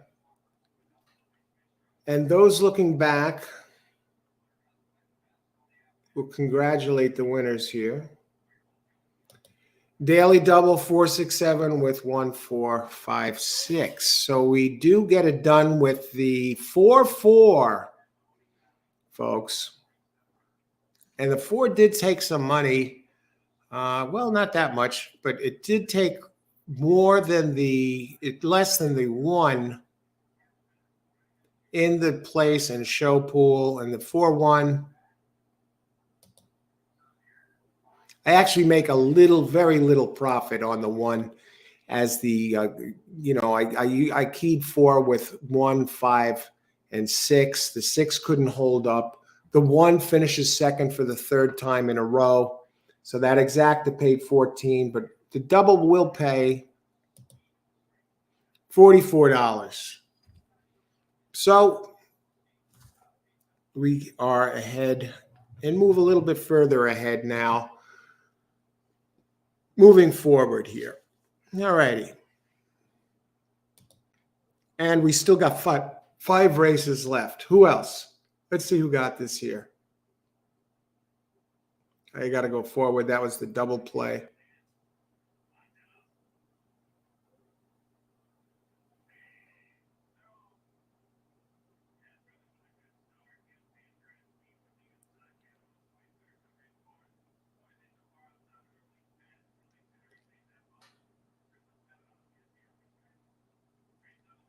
Super key, 1 over 246. Did 2 get 4th? No.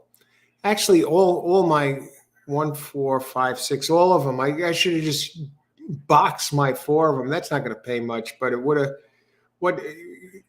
had the super. I had all 4 of them. I guess the one I was rooting for was the 5. That double would have paid $242, and the 5 did sneak into, I think, what did he sneak into, 3rd or 4th place?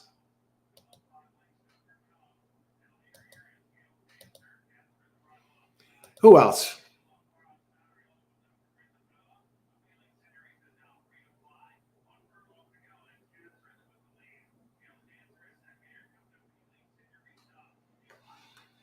Four. Great job, Kadir. 4 got it done. Great job. 2-1. Thanks for joining us. Excellent.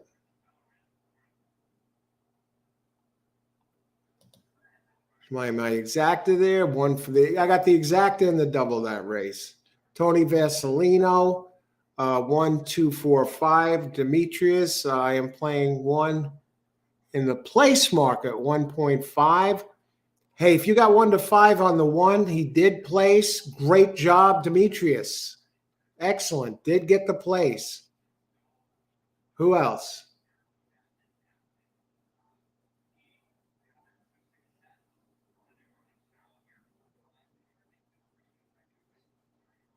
Yes, Kadir, we said the 4. Exactly.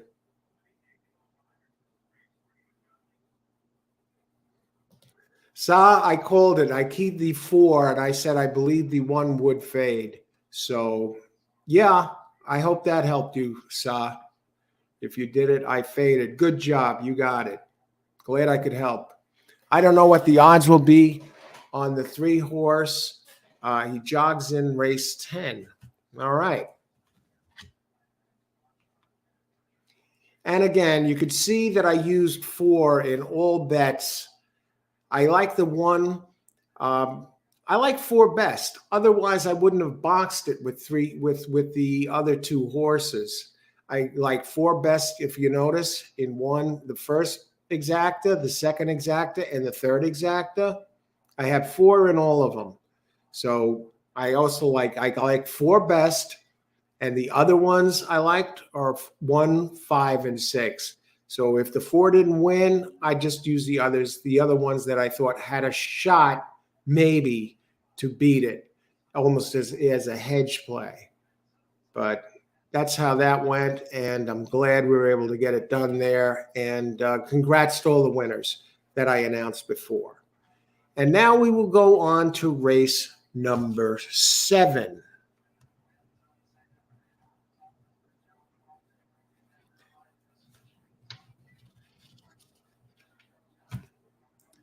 Race number 7, let's talk about it. We start off, now this is a stakes race. And what I like, am I seeing this correctly? Okay, race 7. We're down to the late pick 5. I do like the 1 best. Who doesn't, right?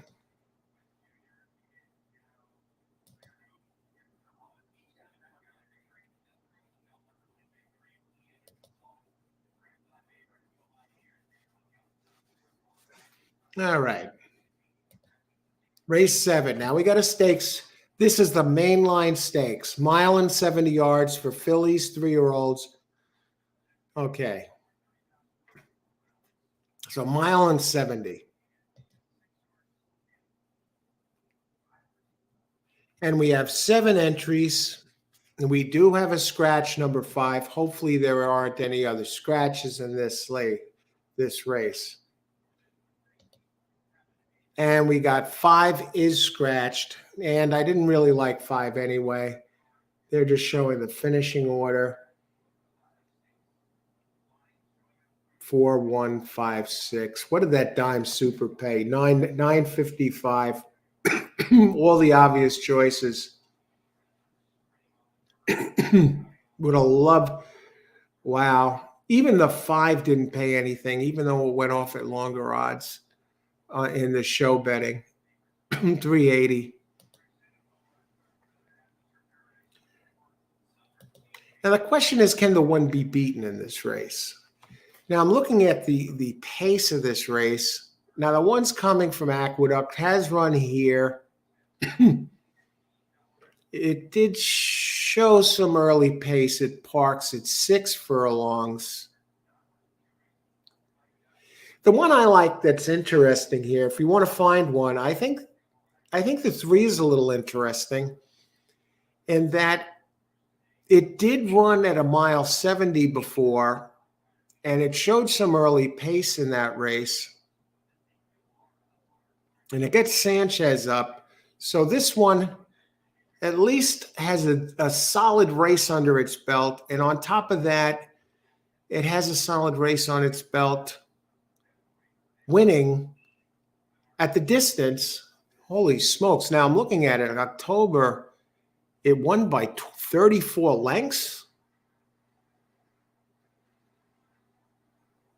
34 lengths.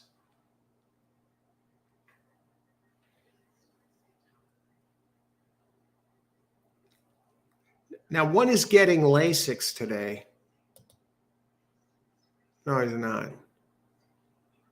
Second time Lasix. Okay, so 1's getting second time Lasix. It has nice races. It has the fastest races, really, of them all.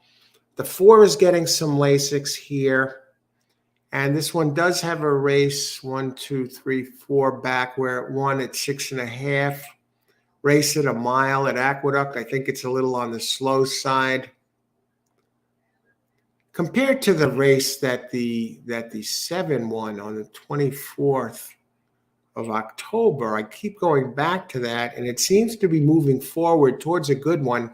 Gets Michael Sanchez up, and it's Sanchez and Hawthorne together are 17% with a 2.93 ROI. Sanchez at 20% now. He's starting to get his percentage. Now he has his Parx percentage at 20.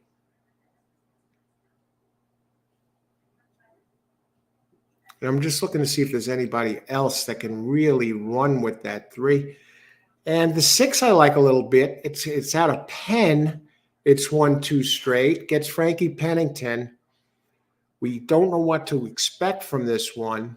The 7 just looks too slow. The 5, that was scratched.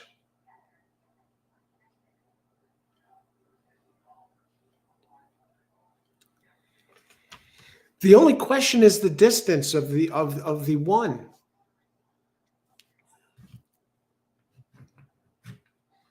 I think we'll just box 1-3 here and call it a day. What are the odds of the 3?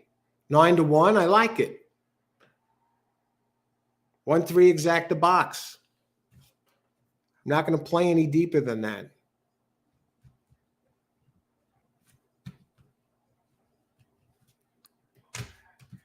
$15 minutes to post. Let's see what these boxes pay. $15.80 or $43.80?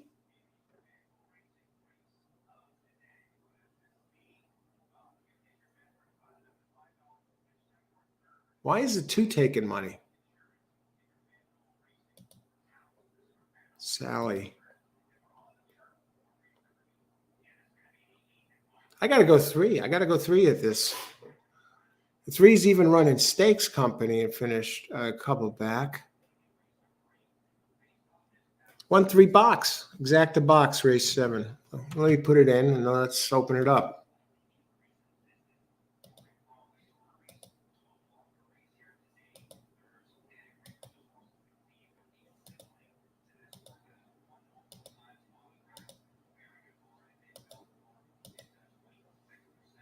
I think 3 can even win this race. If I was going to use another one besides this one, I'd use the 3.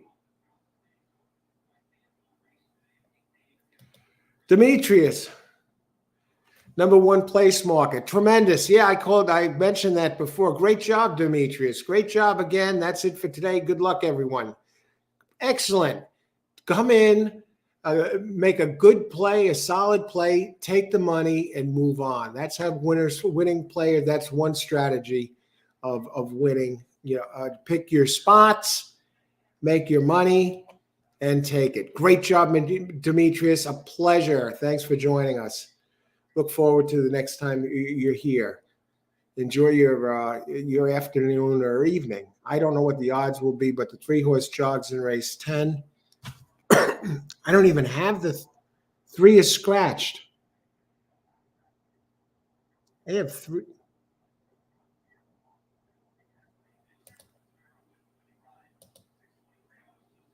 3 is scratched in the 10th. Yeah. All right. Who else? 1 is 2 to 5. I think.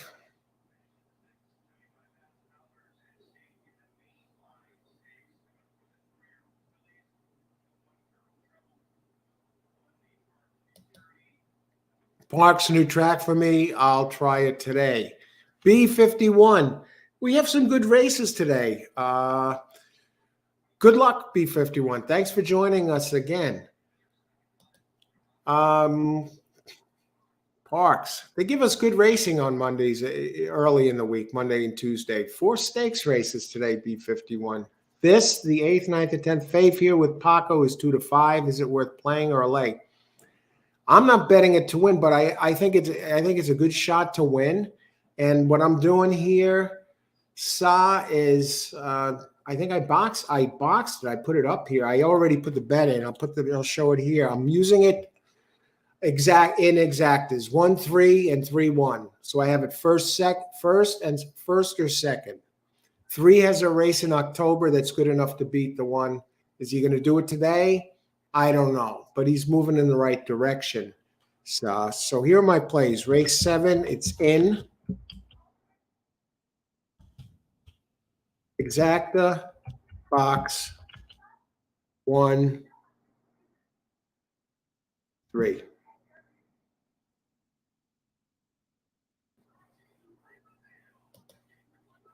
And there we go. So we got the scratches. Anyone wondering about the scratches? They're scrolling across the screen down below. So race 7, 1-3. Leloy, exacta box. Leloy, 6-1. Race 6, 1, 2, 3.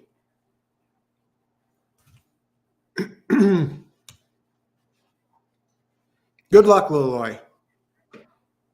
The ones I like to complete the trifecta are 1, 3, 4, 6.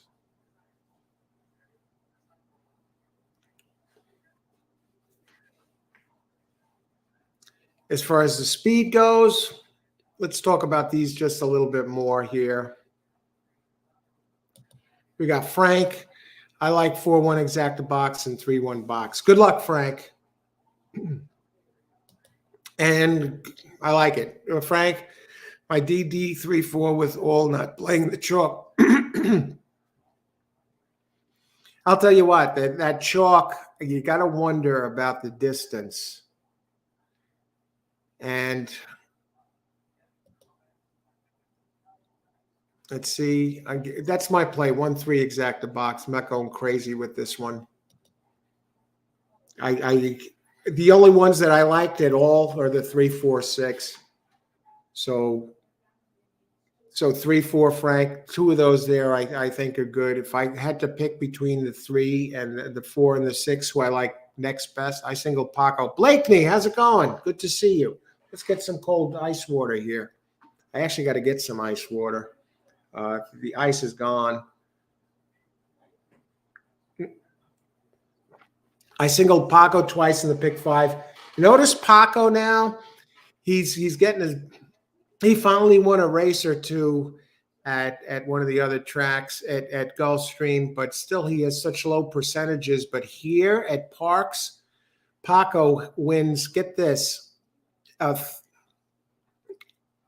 He wins at this meet so far. He's won 3 out of 8, 38% and a second. But it gets even more impressive for Paco here at Parx. He should probably consider staying here year round instead of going to Florida when the Ortiz brothers are there. And he gets thrown around like a rag doll. But in this place, he dominates. Paco Lopez at Parx, last 233 races, a 29% winning percentage here in Parx.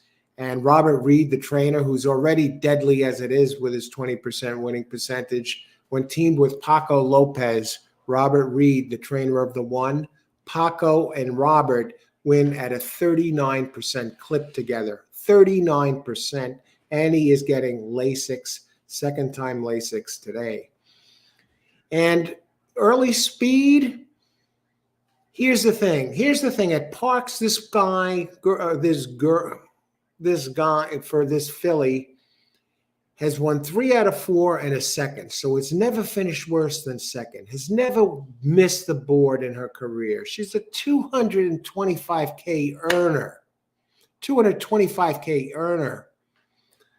And did come out of the Ruthless Stakes at Aqueduct, finishing second, burning money as the chalk with at odds of 1.5 to 1, 1.5 to 1. But the last 3 times that Paco has ridden her, he has ridden her like a charm, like a champion, winning 3 straight. So Paco is undefeated on top of Girl Trouble. And Girl Trouble does have the early speed, and the early speed in races of this nature are winning an astounding 45% of the time. 45%. And you know what? The other early speed, who they list as early speed and who I don't like, is number 5. Now, 5 goes to the front all the time, but can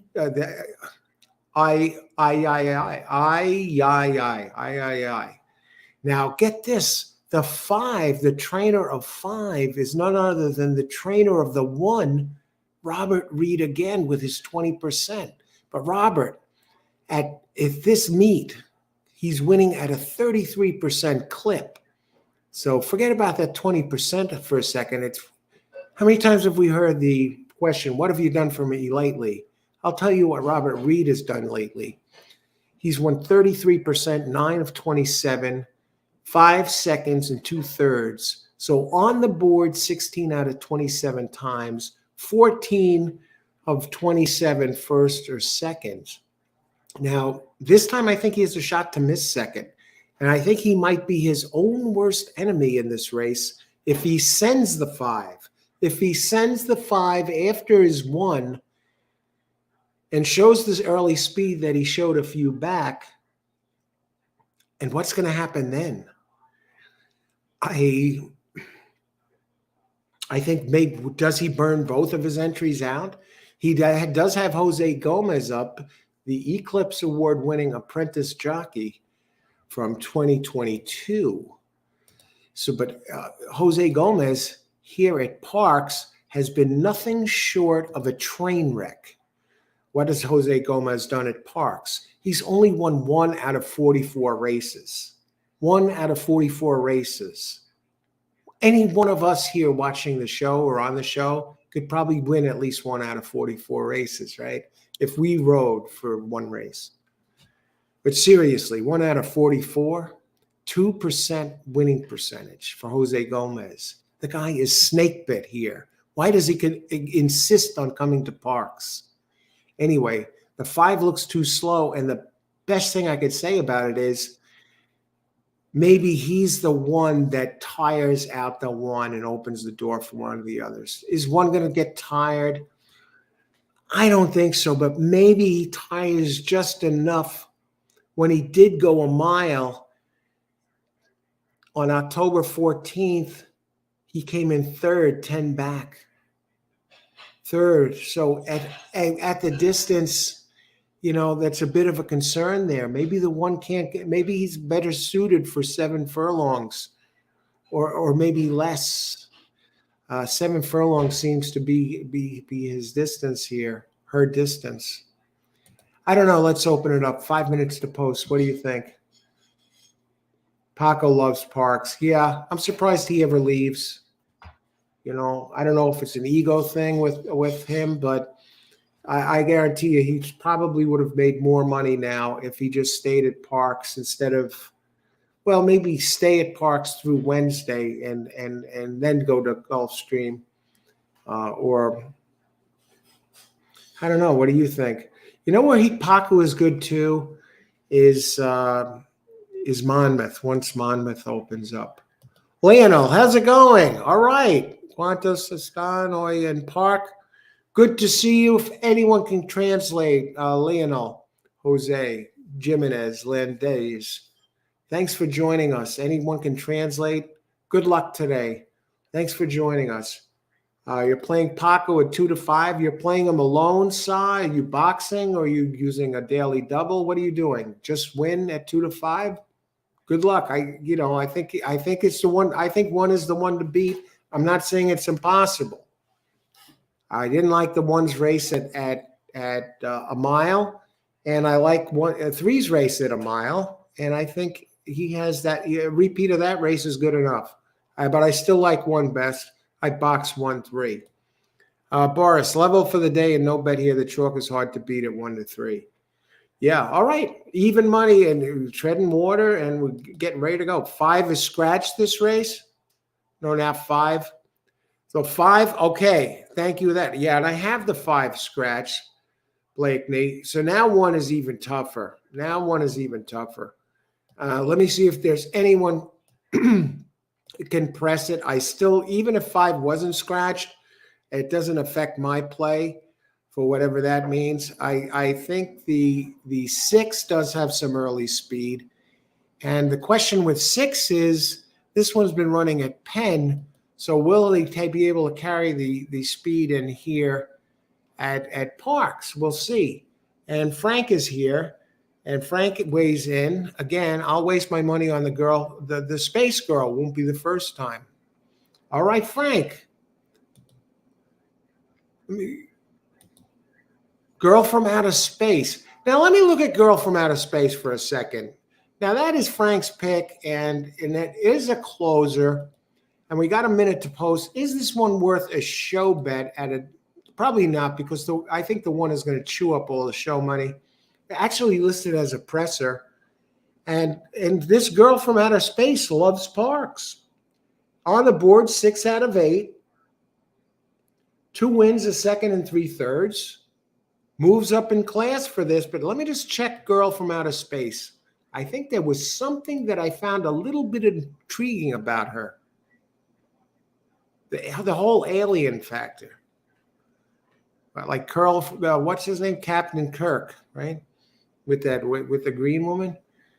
Looks too slow, but I like that it gets in the money. And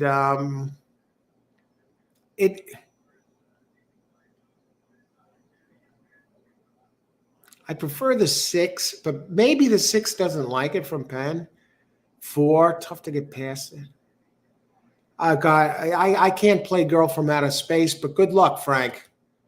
If there's a horse that knows how to get it done and get on the board, it's Girl from Outer Space. Maybe to show when some of the others fade. Good luck, everybody. Enjoy the race. Foodie Bloke, 1/2-6. I have a 1-3 box, and 3 does go to the front. No, that's Turf Paradise. Jeez. I'm looking at the TV. They're not in yet. Who else?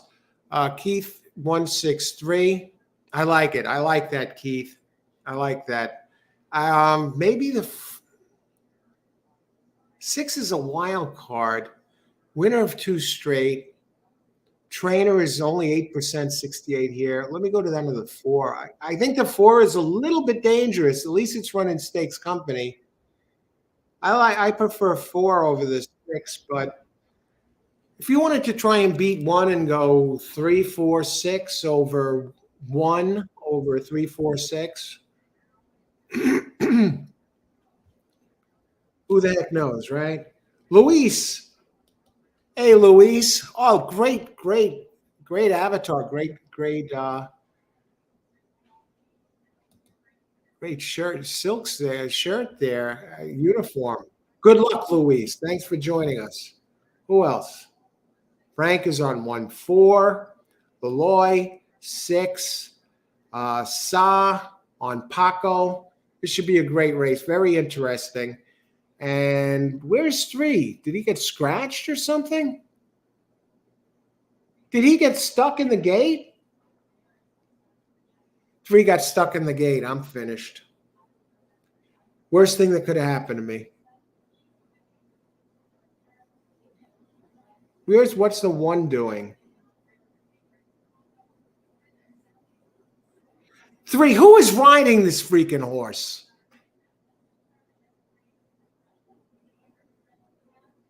Sanchez. He's got his head up his butt. Blows the brake. Running up the 7's rear.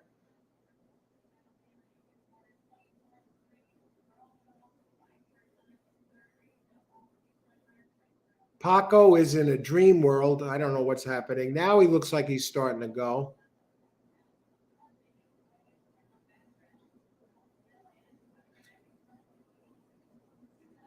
We need the 4 or the 6 to fall apart here.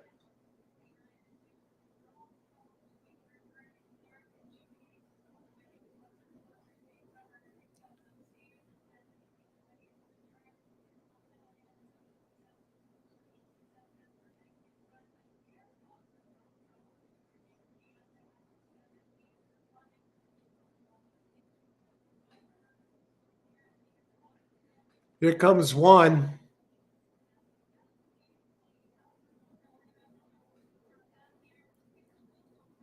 Six, 4. No, maybe it's 6-1.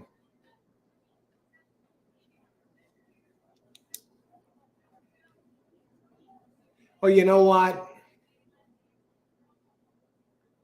6-1 or 6-4. I don't feel so bad because of the crap job the 3 did, because the 1 did absolutely 0. And Paco, man, he might need a police escort out of the building after this one. So does Sanchez, maybe, but not really as pronounced. Who got second? I have a feeling the 4 might have even got second. 4, 6-4. All right, let's see who got this. I didn't. We'll go back and congratulate all the happy campers here. Frank, you really look good there. But I think we got some very good news here for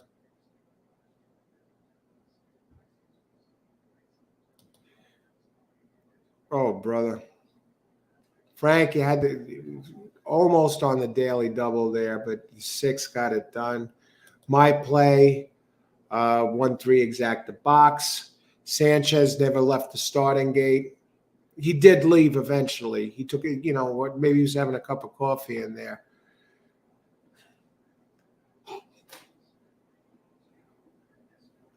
We're still ahead, just a few bucks, treading water basically today. Coffee today, Four Sigmatic mushroom coffee. It's promotes clear thinking. It says supports cognitive function. It's Four Sigmatic doesn't taste like mushroom, tastes like regular coffee, but it also has lion's mane in there and chaga and mushrooms, of course.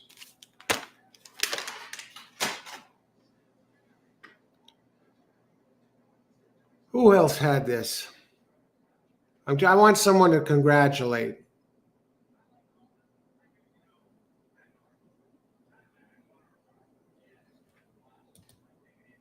It's 6.4. What is this 6.4 going to pay? $116 exacta, folks. One did get third, though. So $116 exacta with 6 horses, or 6 fillies. Paco Lopez.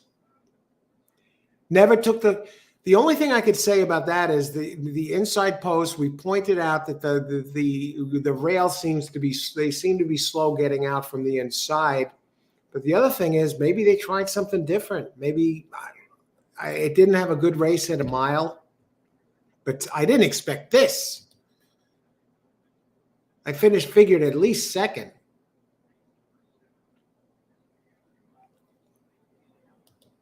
Blakeney, they cut off Paco twice. It never should have come to that, Blakeney. All right, if they did, I saw that in the stretch. So I think the 6 moved up front, but he had clear enough room. When do they rule it a cutoff? I don't know. Now it's official. I think he was far enough clear. It looked like he was far. I did see that move by the 6. I think he was clear in front of him. He was far enough in front of him that, I don't know, I guess they didn't call it. Maybe, I don't know. Girl Trouble had some positioning trouble at the stretch. Here's the thing. Why wasn't the 1 out front early? Why didn't they go to the lead early with the 1? It shouldn't even have come to this. Either Paco should have got off the rail early and moved and put these other 2 away. There's no reason for this one to be running behind third in this race. So that's a $58 $1, $58.40 $1 exacta. Even the try for a buck was $97.40. Girl from Outer Space just missed third there, Frank. That's a good exacta for those who had it. Hey, how about our winners? We usually have some winners that say, hey, I won after the race. I had 6.4. I had it for $50.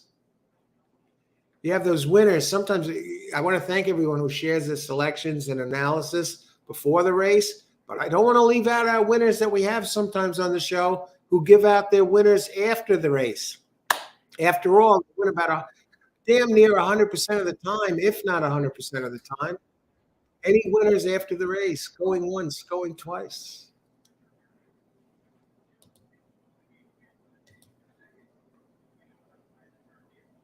That race, there's just no value in it, really. I thought the value was 1-3, and I thought that was a beautiful play that would have returned a little something.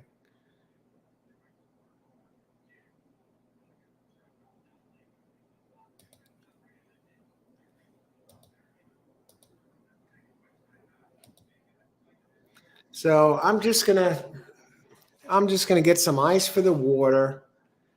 Blakeney, there was an inquiry because the 3 got stuck in the gate.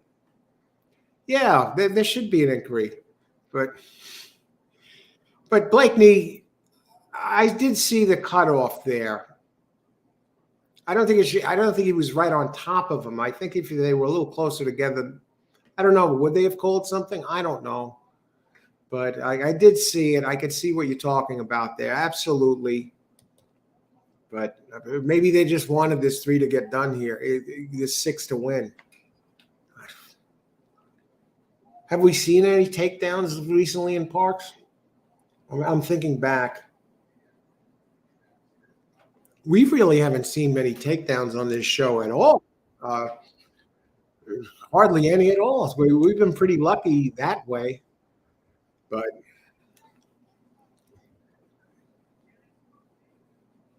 I really don't see anybody.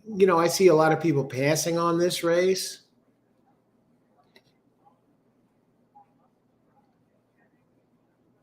Nothing really crazy.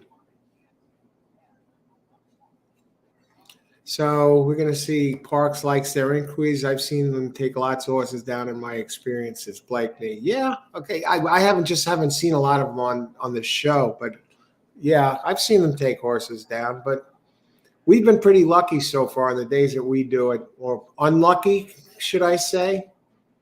I've seen some races where I thought there should be an inquiry and there wasn't, or a takedown. Inquiries we see. I mean, takedowns we don't see as much. Foodie bulk. Yeah, that was a nice, beautiful exacta for those who got it. I mean, you box all six horses for a buck, $30, and you get back 58. You almost double your money.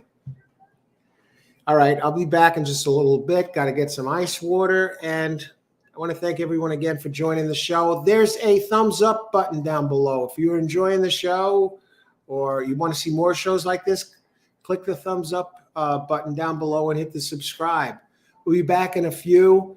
Got it done. We're down to the late pick 4, and that is Austin Country, king of the pick 4 here. Really delivers those on the show. And be right back.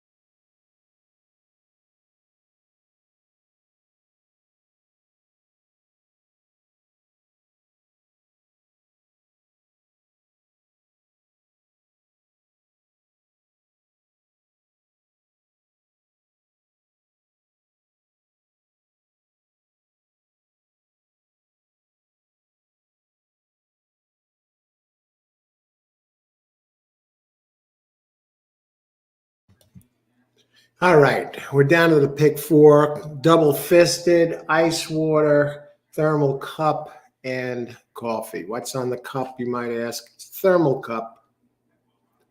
New York Islanders. They're finally starting a winter race or two. You need the ice water before the coffee.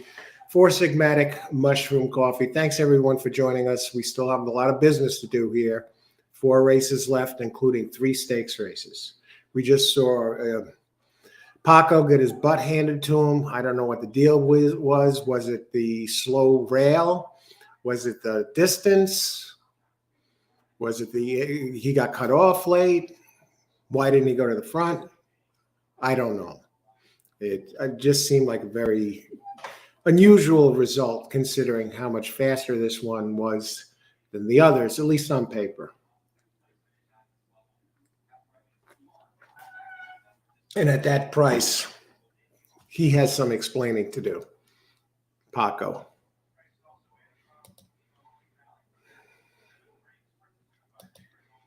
$100 exactor on 6-4, I wish. Okay.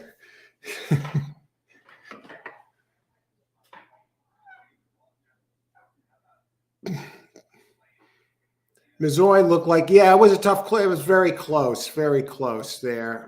Mizzou, you had to look at that a couple of times to see what happened there. All right, on to race 8, 11 minutes to post. We do have the 7 scratched. I landed on 3, chickiness, and now I see 3 is on the board at even money.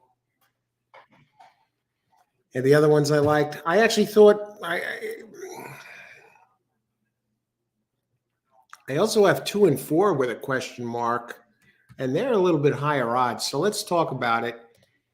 And let's see if there's something here. Can we just narrow this down? You know, just maybe tag out money and come.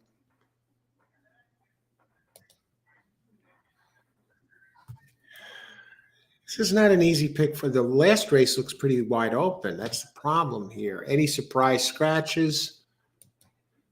No, thank you. All right, race 8. And this is a stakes race again. This is 6.5 furlongs, the Society Hill Stakes for Phillies 3-year-olds. Okay. So let's start looking at this. I landed on number 3. Now it's 6.5 furlongs. What type is winning this race? Again, the speed. 45% early speed. We do have 2 early speeds, the 3 chickiness and the 6 creative copy.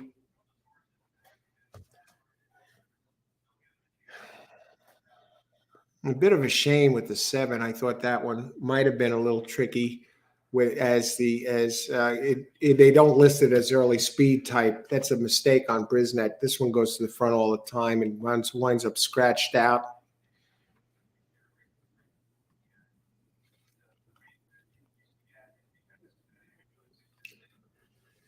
Now 3 did. Now here's the thing with 3. It has Ness as the trainer. It's an early speed type. Never raced at Parx. At the distance, never raced at the distance. This is that weird 6.5 furlong type race.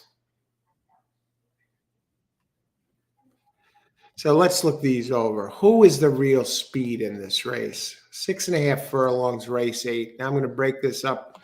Yeah, 7 would have been a big speed there.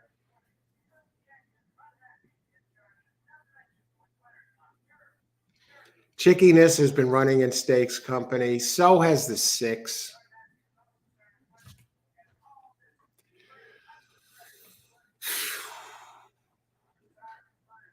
All right, I'll talk about these. We'll start with number 3, the one I like best.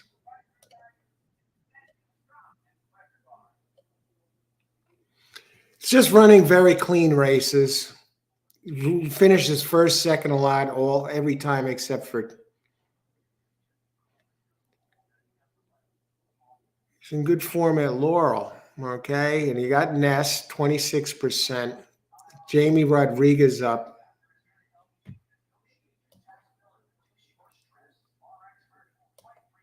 So Jamie Rodriguez has been riding Chickiness all over the place, all along, and has been following Chickiness wherever she goes, and he stays with her here.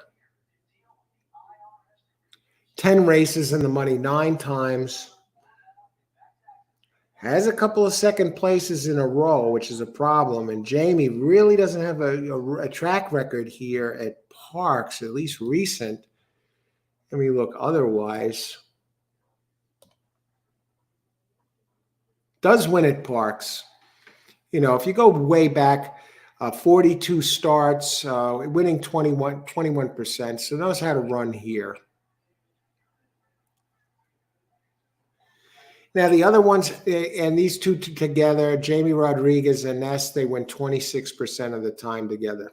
And what about the other contenders? What about the 5? I think the 5 has some races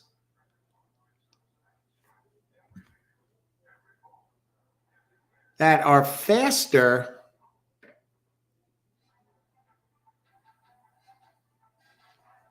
if you consider ground loss, etc.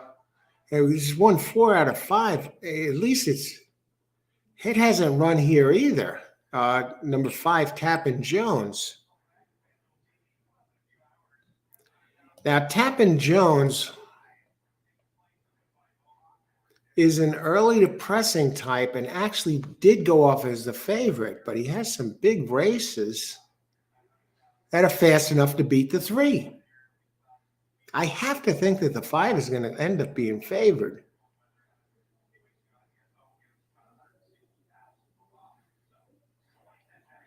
I mean, it's hot now. There's another trainer, you know.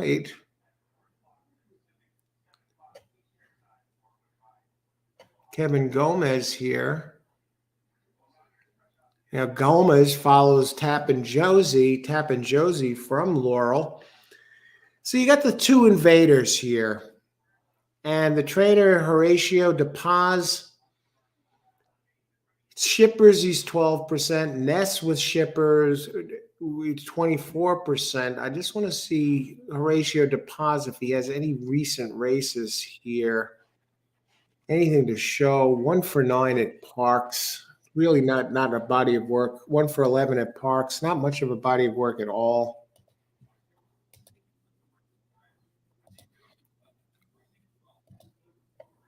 So I'm going to go to the 2 and the 4 for a second. 2 gets Lasix. Looks too slow on paper. Gets Abner Adorno. At least it ran here.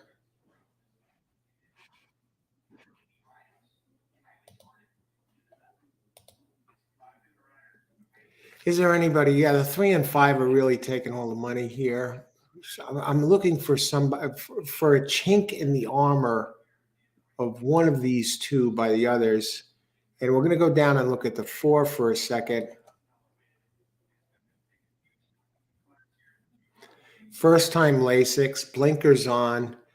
You got a 8% Parx trainer, another one that really needs these other 2 to fall off the map to win.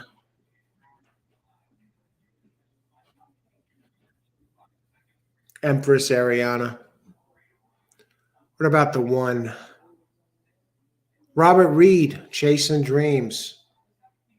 The local favorite. Let's see, has won at this distance.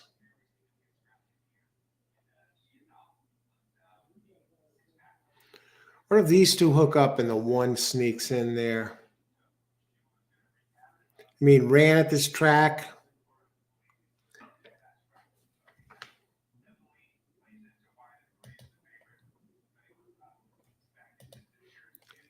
Trying to find a chink here on the 1. How about the 1? Now he gets the rail, gets Sanchez again. Won this maiden claim. Moves up in class for this. 2 getting some Lasix.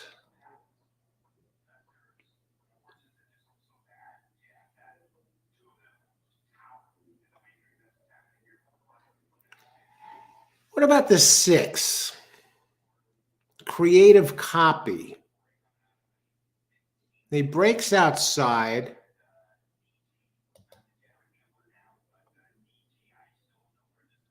It does win once in a while.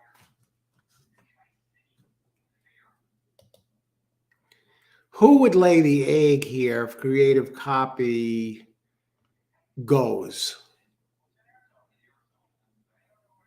I mean, Creative Copy will be facing speed like he hasn't faced before. But how is the 3 going to like the speed here?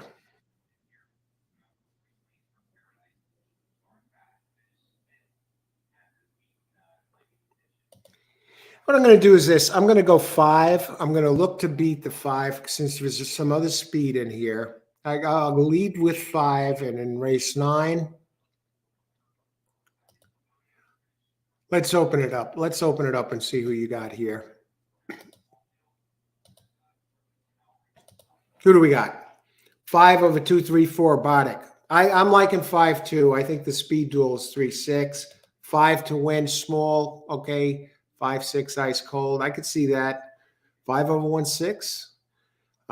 Frank. No, 5 over 3, 6. Okay, Frank, pick 3, 3, 4, 5, 6. Good luck, Frank. And who else? 5 horse, race 8. That's what I'm on. 5, 20 to win. 3 chickeness takes 13 to 8. Those are good prices, Boris. Luis, we don't have any place live. Try the Parx website, but we don't have any, but we'll call it. We'll let you know who wins, Luis. Good luck. If anyone has come up with it, let us know, please, for Luis. Thanks for joining us, Luis. See, now 5 is favored. I didn't put in the bet yet, so I'm sitting tight on this.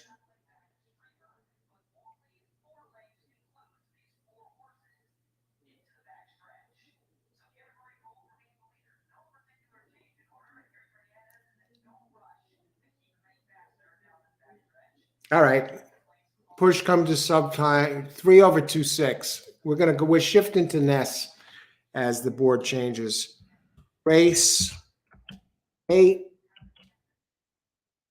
Let's go a step further. 3 over 1, 2 exacta.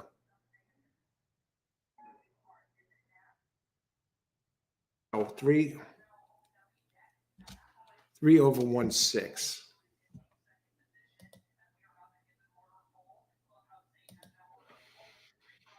Let's put that bad boy in.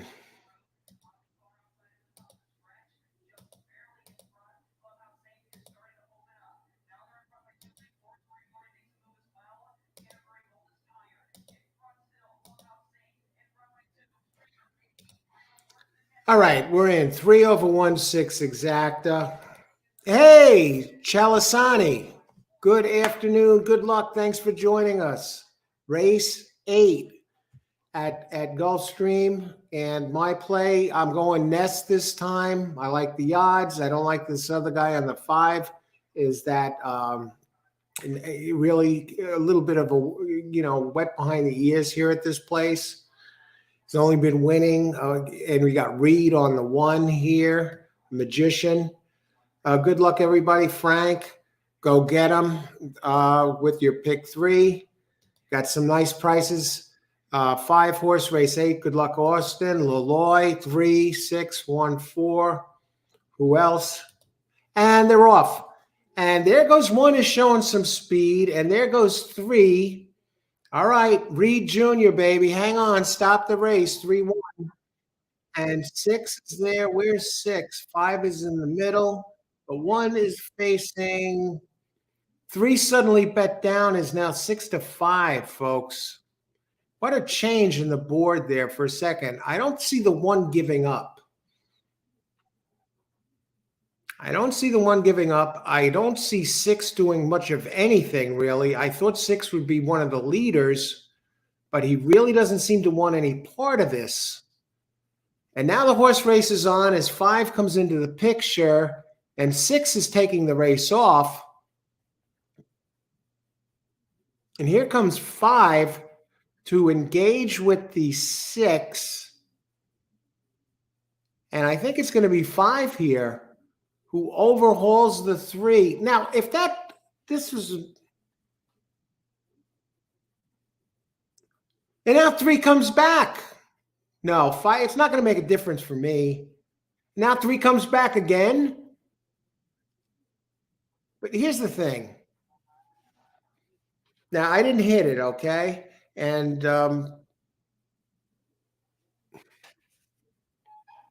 6 shows no speed.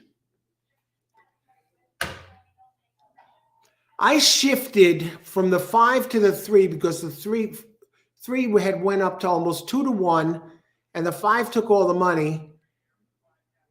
And then the 5 takes all the money after the race starts. No, the 3 takes all the money after the race starts and goes 8-5. I tried to outthink the board here, and it doesn't matter. I should have just bet 5 to win in a double or something like that. And now I'm just about even with 3 races to go.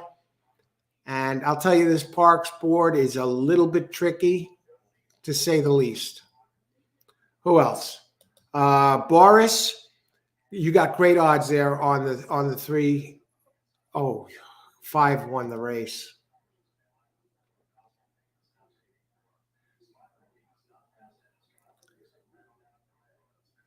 Okay, 5-3, Bodek, great job. Great job. Now that 5-3 might pay a couple bucks because no one went exactly too low.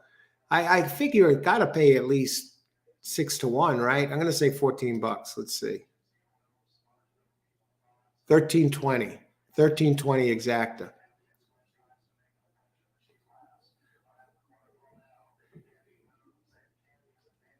I like 3 best anyway. And then anyway, when I first handicapped the races. So, I kind of moved to the 5 later because I thought 6 was going to engage it, the 3, but the 6 never. I'd like to know if the 6 got stuck in the gate. What happened there? Okay, who else?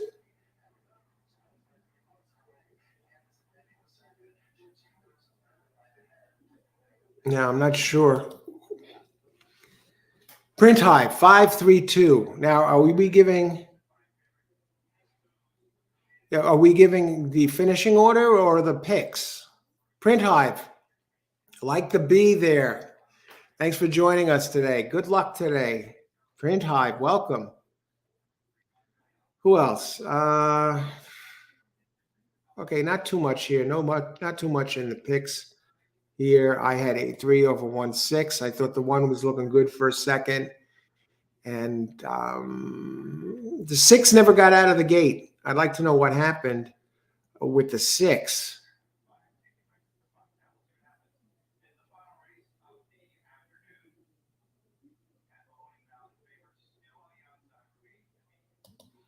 Like Foodie Bulk. Oh, I had the 3 to win and considered 5. Should have boxed the exacta. Yeah, that's not a bad exacta for the 2 fastest horses.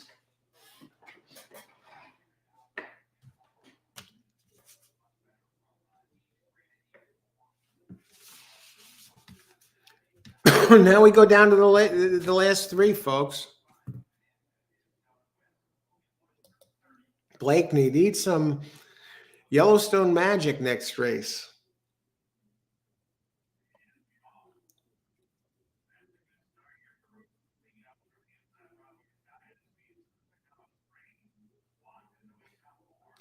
All right. Now you had 3 to win, 5 to win. Prince. Okay, now I think Prince did have the 5. I'm just going back. I like to give credit where credit is due here.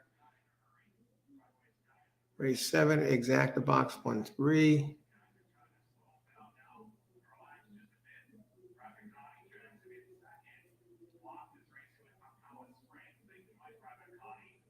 Yes, 5 did win, Prince. If you did get in that bet there, great job. Who else? All right, let's go on to race 9. That was not a big money maker, folks. The 532 did pay $26.80 for a buck. All right. Now we got to look at our entries here as we enter late pick 3 territory. And we got some scratches. We have the 2, the 6, and the 7.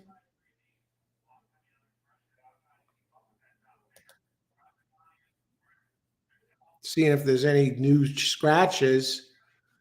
No, not in the 10th and in the 11th. The 10 is scratched. All right. So here's the deal on this race. Race 9. Let's bring it up. So we still got 2 stakes races. And I want to thank everyone again for joining us here. We still got work to do. And the ice water in the veins, right? If you're playing the races today, whether you win or you're not still thinking about that last race, are you? If you won, lost, or didn't play at all, it's over. It's over. So you want to address the races with ice water in your veins. Whether you win a race, lose a race, or you don't play at all, you want to be the same emotionally, nice and balanced out. You don't want your emotions controlling you. You don't want to become an emotional basket case bouncing off the wall after the victory. You get reckless, think you're playing with monopoly money. It's once you win a race, it's not house money, it's not monopoly money, it's your money. Just try withdrawing it from your account or go up to the window if you're at the track and take that money. Whoa, it's real money. I can put it in my pocket. I can go buy something with it. I don't have to put it on the next race. And yeah, so yeah, you want to stay nice and level. If you lose, you don't want to become an emotional train wreck and start running to the ATM machine or withdrawing money or chasing losses. You want to be the king or the queen of your emotions. You don't want your emotions ruling you, especially at the racetrack. So keep that in mind and when you're playing the races. Nice, even keel, nice and smooth. You don't see me going nuts when I win or screaming and besides myself if I lose. Play the races emotionally in control. Bankroll, real money, not monopoly money. You'll come out ahead that way. Trust me. You won't be sorry. Race 9. 6.5 furlongs, the Rittenhouse Square Stakes, purse 75,000 for 3-year-olds. All right, 6.5. What is with these 6.5 furlong races? Is that a staple here at Parx? Yeah, they seem to have quite a few. Who's been winning this type of race? We've been down this road before. 42 races, 6.5 furlongs, dating back to January 2nd.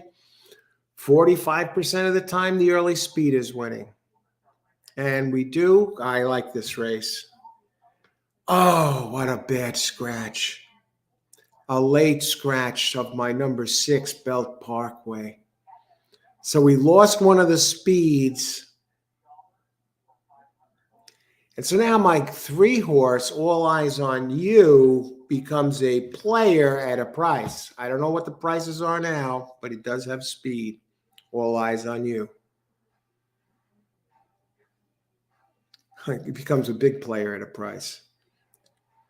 I'm dying. I can't hold back. I got to see what the 3 is on the board right now. 5-2. 12-1. Bet down to 5-2. I had to look. I liked 8 best, and 8 is on the board at 3-1. All right, let's look at it. Damn. I thought we had a nice one there, and why do they have to F with us in a race like that? All Eyes on You. Belt Parkway.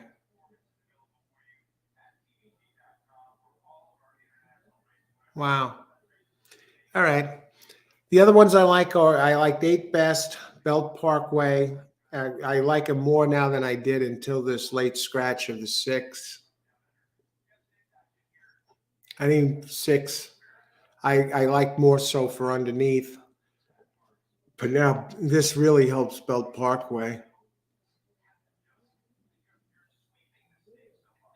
Scratch of 2, that really stunk, but I guess it helps the race in a way.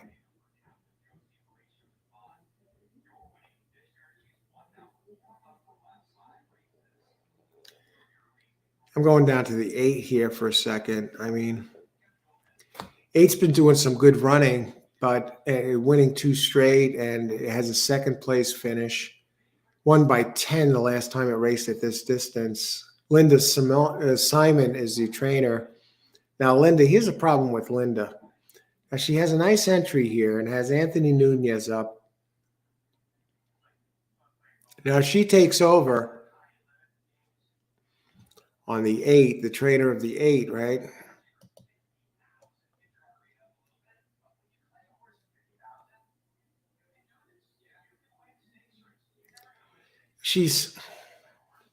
Hope she doesn't ruin this one, and who knows what she'll do with it. Nunez has ridden this one to back-to-back victories. But the trainer, Linda Simon, has won 6 races out of 301 tries. 6 races out of 301 tries. That's 2%. And she's 0 for 3 with Nunez as the jockey. Now, Nunez has ridden this one twice. And the last round ran on January 23rd. Has Linda done anything to ruin this this cult between January 23rd and today? How's it been working out?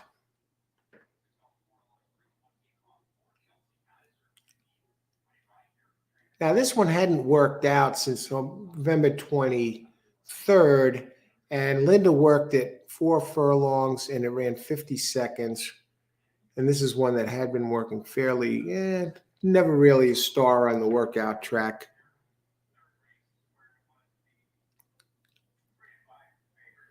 At Parx, this one has won 2 out of 3 with a second. At the distance, 1 for 1. I don't know. What'd she do to the horse? Is it screwed up now? How many minutes to post? Okay, 14. We still got time. Okay, so we talked about the 8, who I like best. Now I'm a little more than a little concerned.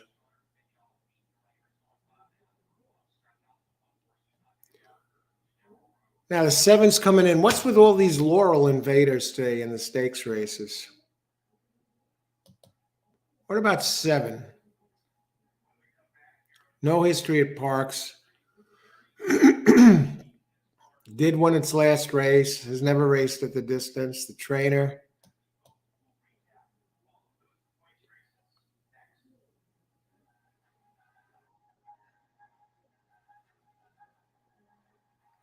No history at Parx. Only 23 starts to the record. Joanne Schenkel. Jamie Rodriguez up. I guess comes along for the ride here for this one.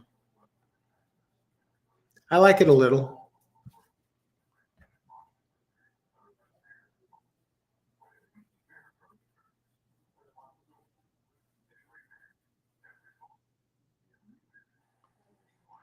Okay, I'm going to open it up in a second here.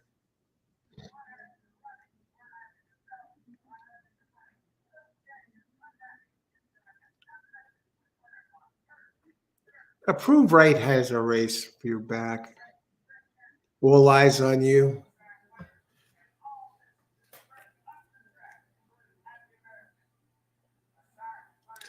I say you box 3 with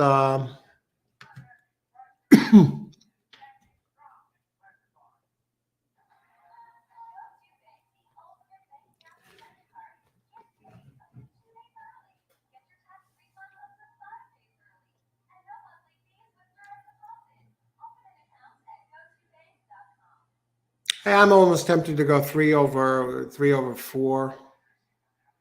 I can't do that.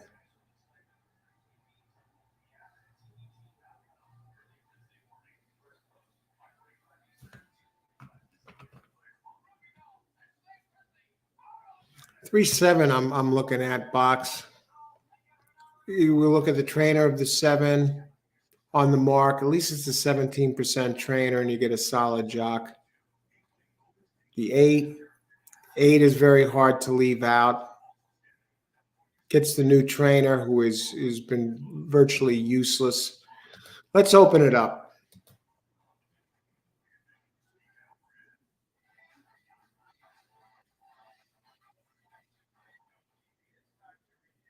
Boris, I like this 8, no confession. Last two races, yeah, I do like the 8. That's the one I like best. I think 3-8 is the only exacta that really makes sense. I have to ignore the trainer. I'm surprised 4 is on the board at 2-1. Prove right. I mean, the 3-8 now looks like a great play at these prices. What are this 3-8 going to pay? Pools. 33.80, 3-8, 8-3, 29.60. Let's look at the double prices. That's what you want to do. You want to check the board when you can to see who's paying who's taking the money in the doubles.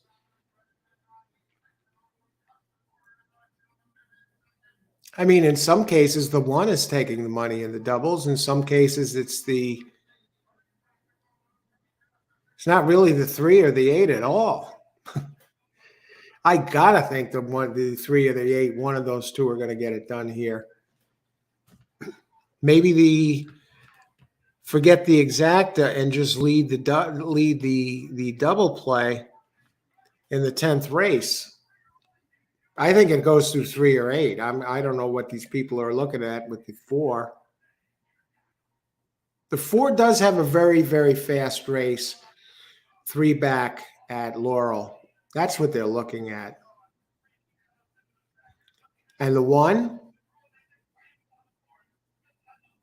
won here. Tyler Service, the trainer. He's 25% with Abner Adorno. Let me look at the pace of the 1-4.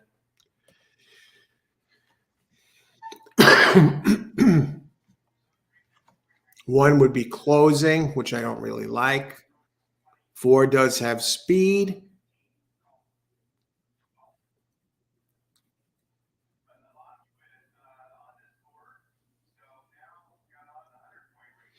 If 4 has the fast rate, I think I think 4 is, you're going back to the back race, so you could throw out the Tapeta. It's been running at bigger circuits, Turf Paradise or Turfway Park.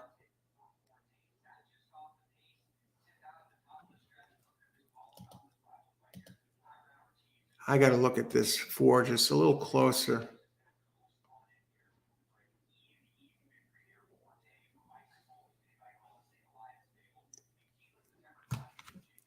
Now the 3 folded last race at 7. That showed really wicked early speed for the first 2 in a speed duel. And he's probably going to be in a speed duel today. And I like that race 3 back sprinting for the 4. So I kind of think the 4 is going to be part of this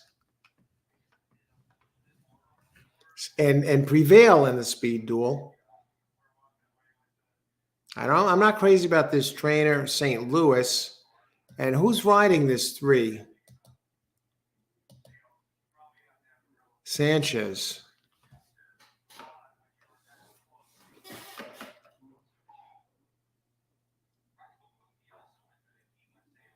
4-8 box. Exacta race 9. Exacta box. Let me just see.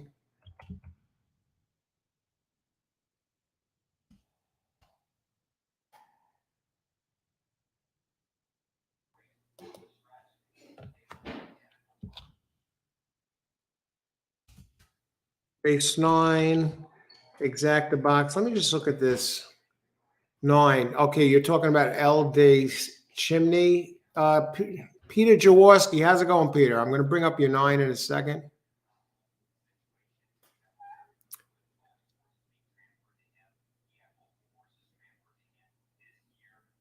He looks on the slow side. I'm not sure where you're talking about, Peter. Let me just see this here. See, I'm boxing 4-8.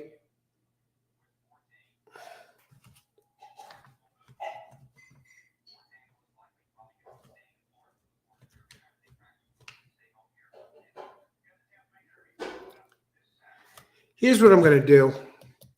Exacta box. Here's the play. Actually, it's a little weird. Exacta. I'm going to get the 3 in there, but underneath exacta, I'm changing it before I enter it. Okay, 4-8 over. I still think that 8's going to be tough. I'm really worried about that stupid with that trainer.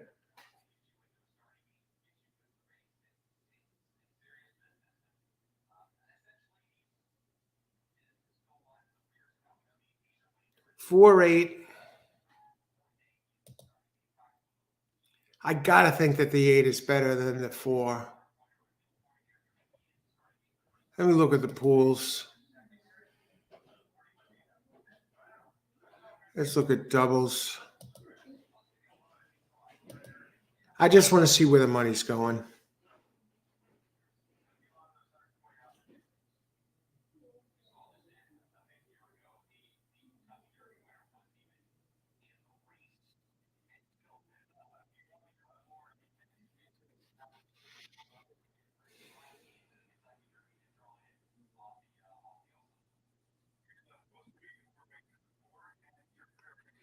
I'm telling you.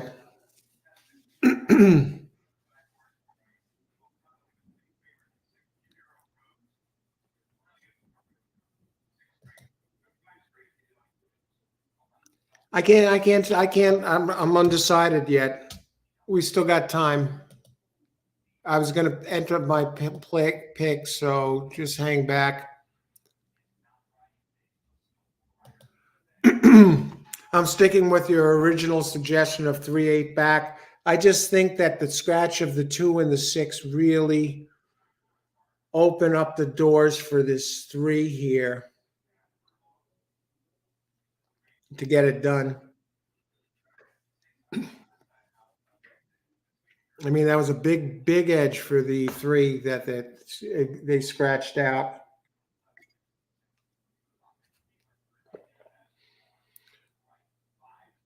See, I'm going 1 here. Kelvin, I'm going with the 1 here. Good luck, Kelvin. Jockey on the 9-horse won the Tom Fool Stakes at Aqueduct on Saturday. Oh, okay, at Aqueduct. How's it going, Peter? Good to see you. Good luck. Irene, I'm sticking with your original suggestion of a 3-8 exacta box. Now, if you look at my notes, I've gone to these notes. Good luck, Irene. Let's get it done. Now, my notes. Now, thanks, Irene. It kind of reminded me back. It brought me back here for a second to my notes.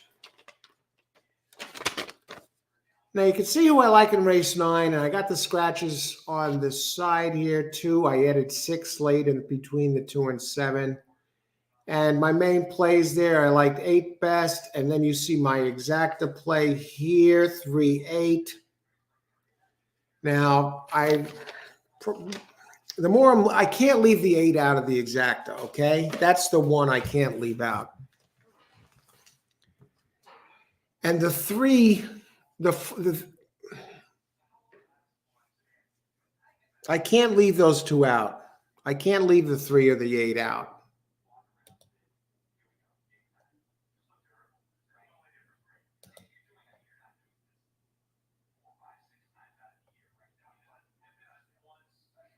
Now, the 8 does come off those races.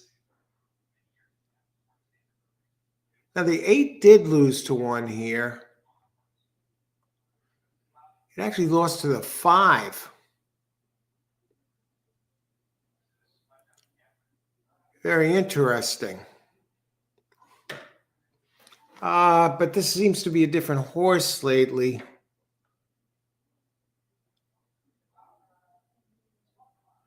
Now, the 4 does have that one race. It does have pace to it, but I think this time he's going to face pace like he hasn't faced before. And the 3's been running here. All right, who else? Rich Lane, 383489. Exacta straight. Okay, good luck, Rich. Yeah, I'm staying on 38. I may use the 4 underneath, but I gotta see. Okay, good luck, Rich.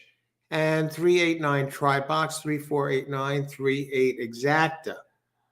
All right, good luck, Rich. We've seen this here from Rich before. Good luck, Rich. And Kelvin, beauty contest goes to number 9 here. Good luck on the track. Good look, looks good on the track. The beauty contest. Wow. Now let's look at the 9.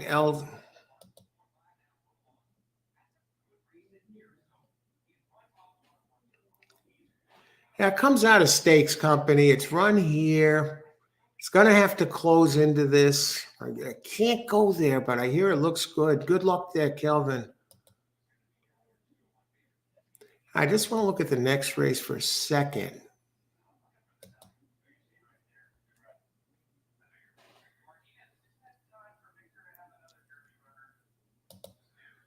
All right.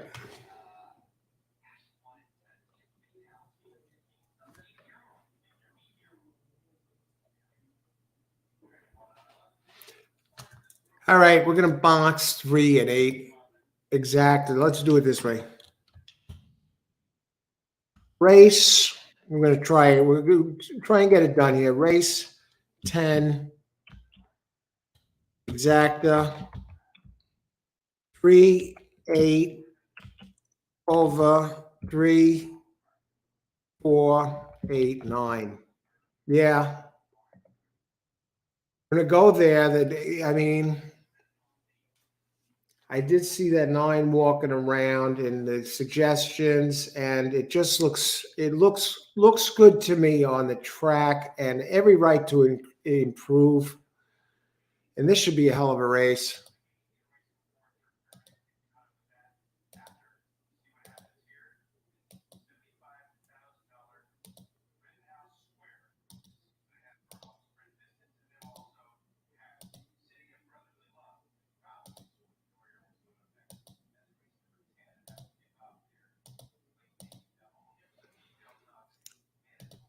This should be one hell of a race. Good luck, everybody. Enjoy the race. Let's make some money. Trainer of the 8 has 21 wins. I know. I'm hoping that this trainer has not done so much damage to the 1 month that she's had the horse that was in terrific form. She's 6% trainer, 2% trainer. 1348 try it exact. Good luck, Boddick. This is race 9. Yes, this is the 9th race, folks. 3-8 over 3-4-8-9. Thanks, Austin, for the heads up. And we need the 3 to be showing some speed. And there he goes, and he gets beat to the punch by the 4, which is not really that much of a surprise so far. We knew the 4 had a lot of early speed, but I hope the 3's saving it. And it doesn't look like he is, folks. It looks like he just got beat to the punch. You got to hope that he likes the track. And here goes 8. And hopefully the 4 starts to fall apart. Now the 3-4 works for beating, but not the 4-3. Okay, there goes 8. 8 should be gone now. Now I just need the 3 to get moving.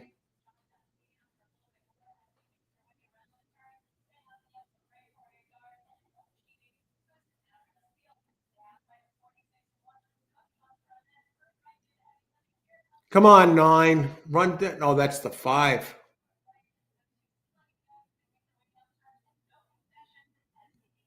8-4.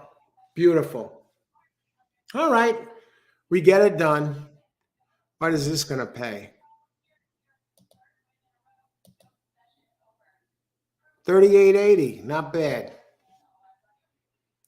And we're up with a couple of races to go.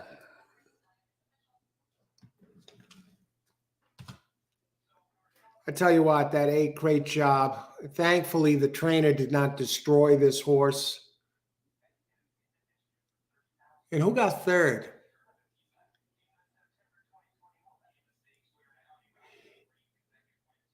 You know what happened there?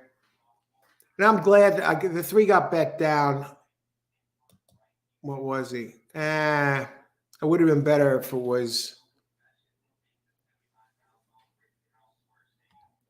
Yeah, I'm just glad to get out of there. I wouldn't have been better. I would have been better if 3 got second, but not by much.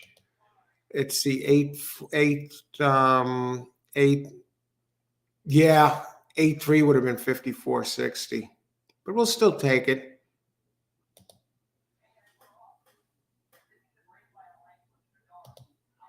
Another winner out. Yeah, James. Thanks, James. Peter Jaworski, nice job, Al. Thanks, Peter. 8 did it. Yeah, my only concern at the end was the trainer. There with 8, but thankfully the horse had enough to overcome the trainer here. Yeah, even the 2% trainers can win here at Parx. Frank, I got the second leg. Great job, Frank. There's the play. And added to the initial exact, it was just going to be 3-8. Foodie bloke. 8 did it. There's just too much horse colt that race. Who else?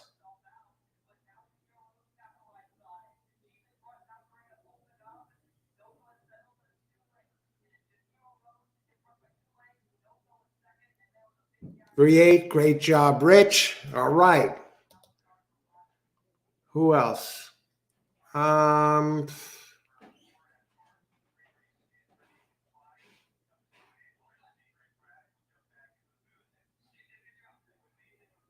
Austin.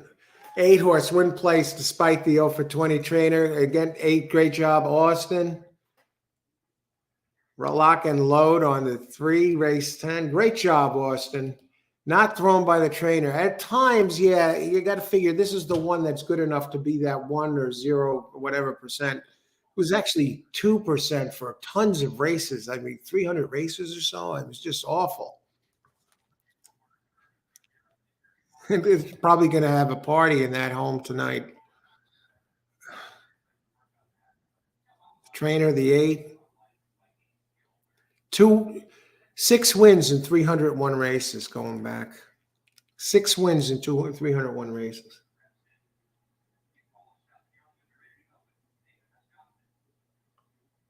Hit the exacta. Yes, Rich, we called that. I called it for you. Great job. 1 and done with the trainer. Boris, get in, no confession, put me up. Yes, great job, Boris. Al, you're on fire. Oh, we're getting some winners here. We're up a little bit today, and we still got 2 races left. Good to see you, Steve. Ice water in the veins. Let's get that ice water.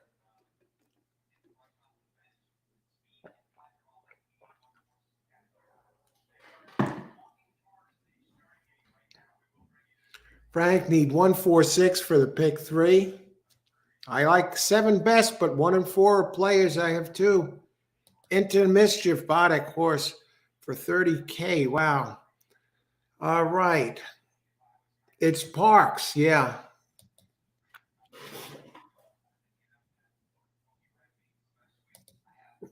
Okay, Boddick. Into Mischief now. Okay, I'll be right back. The last break of the day. We'll make a pit stop. Get rid of this, heat up the coffee one last time. This mushroom coffee. It doesn't taste like mushrooms. It's very good. And if you're enjoying the show, thumbs up button. There's a button down below. Click that thumbs up button. Thanks, everyone, for being here. We still have a stakes race left and 2 races to go. Be right back.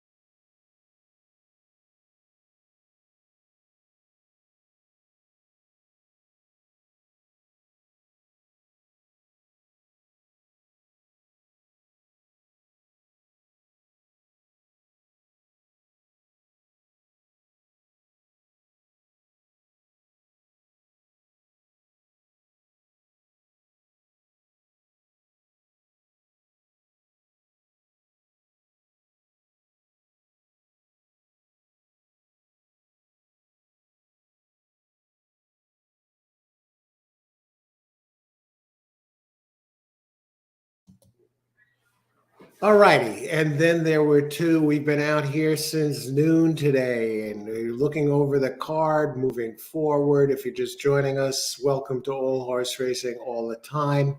I'm Al, your host. Thanks for joining us today. Thanks everyone for who's been here today and on the show. We got two races left. Let's ahead a little today. Haven't had the big bang hit. Yeah, would have had it if I would have boxed my. I did hit a double earlier, but I would have had a nice hit earlier if I had boxed the three horses I used in the first leg of the double. That would have been a 280, not 280, $240 exact, 120 for a buck.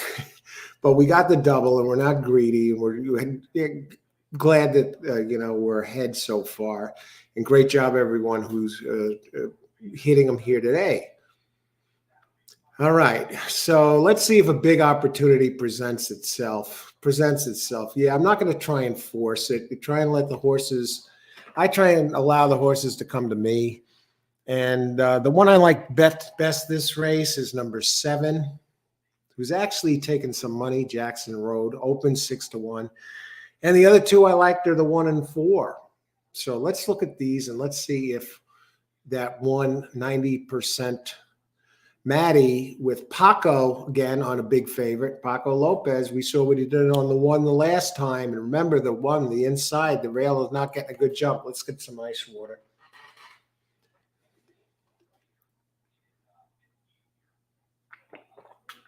Should get an intravenous drip into my veins. Ice water in the veins. Ice water in the veins. Nice and cool. Let's go. Okay, what do we got here? In the 10th and 11th, let me open those PPs. If you need PPs for Parx or any other track in the U.S., America, I got a link in the description area down below for free Brisnet PPs. If you don't have, this way you don't have to pay for them. Okay. But we got work to do. And we do have some scratches. We do have the 3 and the 5 scratched.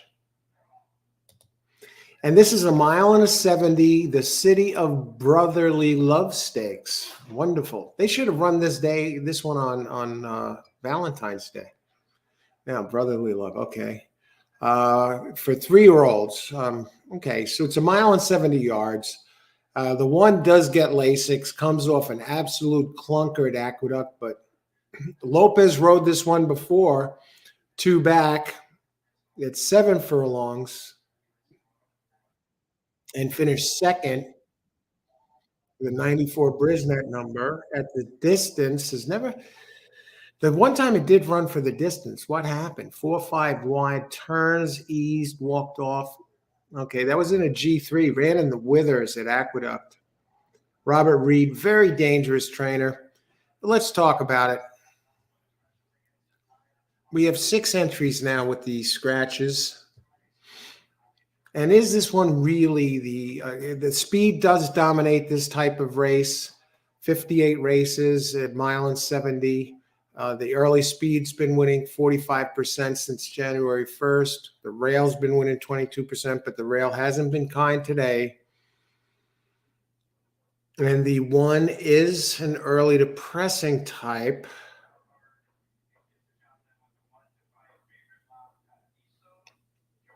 But we have 3 other speeds in here. Actually, 2 of them have scratched. Oh, and the reason I'm laughing there is now that leaves 4, at least according to Brisnet, as the Royal Blue, as the speed of the speed. But it didn't run fast early last time. What the heck happened? It did run fast early, but not as fast as usual. It made the lead running slower fractions, but this is 1.70 miles. Okay, let's look. Who is the real speed of this race?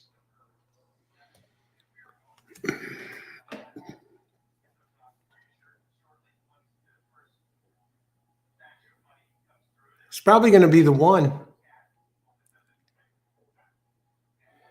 I think we might see a 1-4 speed duel.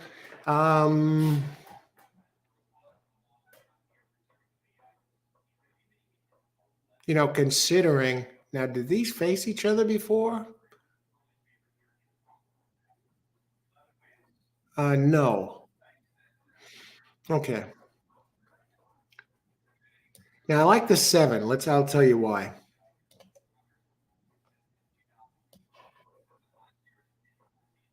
Jackson Road. Well, this one at least ran the distance, January 25th.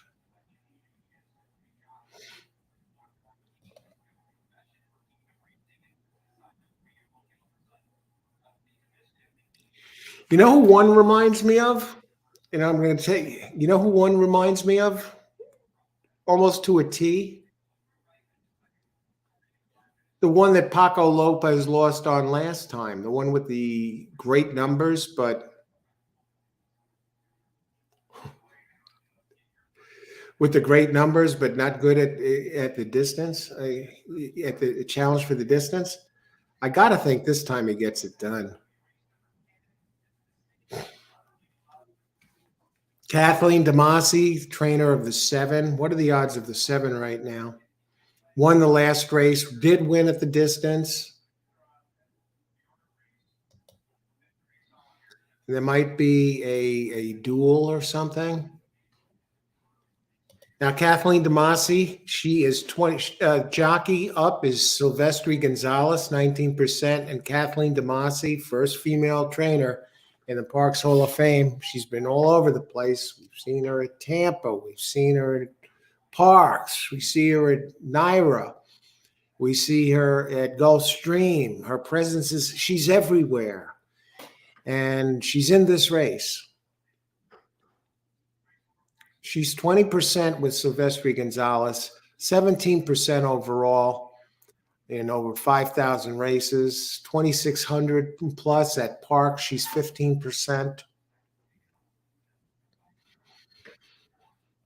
Okay, and the other one I like was the 4. I'm going to drop down to the 4. The 4's been running some very nice races. First, second in the last 3. Royal Blue has speed.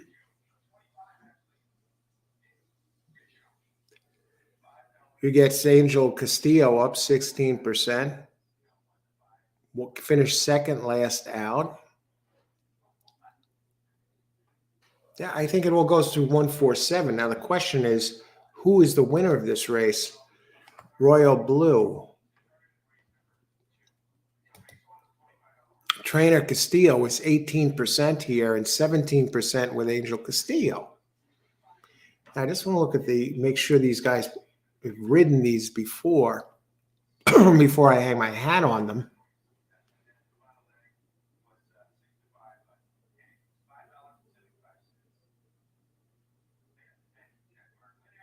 I think we're going to have a duel up front.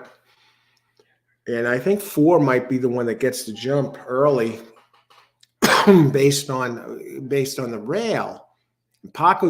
Angel Castillo has ridden the 4 every single time. But Jackson Road, I think, may be able to gobble them up. What type of running style do they give Jackson Road? Early presser. Did show a good closing kick last race. Now, this one can run early if it has to, or it can close.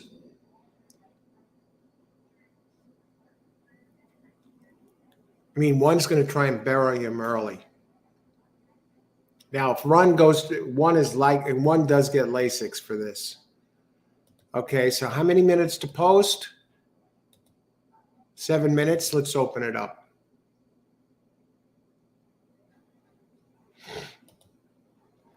I need 146 for the pick 3. I think you're in good shape here, Frank. I'd like to see 7 in there as well, but hey, 1 and 4, one has the best, fastest races. Let's put it that way. It's one time at a big distance and it didn't do anything. Maybe it got thrown into the deep end of the pool at 1 1/8 miles.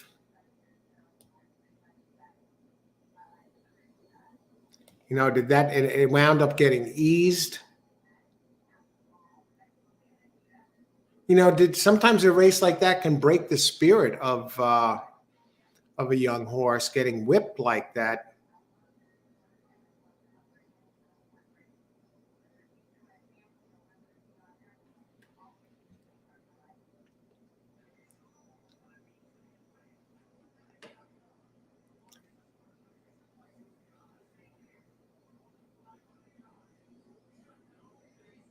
I think Thor is going to be running, folks. Royal Blue Royal. I'll go against it. I'll go 4-7 here. Let me see a double.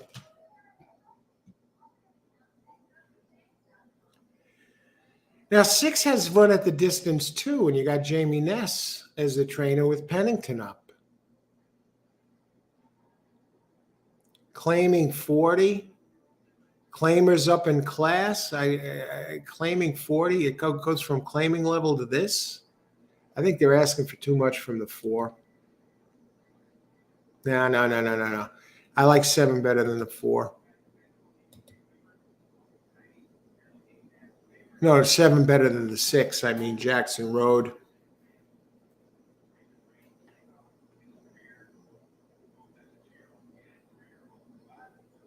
We'll go 4-7 here. Now I'm just going to look ahead to the next race. Now, hopefully, now Paco puts on the freaking show here in the 10th. Reed is very dangerous, and Reed and Paco have those amazing percentages. I sung their praises earlier on that one horse. Those two guys together, 39%, 3.12 ROI. Paco, 29% here, although he's slipping a little bit today. This very been running in the stakes company. What happened to it last race? Did that affect this?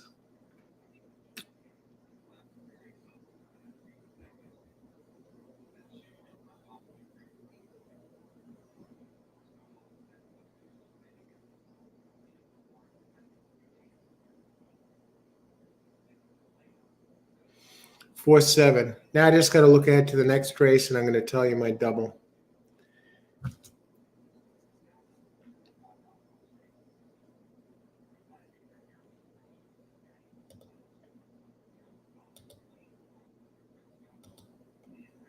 And next race, we do have a scratch, the 10.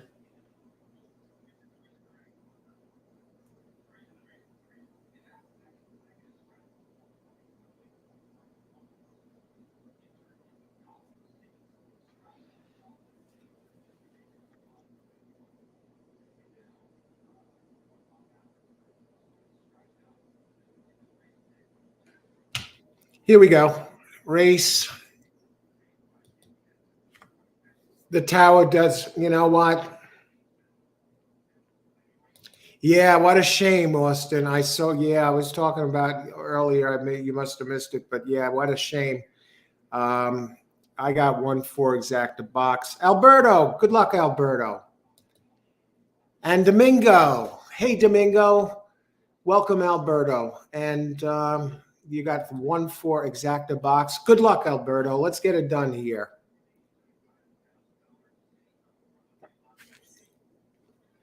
Thanks for joining us. And Domingo is here.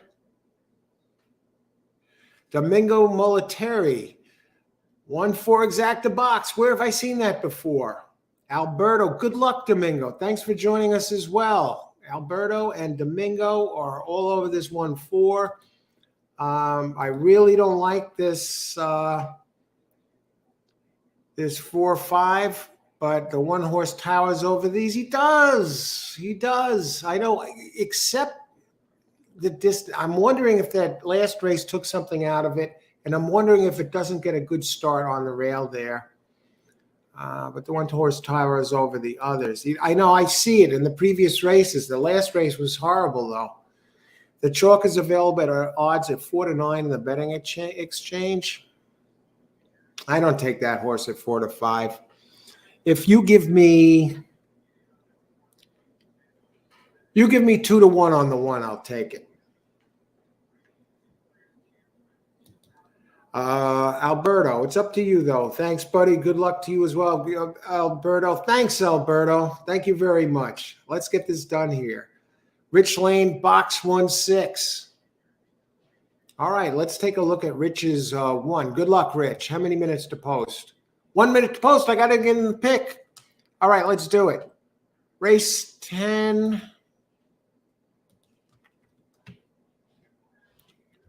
Race 10. Daily double. 4-7 with 1, 2, 4, 6, 11.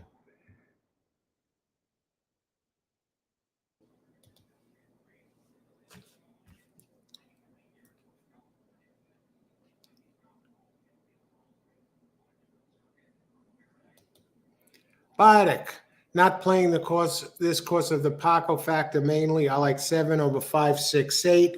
Wow, that'll pay something. Good luck, Bardic. Let me see if we can get a check here on this. I want to get that on. We've talked about the 4 and the 7. I'm going to take a look at the 5 and this 5 and the 6 here. Leloy 1, 7, 2, 6. Okay, good luck, Leloy. I think the 4 is going to show a lot of speed.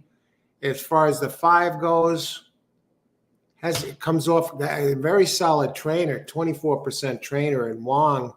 And we don't know what it's going to do at Mahoning, but got a nice jock in Adorno, 13%. And both races at Mahoning, every right to jump forward. It would have to improve, but if it does, and the 6, Ness, has a couple of races at the distance. You know he can get the distance. The 8, I think, is just overmatched. Let's see, Bonic. Okay, not playing this. Okay, they're just about in, folks. This should be a hell of a race. And Leloy 1-7 and Rich 1-6. Domingo and Alberto on 1-4. 1, 4, 6, 7 try box. That sounds good to me there. That sounds very good to me there. Yeah, the 6. What if Ness does it again, right? Ness and Pennington, they got the distance, maybe the pace. The 4 and the 1 are the pace. And I want to see what happens with the 1 on the rail. This 1 reminds me exactly of the 1 that Paco was a big favorite before. Had all these big races, but the one time they asked it to go the distance, it completely fell apart. You know, is that going to be the case in this race? Boris, okay, 45 to win on 1. I got 4 to 9. Think it's an easy profit, but you never know. All right, good luck, Boris. Does on paper has the fastest races by far. My play again, 4-7 over 1, 2, 4, 6, 11 in the double. But they're taking their sweet time getting in here. Let's get that ice water up.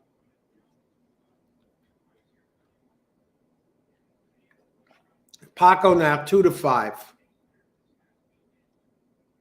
Paco 2 to 5, folks.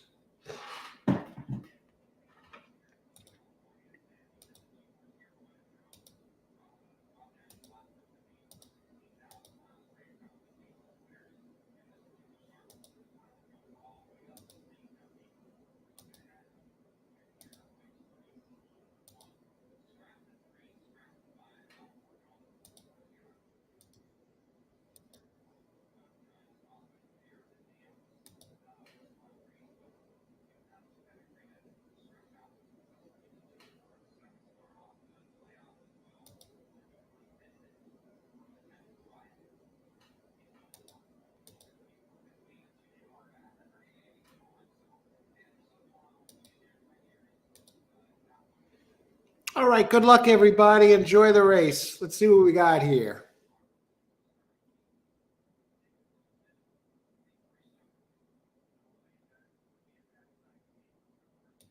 What's going on here? This 4 wants no part of the starting gate. The 1 jogs. Daily double 167 with 1-6.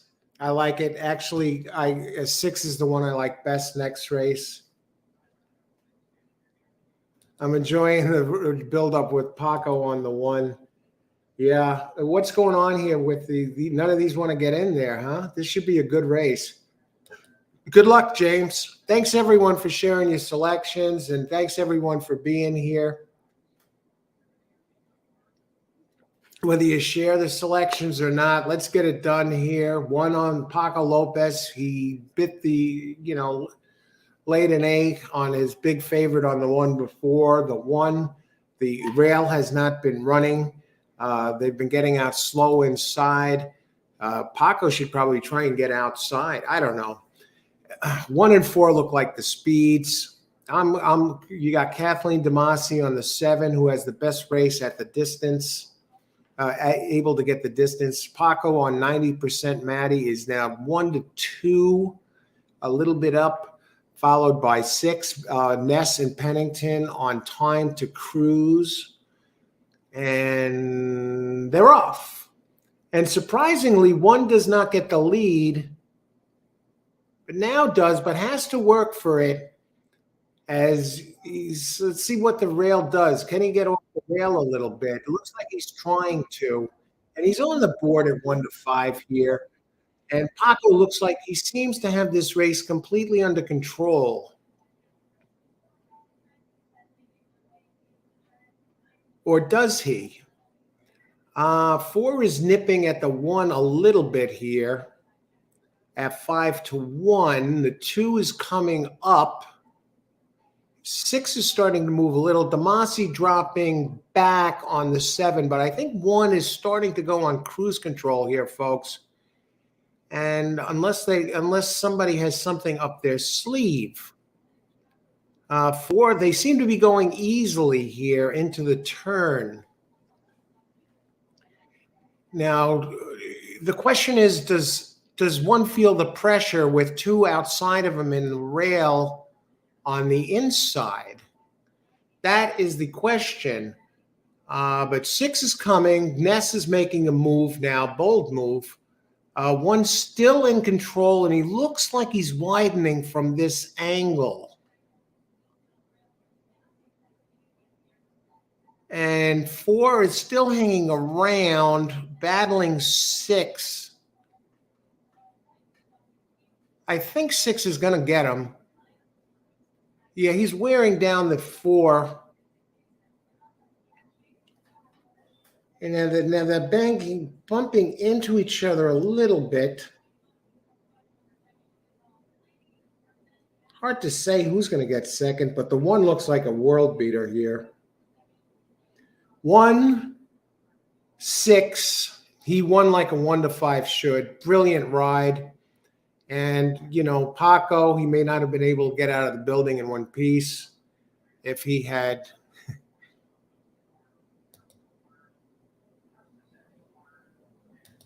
How'd Demasi do that race? I can't even tell. I hope they show through the finish. 1-6-4-8. Wow. The 4 looked like he was going to come, but that was just too much horse for Paco. I mean, not enough horse for Paco. Paco was just brilliant, and he delivered here with Robert Reed at 1-6. What is this going to pay?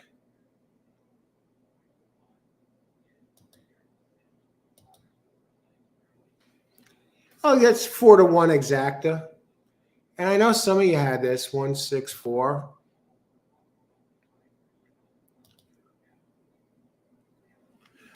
Jean Cartier. Hey, Jean.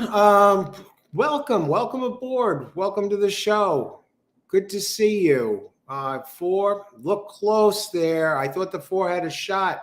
It looked like the 4 was actually going to start to move, but Paco Lopez, I guess last race, just in over there. They were over their head at Aqueduct.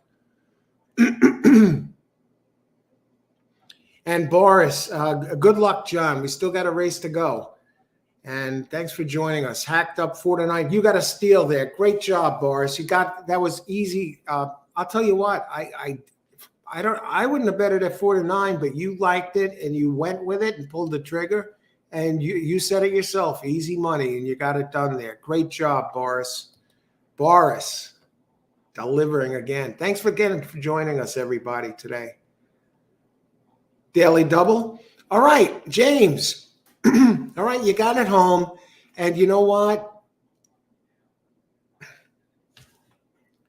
The 6 next race is not the favorite. I know it's not the favorite. 9-2, hope for gold. So maybe you get that done there. Okay, at least you got it. You took a shot with a couple of others that legitimately might have been able to beat it. And James is alive for the 1-6 and for the pick 3 and the double. One is going to be tough next race. So good luck there, James. Great job. 1, 4, 6, 7. Try. Well, you did get that try done. Good job, Rich. A win is a win in this case, and you took a shot with some of the longer ones. And I thought that 7. I thought for a second 7 was starting to come, and it just suddenly stopped. The 3 getting scratched was a real shame there, Peter. Going back to Peter again, one of Baffert's Derby horses that he transferred to Brittany Russell. Thanks for the scoop on that, Peter. Very interesting there. Brittany Russell. Wow, do you think they really even intended to run this one here? I'm glad they didn't, personally. Well, for wagering today, I'm disappointed they didn't, but maybe they're saving this for something better, maybe a better spot. Yeah, because look at the one that it was up against this race. And we got 21 minutes to post, and so we still have one race remaining. And then there was one. And those of you joining us, just to make note of that, we do have a new starting time at Parx. They're starting now. Their daylight savings time comes early. Daylight savings time comes early at Parx for most of the United States this weekend. But at Parx, they moved the post time from 11:55 a.m. to 12:40 p.m. I'm going to be ordering a microphone arm. Okay, for the microphone, I did get a new microphone earlier this month, a good microphone, the Blue Yeti, to improve the sound quality, which was a little rough when I was using the camera. But I need a microphone arm, and the reason is they say this microphone, to get the best sound out of it, you want to be close to the mic. Okay, within 3-4 inches, and that's why you see these people doing these podcasts or these shows, or even on the radio or on television, they're usually in front of the microphone because you're supposed to be 3-4 inches away. And right now I'm over a foot away. So I'm going to be ordering one later today. And so that should be here soon. So let's see. What do you think? I'm going to go closer to the mic. Now I'm too far away, according to what they say about this mic. And now if I'm 3-4 inches away, how does that sound? Does it sound better when I'm closer to the mic than when I'm further away? I'm just doing a little sound test here. Now I'm moving further and further and further away, further and further away. And now back to 3-4 inches. I don't have a measuring stick, but I think it's about that, maybe a little further. I don't know. What do you think? We still have 19 minutes to post. Okay. So I'm ordering the microphone for sure closest. Okay, thanks, Parx. So I'm not ordering it. I thought sometimes these guys are using these microphone stands to look like they're in, some high-tech studio or something. It's actually to get the most bang for the buck out of your microphone. Thanks for the sound check, Boddick. Thank you very much. Appreciate that. If it was just for cosmetic purposes, there's no way in hell. Because obviously it's easier just to have the mic sitting on the desk and don't have to worry about it rather than having it come across. But that's fine. So I'm ordering that later. But we got more important things on our minds right now anyway. I just thought I'd get that in there with 18 minutes to post. We have a race here. I like the 6 at 9-2, and I like that you're getting, wow, still on the board at 9-2. This is a good betting race. Now, I would have had 1, 2, 4, 6, 11, and this knocked me back, so I'm probably going to finish just a little above. I'll finish above ahead today. Like if you played my plays, you'd be up today like I am, but I was looking to really step on it a bit with the 4-7 last race, so we dropped that double on a 2-5 play. But I'm surprised the one's on the board at 5-1. Now I did like 6 best, so let's talk about this finale here. Looks like a good betting race. I did like it's a pretty tight board. And the one I left out that I don't have is 9, Healy's Hope. That one did interest me a tiny bit, but I liked others better. Now we go back to the claiming ranks. Claiming race 7.5K for 4-year-olds and up, which have never won 4 races. Weight 124 pounds, and non-winners of a race since February 6th get spotted 3 pounds. Okay, so some get a weight break. Only the 10 is scratched. And now we're at the 6.5 furlong. A lot of 6.5 furlong races today. We talked about it before. 45% early speed, 31% early pressing types. The post positions 2 and 3 are winning at the highest clip. So we look early speed, yeah. Early speed is number 11. And this is Mahomes Money is the name of this one. And it usually shows its brilliant speed in its races and then before almost completely collapsing. And I gotta think this race is the race that it gets such a jump on the others. I know I have 6 best, but I think this might be the race that this one just runs off and finally freaking hides. The only other one that I think that can run with it is Hope for Gold. And I'm almost.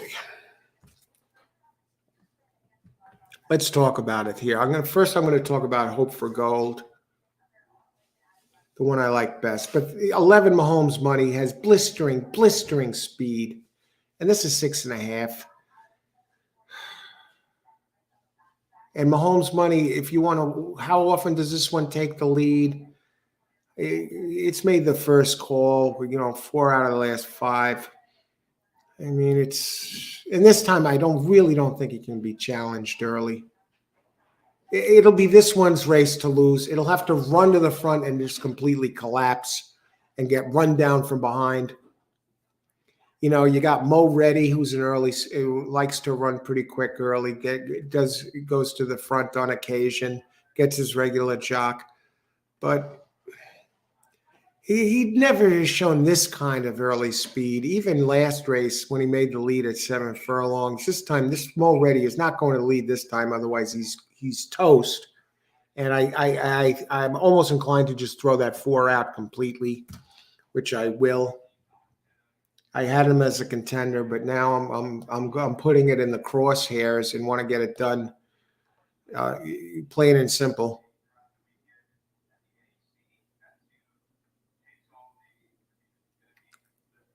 I mean, one's a nice one. It has a couple of nice races. Jeremy Laprida.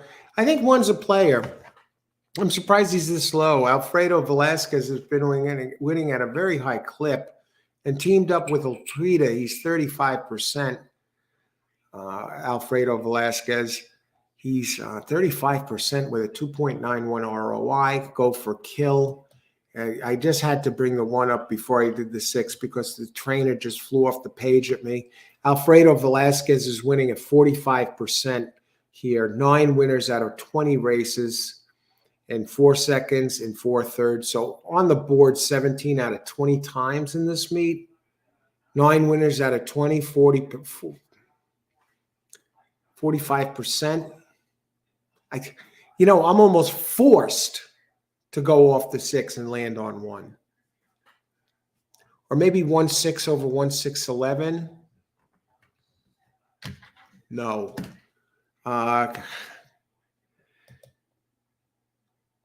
No, I'm not going there. I'm not going there.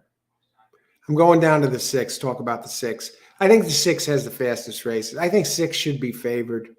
I'm leading 6 to win this. I'll box it. 6 with 11. I'll box 6-11. Let me see who else. Let's talk about the 2 for a second. I think the 2 is actually a little bit live with Demasi. And I have to go with Alfredo over Demasi in this case. Texas Basin has the highest Brisnet ranking. 0 for 2 at the distance. Who else? 0 for 2 at the distance. And let me just check this.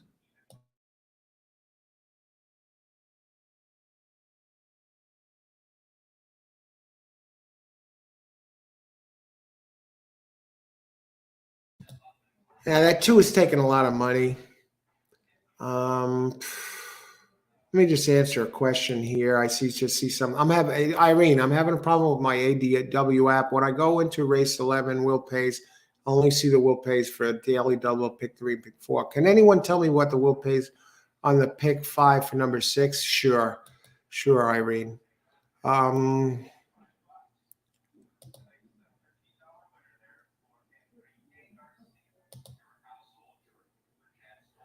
I'm only showing the first 3 also. Now, there's a reason. I asked this question before, Irene. Austin, that's a special play that they don't show the payouts on the ADWs. But what does that 5 play pay there on this race? Anybody out there? And let me just get back to this for a second. There's something, Irene, with that. Okay, they're not showing it on mine either. Texas Basin. Go for kill. Now the 1 did beat the 6 last time.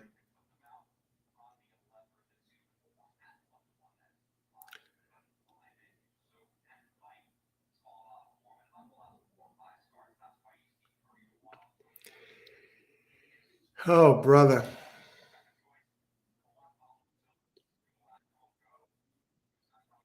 Yeah.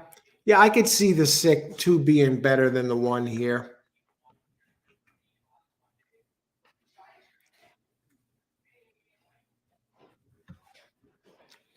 All right. And I just want to bring something else up. The running style of the 2, by the way, is a closer, which I don't really like. Let me just check this out. No, I'm not using 2. I'm not using 2. I may not use 1 either. I may use 1. I'm probably leaning 1, actually.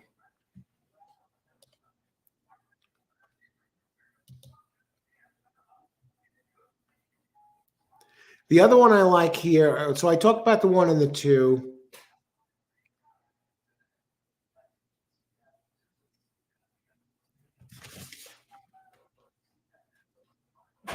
One, 2, 6, and now we got to go down to the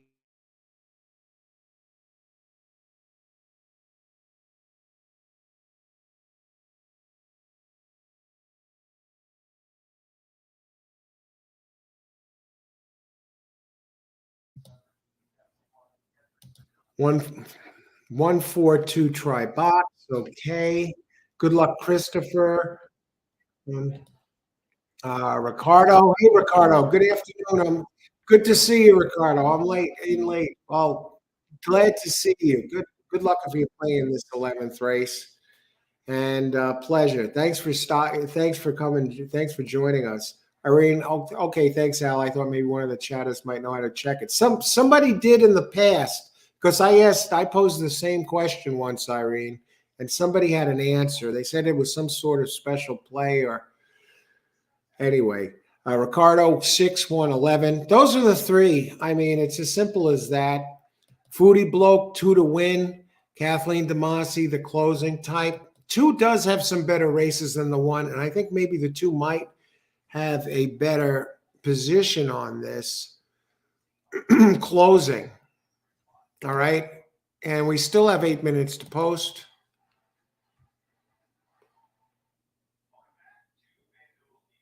Now I need 1 or 6. Big play, 2 horse, second off the layoff, beaten chalk, last out. The 2 has the back races, and the 2 can get the distance, and I still don't like the rail.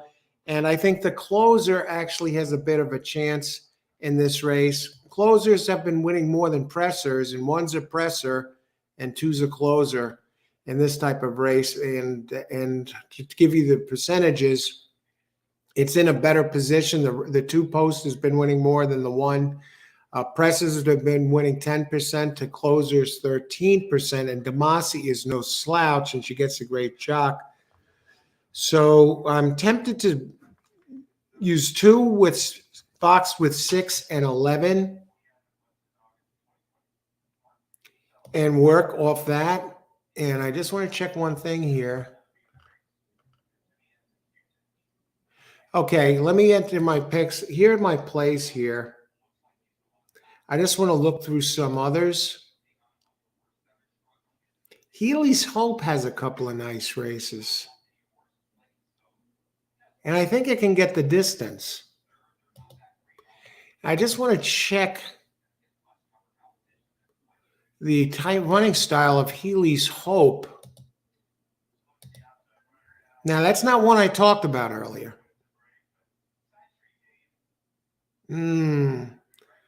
I don't want another closer in here that finishes second. Okay, one more thing. 6 is really tough. I got to stay on my main pick here.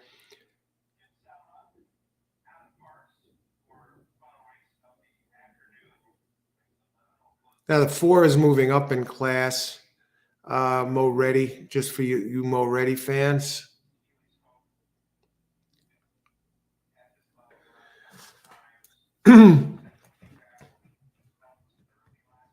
What are the odds on 6? 7 to 2. Here's my play, folks. I just want to check the running style one last time on 6. EP, perfect. Regular jock, 2 for 5 at the distance. Let's lock and load.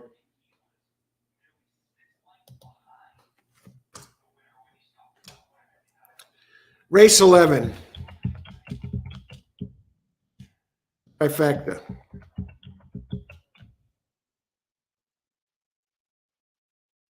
Um, 6 over 1, 2, 11.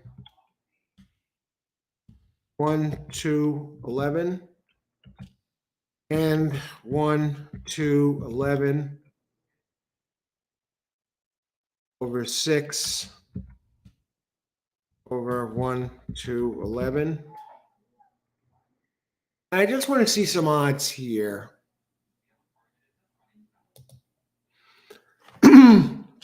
So we're keying 6 first, second, and third. And 1, 2, 11.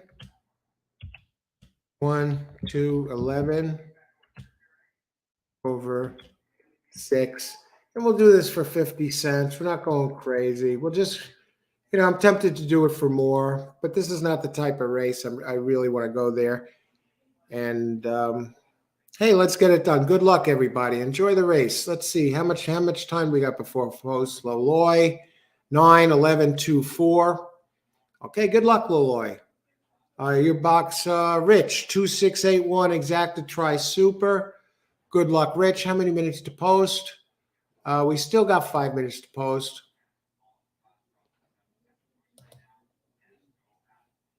Let's see. Let me just do this. 1 second. I got to type these in now. 1 second here.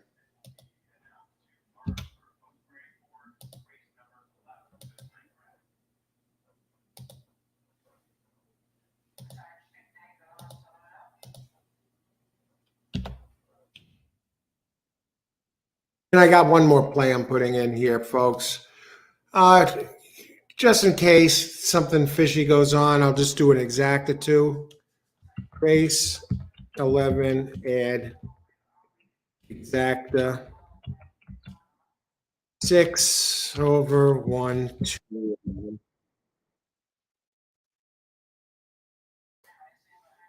All right.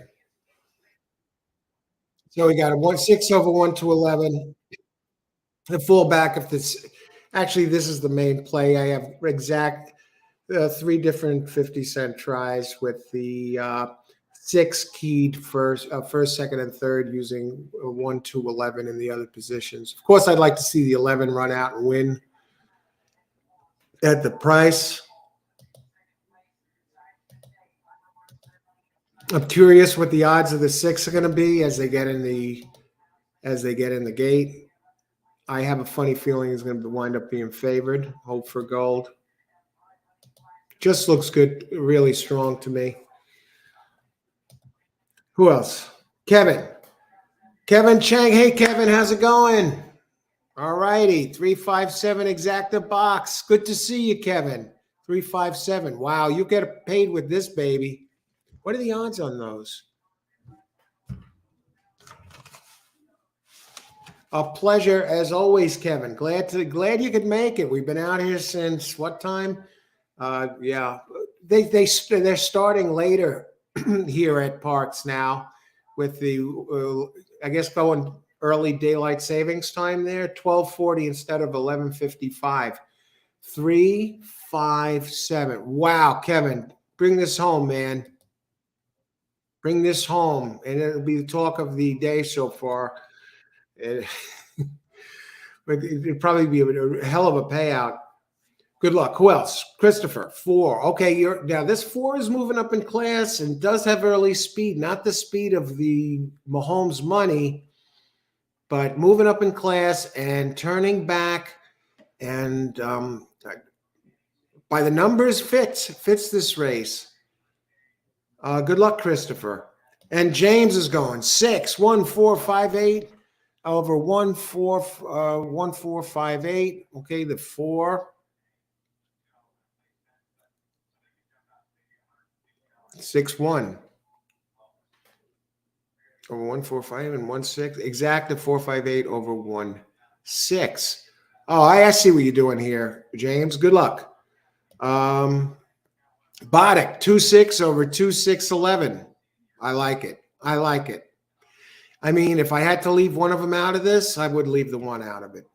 But that trainer is 45%, so I'm hesitant to, cut ties with Alfredo Velasquez, who's winning 45% here.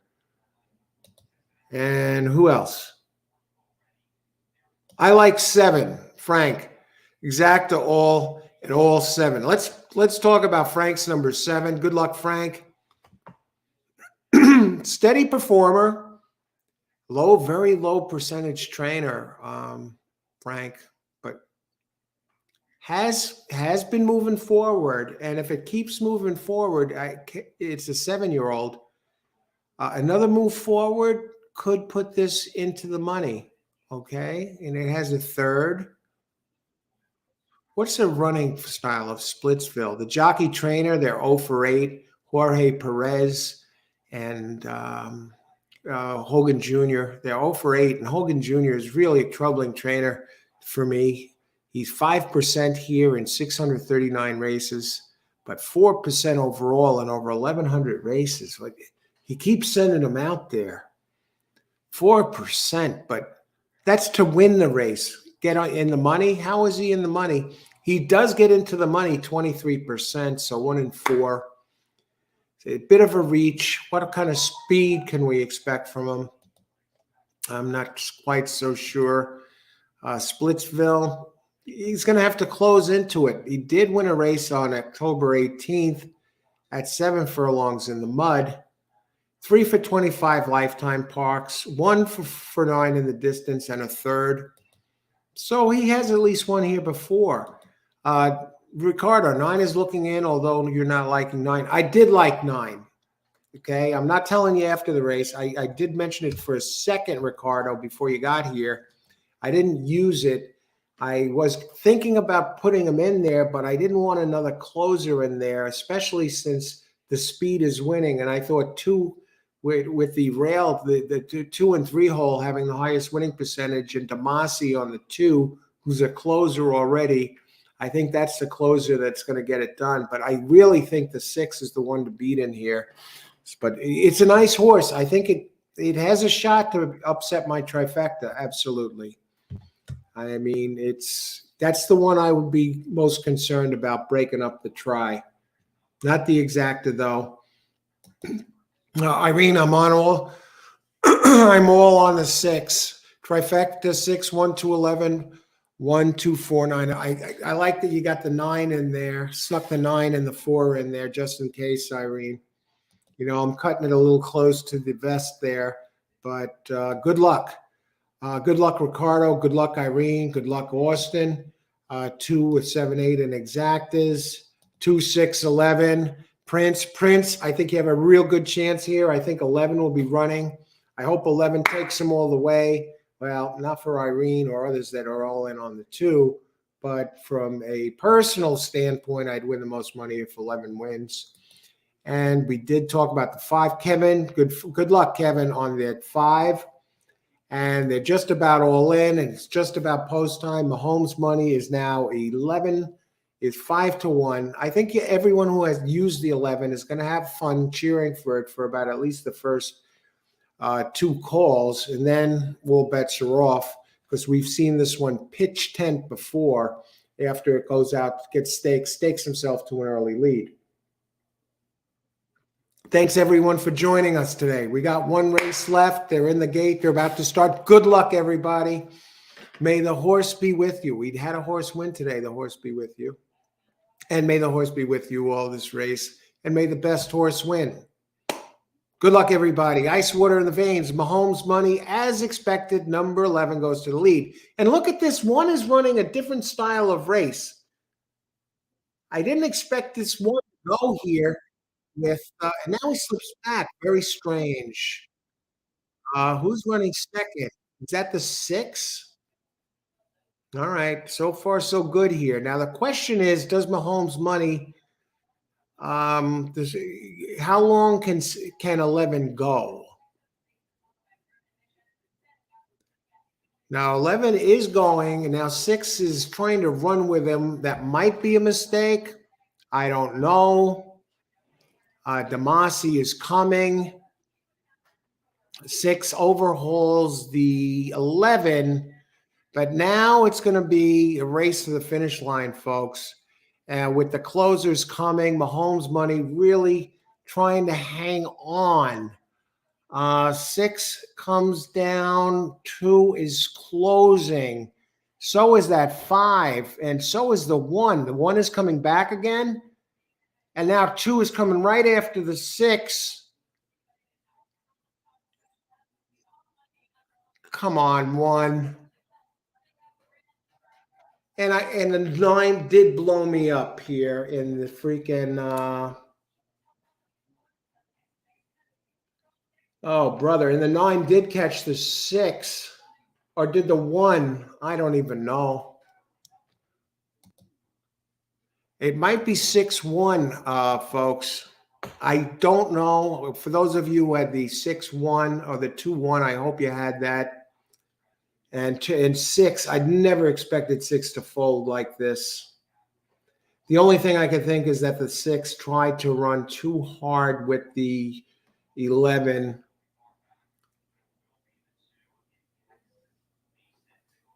I got to think it's 6-9-1, but I'm not sure. Let's. And the 9 is the one that's skating, and it did get bet down. and 2 got 5-2. Kathleen DeMosley, just brilliant, Kathleen. I want to get a price on this and see what we got here. It's 2.9, folks. I hope it doesn't matter. 2.9. 2.9. What does this 2.9 pay? Healy, the one that I was worried about is the one that bites me. 2.9, 38.80. Who got this here? I put the 9 in fourth place. Ricardo, yeah. Well, 9 is looking. Ricardo, 4, 6. 6. Six faded to fourth at the end, so we don't get it done there. 2 to win, Footy Bloke. Great job. Okay, who else? Great job, Footy Bloke, on the 2. I know Austin had the 2. Who else? Very strange race for that 1 there. Why did he run to the lead like that and then drop back and then come up late again? I'm just a little strange there. And Mahomes' money did show the early speed. Who was this jockey on the 1 that did this weird running style?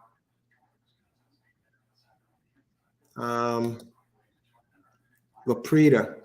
Can't question him. I can't question him. He's a solid jock. The 1 jogs. I think we got everybody here who won this. Foodie Bloke 2. Kevin 357. You would have got paid on that one.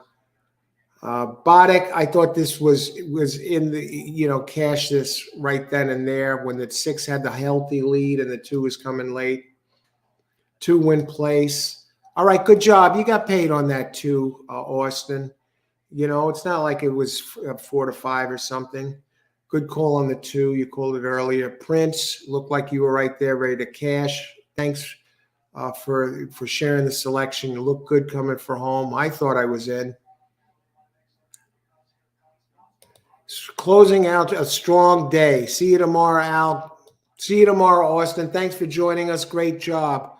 No good for me, that race. Still made a profit today.